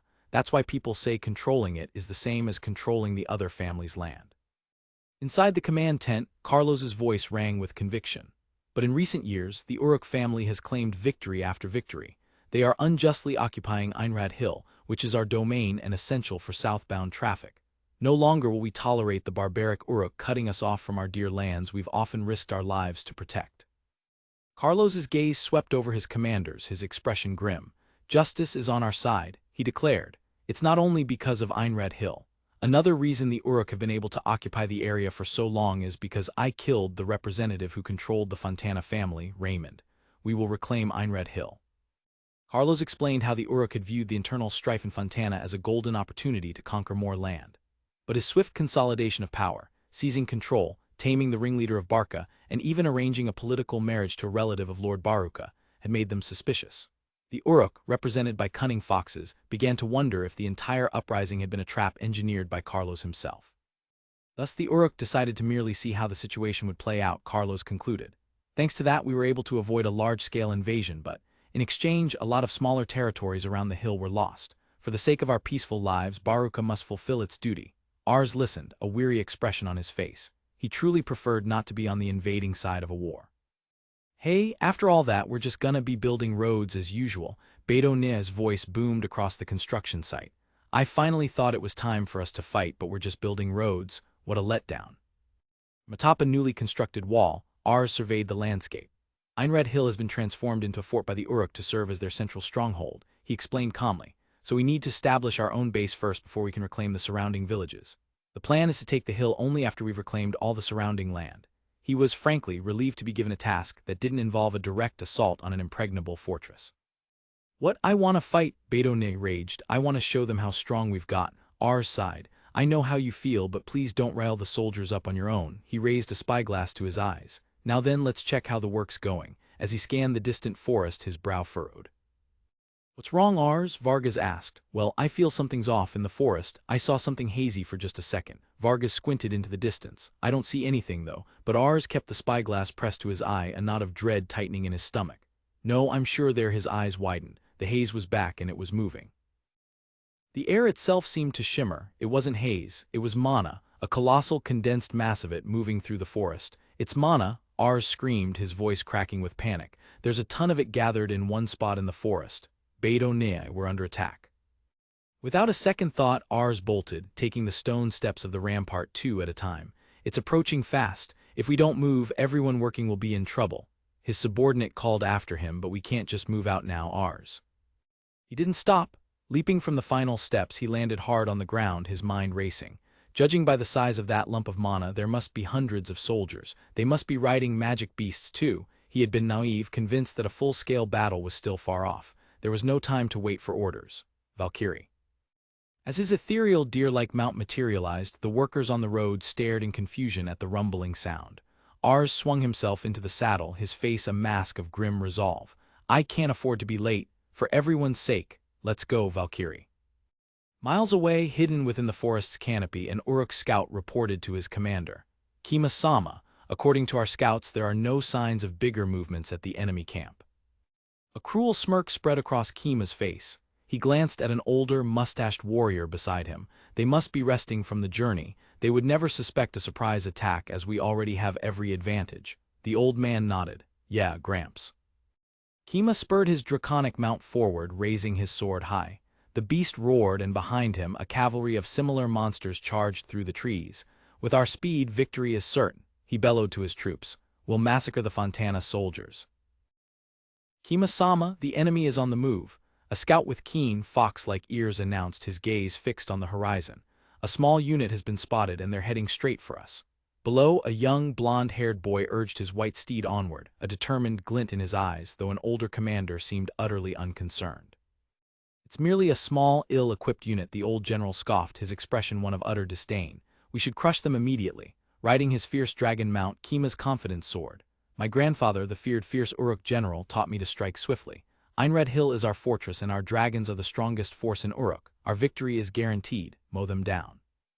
The enemy's charge was a straight, brutal line, trampling trees and tearing through the undergrowth.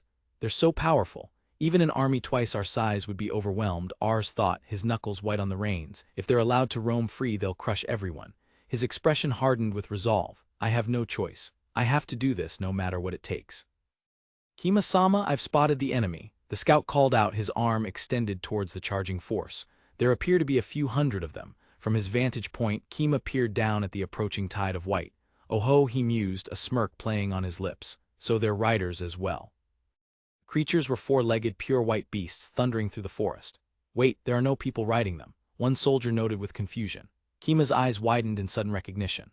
That must be the Magic Beast Squad we heard about. The rumors were true. The de facto leader of Fontana, Raymond, was brought down during the Barucan Rebellion by a boy not yet 10, and the deciding factor had been a swarm of beasts that sowed chaos on the battlefield.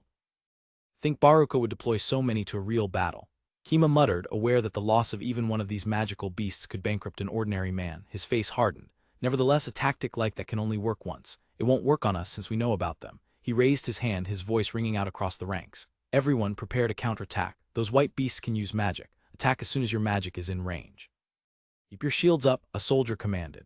Another pointed towards the front of the stampede. It seems somebody is riding the beast leading the squad. Judging from the size, it's just a kid. Kima's eyes narrowed on the blonde figure. I see. That must be the giant slayer from Baruka Ars. A cruel, confident smirk spread across his face. Looks like he's just a naive, rash, and stupid kid who thinks the same tactic will work twice.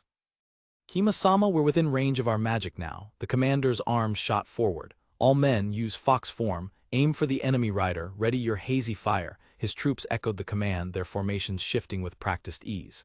Everyone into spear formation. Just as Kima bellowed fire, the impossible happened. The herd of white beasts, instead of charging into the attack, suddenly split apart, fanning out in two directions. They're splitting up, Kima cried in disbelief. From the center of the chaos, Ars's command cut through the air, scatter, make a wall. Where the magic beasts ran, the very earth erupted. Huge, solid walls of stone sprouted from the ground, rising in an instant. What? Kima stared, bewildered. Did he judge our power and try to avoid a direct confrontation? He scoffed. Doesn't that idiot know how fast our dragons are? But a panicked shout from below cut him off. Kima-sama, watch out.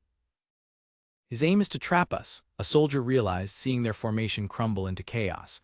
We must turn immediately, the old general roared. Avoid the walls, but it was too late. No, Kima-sama, we're in full gallop. If we stop now, the people behind us will crash straight into us. The trap was closing. We need to escape before we're completely surrounded. Sickening crunch of bone and stone echoed through the corridor of walls. Gramps, this sound. Kima began, his face pale. The old general winced. The rear guard wasn't informed in time. They couldn't retreat. Kima's gaze shot towards the unblemished stone. But why wouldn't we even see the slightest shake from those walls? Some of our dragons are of the highest weight class, he raged. Making such a sturdy wall in only a moment. It should be impossible. What in the world have I just witnessed? Kima thought, his mind reeling. Then he saw it, a gap in the ever-growing prison. There, the exit, he yelled, spurring his dragon on. We need to escape before we're completely enclosed. From outside the closing walls, Ars's voice was calm and cold. We can always rebuild and return. He called out to his beasts, then his command shifted to his human allies. Everyone, fire ice spear. Kima's blood ran cold. Did he just say? Not good, ice spears incoming. Kima twisted on his mount, pointing frantically at the boy outside the walls. Counter with hazy fire. But his order was futile. Our formation's a mess, we're riding in a narrow column. A rider lamented as he tried to unleash the spell. The dragons, packed tightly together, couldn't aim properly, their fiery breath sputtering uselessly as the volley of ice descended upon them, impaling riders and mounts in a storm of frozen death. The screams of men and beasts died down, replaced by a grim silence. Bodies and wreckage littered the narrow passage. I see, Kima whispered, his eyes wide with horror. We're nothing but fish in a barrel. His grandfather's voice was choked with regret. Kima-sama, this disaster is all my fault, but Kima shook his head, his expression hardening. No, Grandpa. Certainly I don't see any way out of this. Kima admitted, his gaze locking onto the distant figure of Ars. But that's why we have to at least take the head of the enemy. He raised his voice in a final, desperate command. Everyone, charge forward, ignore the ice spears. But as he turned, a deep, resonant rumbling began to shake the ground. Gramps. Standing atop the newly formed rampart, Ars gave a single, quiet command that sealed their fate. Close the walls. Kima's eyes widened in sheer terror. The stone slabs ground together with finality, entombing the last of the Uruk dragon riders. From his vantage point, Ars watched the trap complete its work. Wall creation. Ice spear, he murmured. Sorry, Gramps, it seems I won't be able to avenge you. Below, a perfect circle of stone stood as a monument to the swift, brutal battle. As Ars's allies galloped up, a man with a dark headband reined in his horse sharply. Hey, Ars, you idiot, he bellowed. Beidou ne, you're late. You're the one who charged in all on your own. Beidou ne fumed. Ars simply gestured towards the stone enclosure. Anyway, I was somehow able to beat back the enemy. I think there are still some Uruk soldiers alive inside the walls, though. He turned to the newly arrived troops. Fire ice spears through the gaps and wipe them all out.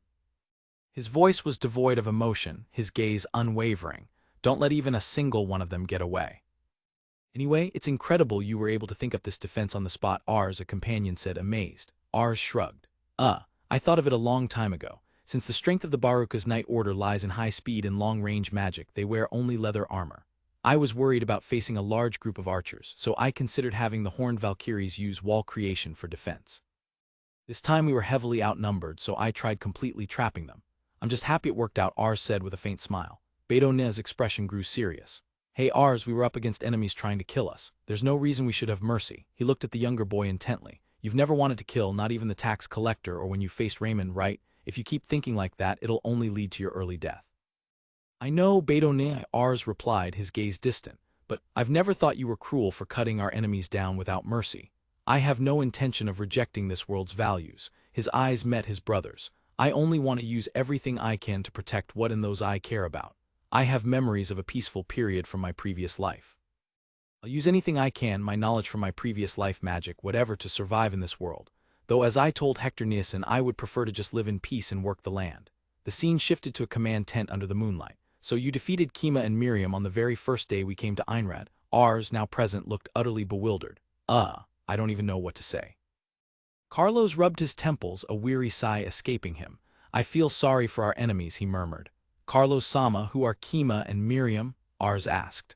Kima was the heir to the Uruk family and Miriam was a general who served as his aide. Kima was only a 21-year-old greenhorn, but Miriam was a seasoned leader known as the Fierce General. The problem here, Carlos stated, looking down at the boy from his command chair, is your achievement is too great. Now the other knights need achievements to match yours. Ars shuffled his feet. I didn't know it would have that kind of downside.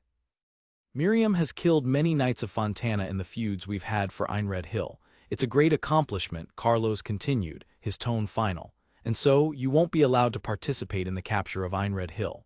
Ars's face was a mask of pure shock. The shock on Ars's face melted away into quiet, unrestrained joy. Yay, I didn't want to fight, he thought, barely containing his relief. Can I really? He asked aloud. Yeah, you can, Carlos replied, eyeing him strangely. He's always so weird. A side objective of this war was to gauge how hard the men who were in the Raymond faction would work for my sake. If they work hard, I will guarantee their status.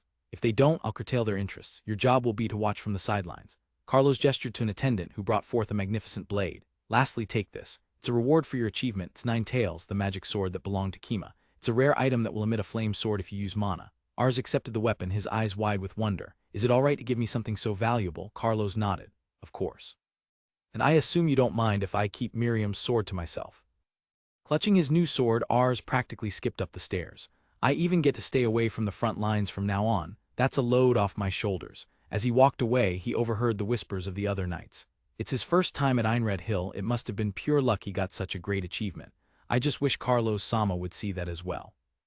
Kima and Miriam must have been worthless generals too to get taken out by such a country bumpkin, another knight sneered. The words hit Ars like a physical blow, and the cheerful expression vanished from his face, replaced by a cold, hard glare. He tried to shake off their words, forcing a smile as he admired his prize. Oh boy, what a sweet sword I got. I'll do my best to make camps for everyone, he announced to his friends. Internally, however, the resentment lingered. I don't want to get on their bad side after all, he thought, his grip tightening on the hilt. Still. He gazed at the intricate craftsmanship of the blade, a flicker of respect in his eyes. This sword must have been passed down in the Uruk family for generations. A silent vow formed in his mind, a promise to the defeated foe. I'll put it to good use, Kima. Lord Ars, I know you must be tired, a young knight named Leon began, his voice tight with frustration as he stood in the Balka base, but I have something I'd like to suggest. His agitation was palpable. Why isn't he going to the front lines? Not showing up on the battlefield doesn't make sense. Another commander attempted to placate him. Thanks to Lord Ars's performance, we can capture Einred Hill faster than scheduled. However, with the surrounding village recapture and then the hill assault, it will take a full lunar cycle. Leon's jaw dropped. A whole month? Seriously. You're not participating in the hill assault after we perfect our defenses. Leon pressed, turning his attention to Ars. We Balka forces will hold off Uruk's reinforcements. Ars, looking thoughtful, calmly countered the point. But we already have a separate unit attacking the northern city of Burma from Einred Hill to stop reinforcements, right? Like a diversion. Leon faltered, his argument deflating in an instant. That's right. And let's make sure the reinforcements can't reach the hill. Leon insisted, his passion reignited.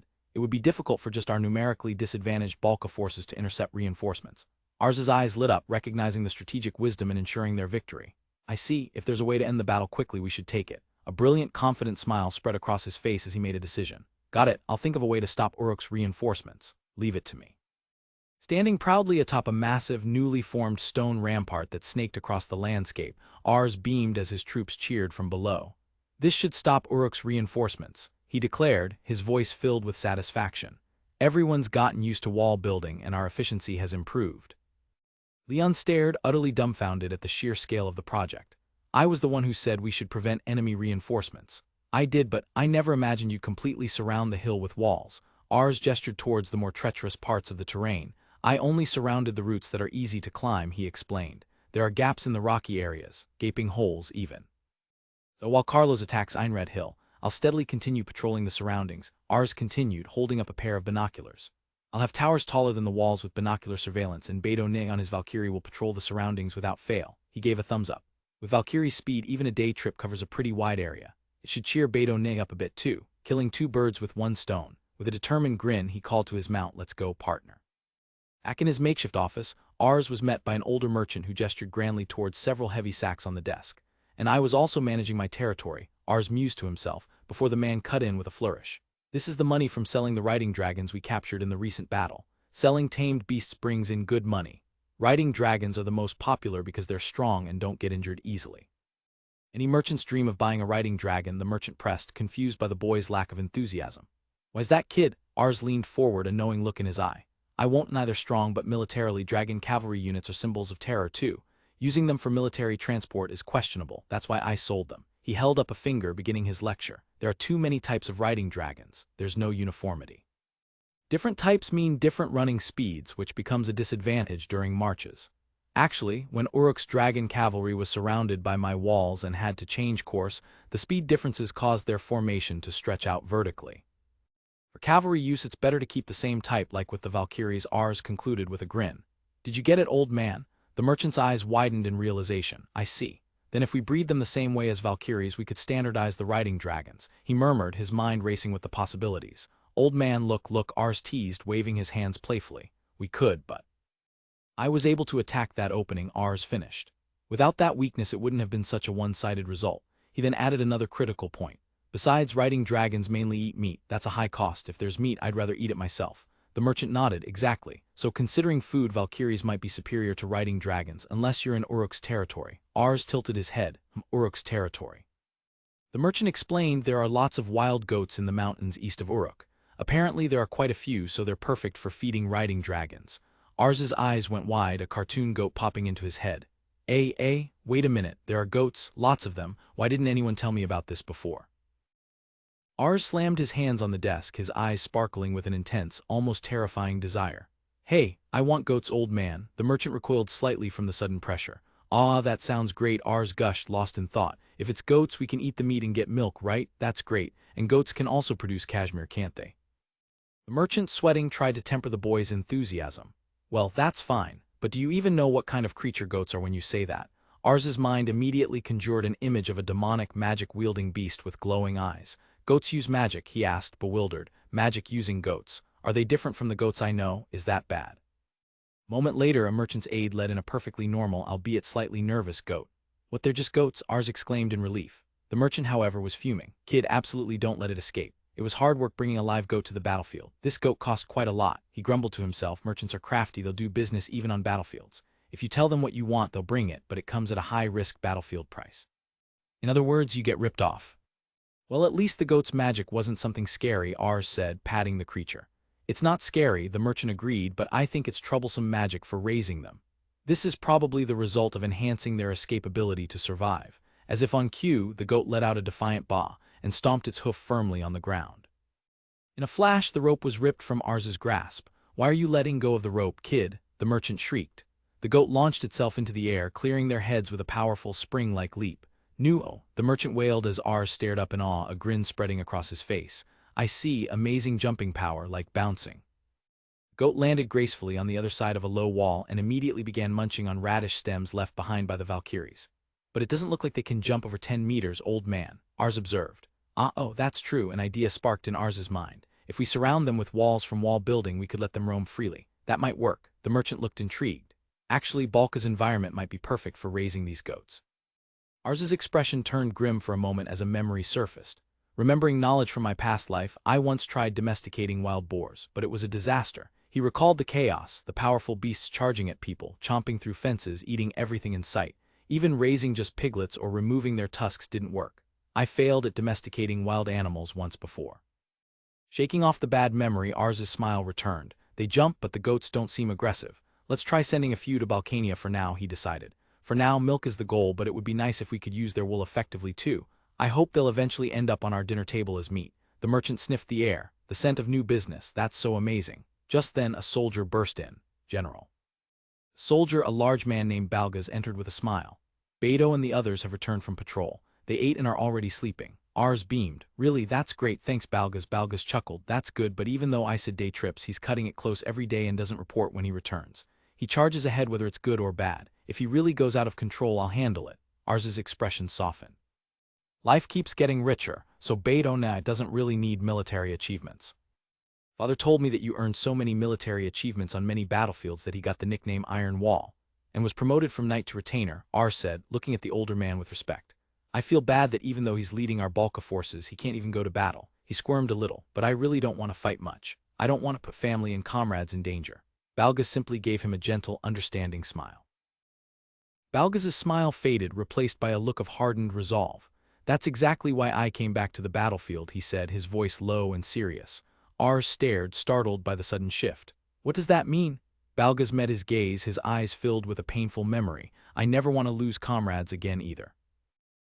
Balgas's words hung in the air, a heavy silence settling between them. Ars's mind, however, was already drifting to the broader conflict. While Uruk's morale was plummeting, the Fontana army, inspired by his own unexpected victories, was filled with a fiery motivation. Many knights eager for glory likely envisioned a swift, heroic path to honor under the new Lord Carlos. But Ars knew the grim reality of a siege, a brutal, grinding affair of climbing over the corpses of fallen comrades, day after day, enduring a hail of arrows and stones until the fortress finally broke. If I host a banquet, Ars mused to himself, a gentle smile on his face as he imagined patting a subordinate's head, maybe those dissatisfied with me will calm down a bit. And so, with the successful conclusion of his first major expedition, a celebration was held under the crescent moon, or so I thought. Reason Fontana's morale never dropped was because you achieved such great military honors, Lord Ars. A young knight declared, his voice ringing with admiration. Everyone charged with fierce determination, not wanting to be left behind by you. Ars, caught off guard by the praise, could only stammer, by the way. I seem to have stood out badly again. The knight pressed on. Since the conquest was successful, we'll have a little celebration, right? With a cheerful, open-armed gesture, Ars agreed. Yes, we should do that. Just as the festivities were getting underway, Leon burst into the hall. Lord Ars, he shouted, his face alight with excitement. Our forces have successfully captured Einred Hill. Ars's jaw dropped in disbelief. Really, that's fast, Leon beamed, his cheeks flushed with pride. It's only been 2 weeks. Even though we crushed the dragon cavalry first, it wasn't supposed to take less than a month. Surrounding the hill with walls and cutting off Uruk's reinforcements was a huge success. Right, Ars declared, his arms thrown wide in triumph. Sounds good. Let's serve enough for all Fontana soldiers, including the peasants, to drink. Old man arranged for alcohol. As the men roared their approval, he quickly added, give extra drinks to those on guard duty first. Balka will handle the night watch during the celebration, so father, I'll leave the troop assignments to you. Leon, ever the worrier, interjected, hey, Lord Ars still can't drink alcohol yet. And everyone else, don't drink too much either. Ars just smiled sheepishly, his hands held up in a placating gesture. Raising his cup to the cheering soldiers, Ars's voice cut through the din. After regaining our strength at the banquet, we'll head to the northern city of Burma where the separate unit is. Suddenly, a figure appeared at the edge of the torchlight, his presence immediately silencing the nearby soldiers. Lord Carlos stood there, his expression unreadable. Ars stammered, raising a hand in confusion. May I ask a question, Lord Carlos? Wasn't the Burma conquest just a diversion to draw Uruk forces away from Einred Hill? Carlos met his gaze, his voice steady and cool. That was until we conquered Einred Hill. Carlos raised his voice, addressing not just Ars but the entire assembly. Now that we've conquered Einred Hill, heading to conquer Burma, which has equal value, is natural. The reports from the Burma separate unit aren't encouraging. Therefore, we will go to their rescue. His gaze locked onto Ars, his next words landing like hammer blows. And this Einred Hill will be temporarily entrusted to you, Ars von Balka. You will hold this hill until I return from conquering Burma. No, wait. Hold on, Lord Carlos, Ars cried, rushing forward as Carlos took a seat. The Balka army is mainly cavalry and small in number. No matter how many walls we build to strengthen defenses, there are limits. Carlos waved a dismissive hand. Then I grant permission to recruit new soldiers from the villages around the hill. Ars's face contorted in frustration. That's not the issue. No, no. Rest will head to the Burma conquest with me, Carlos announced, ignoring Ars's protests. Those who distinguish themselves will be greatly promoted. As the other knights roared in excitement, Ars muttered in desperation, wait, Balka is strong in field battles, but defending the hill requires coordination with multiple units. We don't have enough personnel to command regular soldiers right now. Just as he trailed off, a voice cut through the noise. Lord Carlos. I would like to help Lord Ars defend this hill, if that's acceptable. Carlos glanced at the man who had stepped forward. Very well, Paicha and his retainers will remain here. Yes, sir, the knight replied with a crisp bow. Ars stared, racking his brain. Who was that again? I feel like I've seen him before. Paicha. The memory clicked into place, the face of a captured enemy knight, wounded but defiant after the battle against Raymond. As Lord Carlos rode out with his forces, Ars turned to the knight. What are your intentions, Sir Paicha? He was from peasant origins in New Balgas, if I recall. Wouldn't you have gained more military honors by accompanying Lord Carlos? Paicha met his gaze with a calm smile. Well, even someone like you wouldn't easily defend this hill with just Balka's forces. Honestly, I think there are honors to be gained by helping with the defense here. Ars's expression hardened, shadows falling across his face. I'm not good at probing each other's intentions, so I'll ask directly. What is your aim, Sir Paicha? He took a step closer, his voice low and intense. Are you planning to avenge the late Sir Raymond? Paicha considered the question for a moment. No matter what I say, you probably won't believe me, but... I'll put it simply, Paicha declared, a genuine smile spreading across his face as he pointed a thumb at himself. I was impressed by your way of fighting. Moreover, Balgas is here, who's also from peasant origins and has fought alongside me. I judged that speaking up here was the best way to continue fighting alongside you. He looked Ars straight in the eye, his expression earnest. Whether I can trust you or not aside like Balgas, I'll work with all my might to earn your trust. Balgas, standing nearby, added his own assessment. Paicha isn't just strong. He's experienced on battlefields and always makes calm judgments to keep himself and his comrades alive. He's a knight who promotes capable soldiers to become his retainers. The pieces suddenly fell into place for Ars. The retainers that Paicha has promoted can be used as commanders to lead regular soldiers. In other words, I can get the military strength I need to defend Einrad Hill. Well, it's Lord Carlos's decision anyway, Paicha said with a shrug. Please take care of us, he offered a confident smile. Ars turned away with a quiet HMPH. I had a bad feeling about this, he thought, gazing out at the newly conquered hill. But we have to use what we can and do what we can. For now, let's have Leon and the Graham family members work together and not neglect surveillance. That night, under the light of a full moon, a change began. Deep within the woods, a muscular, masked figure stood as if awakening. With a series of sharp cracks, his form seemed to shift, and pristine white feathers drifted down through the silent air. Standing before the assembled men on the newly conquered hill, Ars's voice cut through the murmurs of the camp.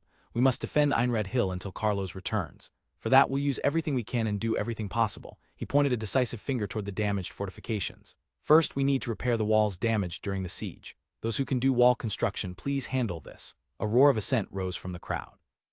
Then turned to his most trusted advisors. Leon, how long do we need to defend this place? The conquest of Burma has become a siege, it won't be short. Please calculate the expected defense period, even roughly. Also, I need a proposal for troop deployment. Leon's expression hardened with focus. Yes, Ars then caught the eye of the quartermaster. Old man, arranged for enough food to be secured and brought in to last for the period Leon calculates. The merchant gave a sly, confident grin. I'll stock up extra. Father and Matic, please return to Balkania and recruit more soldiers. Ars commanded. His father nodded grimly. Understood, leave it to us. His gaze then fell upon the hulking form of Balgas. Balgas, I want you to gather soldiers from the surrounding villages. Since these villages have been ruled by the Uruk family for years, make sure they understand and follow Balka's rules from now on. With a stoic expression, Balgas simply replied, understood. Brother Bite, Ars called out, turning to the energetic scout. Bite beamed, striking a pose. Yeah, I want you to construct defensive lines with May. Bite's confident expression immediately dissolved into a mask of confusion. Defensive lines, what's that? Ars paused, trying to find the right words. Just strengthening defenses won't always work, so I want to be ready to sally forth when needed. Bite threw his hands up in frustration. Hey Ars, tell me so I can understand. That's too complicated, I don't get it. Ars simplified his explanation. In other words, when we spot enemies, I want to prepare to intercept them using smoke signals and messengers before we're forced to hide in the castle. You patrol daily and know the Uruk reinforcement routes, right? I need you to show me the best locations to build watchtowers. Understanding finally dawned in Bite's eyes. Ooh, I see, so that's what you mean. Why didn't you say that from the start? He grabbed Ars's arm, already pulling him along. There's a place I've been curious about. Let's go, Ars. All right, everyone, proceed with your tasks. Ars shouted, his voice echoing across the grounds. With a final, sweeping gesture to the assembled forces, he made his declaration. "We will defend Einred Hill no matter what." And so, as the men murmured amongst themselves and filed towards the fortress, the Balka army's defense of Einred Hill began. Looking over the sea of new recruits, Ars beamed. While quite a lot gathered, Balgas stood beside him, arms crossed. "They're all second and third sons from farming families, though." Reassuring, he added with a wry smile. Murmurs rippled through the crowd. "Hey, that's Ars, right? He really is just a child." Another whispered, "Thanks to the general's popularity, everyone volunteered." Apparently he completely crushed Kilmaz's dragon cavalry too. Balgas leaned in, his voice low. "Gathering people is good, but how do you plan to defend this place, General?" "Standard tactic is to use bows from atop the castle walls," Balgas continued, his expression turning serious. "But probably none of these guys can use bows. They're all peasants and learning archery takes time." "True," Ars conceded. "Anyone can throw bricks at enemies climbing the walls, but wouldn't it be better to act before they even get close?" A brilliant smile lit up his face as he raised a finger. "That's why we'll also use catapults." He gestured towards a massive wooden war machine, a reinforced brick catapult that dwarfed the men standing beside it. "I had the prototype Gran and I made in Balkania saved in memory storage," Ars announced proudly, patting his head. Balgas stared at the engine of destruction, his eyes wide with disbelief. Something amazing. Days later, Ars's father returned from his recruiting trip to Balka. He and his companion stopped dead at the edge of the camp, stunned by the sight before them. The entire landscape around the fortress had been transformed. "We only made a round trip to Balka for recruiting, but hasn't the terrain changed?" Ars appeared, a cheeky grin on his face. "Well, I just dug a moat outside the usual walls. When you excavate around a hill, it ends up looking like this." His father looked horrified. "It would be no joke if it collapsed. The sides are reinforced with 2 layers of wall construction, so it's fine," Ars reassured him, just as a deep echoing boom reverberated through the ground. "What's this sound that's been echoing?" his father asked, his face pale. "It's test firing the catapults," Ars explained calmly, pointing off into the distance. "We're launching reinforced bricks to check range and direction for training. We're avoiding this route so it's safe." His father, however, was already scrambling for cover. "Let me inside quickly." Ars turned to Balgas, his expression earnest and sparkling with pride. "It's a machine that launches bricks far away, but I think it has enough power to damage even you with a direct hit, Balgas. Since it's reinforced, I'd like to ask, can you make those in time from now on?" Balgas stared at the aftermath of a test shot. A thick, iron-banded shield had been utterly obliterated, its fragments scattered across the ground. He looked from the wreckage to Ars, a look of dawning respect on his face as he recalled the boy's words about considering his tactical advice. Preparations were comprehensive. They installed several catapults inside the fortress, each with massive piles of bricks on standby. The gaps in the surrounding walls were completely sealed, and the outer walls were modified for interception. Finally, based on Byte's experience, multiple watchtowers were erected, their smoke signals allowing for instant communication across the territory. Thus, Einred Hill was transformed into the ironclad Einrad Rock. Pycha sighed, rubbing his temples as he looked over the bizarre but formidable defenses. "Good grief. Ars really does things in an outrageous way. We have no choice but to do this if we want the Balka army to defend this place. Tell that to Lord Carlos, who made the unreasonable demand tilde." "Well, though, seeing this, the Uruk family probably won't even attack," Ars's father said with a confident laugh. "If I were them, I wouldn't want to fight someone who builds such an outrageous fortress." Ars offered a weak smile. "I hoped you were right, but reality wasn't so sweet." Suddenly, a frantic shout cut through the air from the direction of the ramparts. "Ars!" A soldier scrambled up to the command post, his face pale with urgency. He pointed frantically towards the horizon. "Smoke signals are rising from the northeast watchtower." Ars didn't hesitate for a second. "Brother Byte and I will head out first," he yelled, already breaking into a sprint. "Leon, organize the elite light cavalry and send them to the northeast watchtower." Leon snapped to attention. "Yes." From the vantage of the watchtower, Ars peered through a pair of binoculars. The enemy force swarmed across the plains below, a disorganized but massive column of men and wagons. "Their formation is messy and hard to count," he murmured, his brow furrowed in concentration. "At least 3,000, possibly up to 5,000. They have more tamed beasts than expected, too." Beside him, Byte shifted impatiently. "What do we do? Launch a preemptive strike?" Ars lowered the binoculars, his expression grim. "No. Even with the advantage of fortress siege defense, it'll be quite difficult if it's 5,000, Ars reasoned, his voice tight with the weight of command. "Our Balka cavalry is only about 200 riders. Even with the horned ones, we're at too much of a disadvantage." Byte threw his hands up. "You're planning to let them advance without doing anything?" "Right now, we need to send messengers to request reinforcements from Lord Carlos and the fortress in case this becomes a siege," Ars stated calmly, already thinking several steps ahead. Even though there's a good distance to the fortress, we can't just leave this as it is. Cunning smile replaced the worry on Ars's face.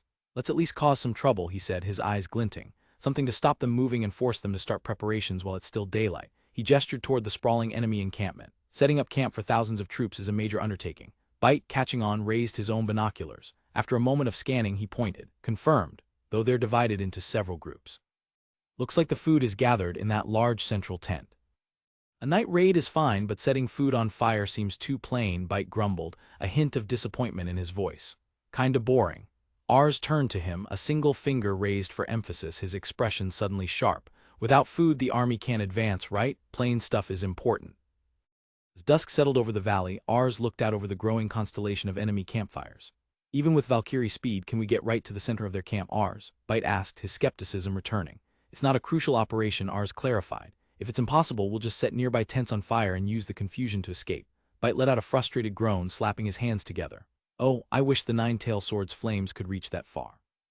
Ars, you have such an amazing sword, but you're being too greedy. Bite exclaimed, his voice echoing in the small watchtower. Brother Bite, you're too loud, Ars chided gently. True, the nine-tailed sword's flames burn with heat so you can only dodge, but it also has the drawback of heavy magic consumption.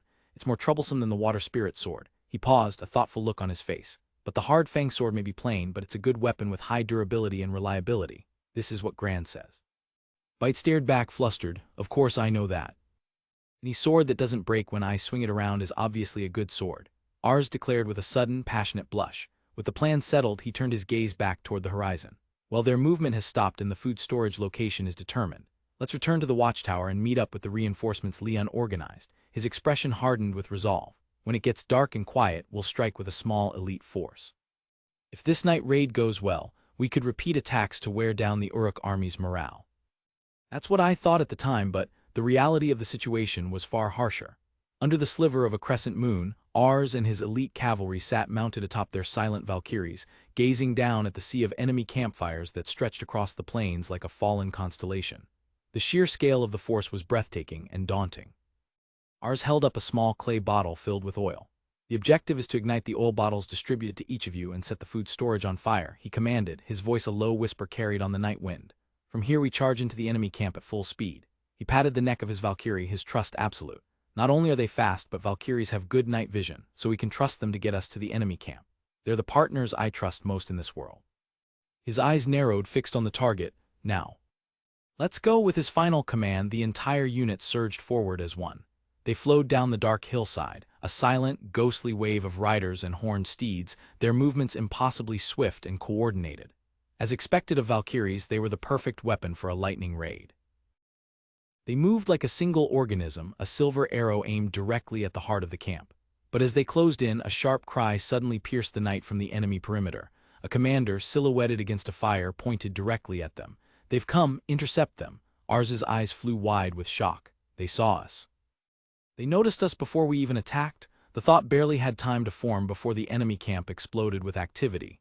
Torches flared to life, illuminating the entire area. There they are, over there. The shouts came from all directions, a wave of instant communication that defied logic. This speed, it could only be. One of his riders cried out, pointing a trembling finger. Look at those enemy soldiers over there. Their beast transformed. The horrifying truth crashed down on Ars. The soldiers had fox ears and tails sprouting from their heads and bodies. The Uruk family's magic. Don't tell me, he breathed, his strategy crumbling in an instant. The physical enhancement from beast transformation also improves hearing. The beast-transformed soldiers could hear all our movement sounds. The element of surprise was gone. Brother Bite, let's give up on the food storage. Ars yelled, his voice cutting through the rising din. Without slowing down, let's set fire to as many tents as possible. But as they veered from their original path, a guttural roar echoed from the enemy lines. One of the beast men began to swell, his body contorting as a monstrous power erupted from within. Gah! The transformation was terrifyingly fast. Where a soldier had stood, there was now a giant, a hulking brute whose enraged roar Groa shook the very ground. It towered over the charging cavalry, a nightmarish silhouette against the flickering flames of the camp. Ars stared up into the creature's shadowed, inhuman face, his blood turning to ice. The sheer scale of the threat was beyond anything he had prepared for. A single, desperate command tore from his throat, raw with panic. Scatter. Retreat, Ars bellowed, wrenching his Valkyrie's reins to swerve away. An attack is coming. The giant swung a colossal dark shape through the air, and the once perfect formation of the elite cavalry shattered, riders peeling off in every direction to escape the devastating blow. Glancing back even as he fled, Ars's mind raced to analyze the new threat. What is that giant? Where on earth did it come from? His eyes widened as he identified the weapon. It was swinging a massive log, an entire tree trunk like a simple club. There was no giant like this in the camp until just now. It's 5 meters tall.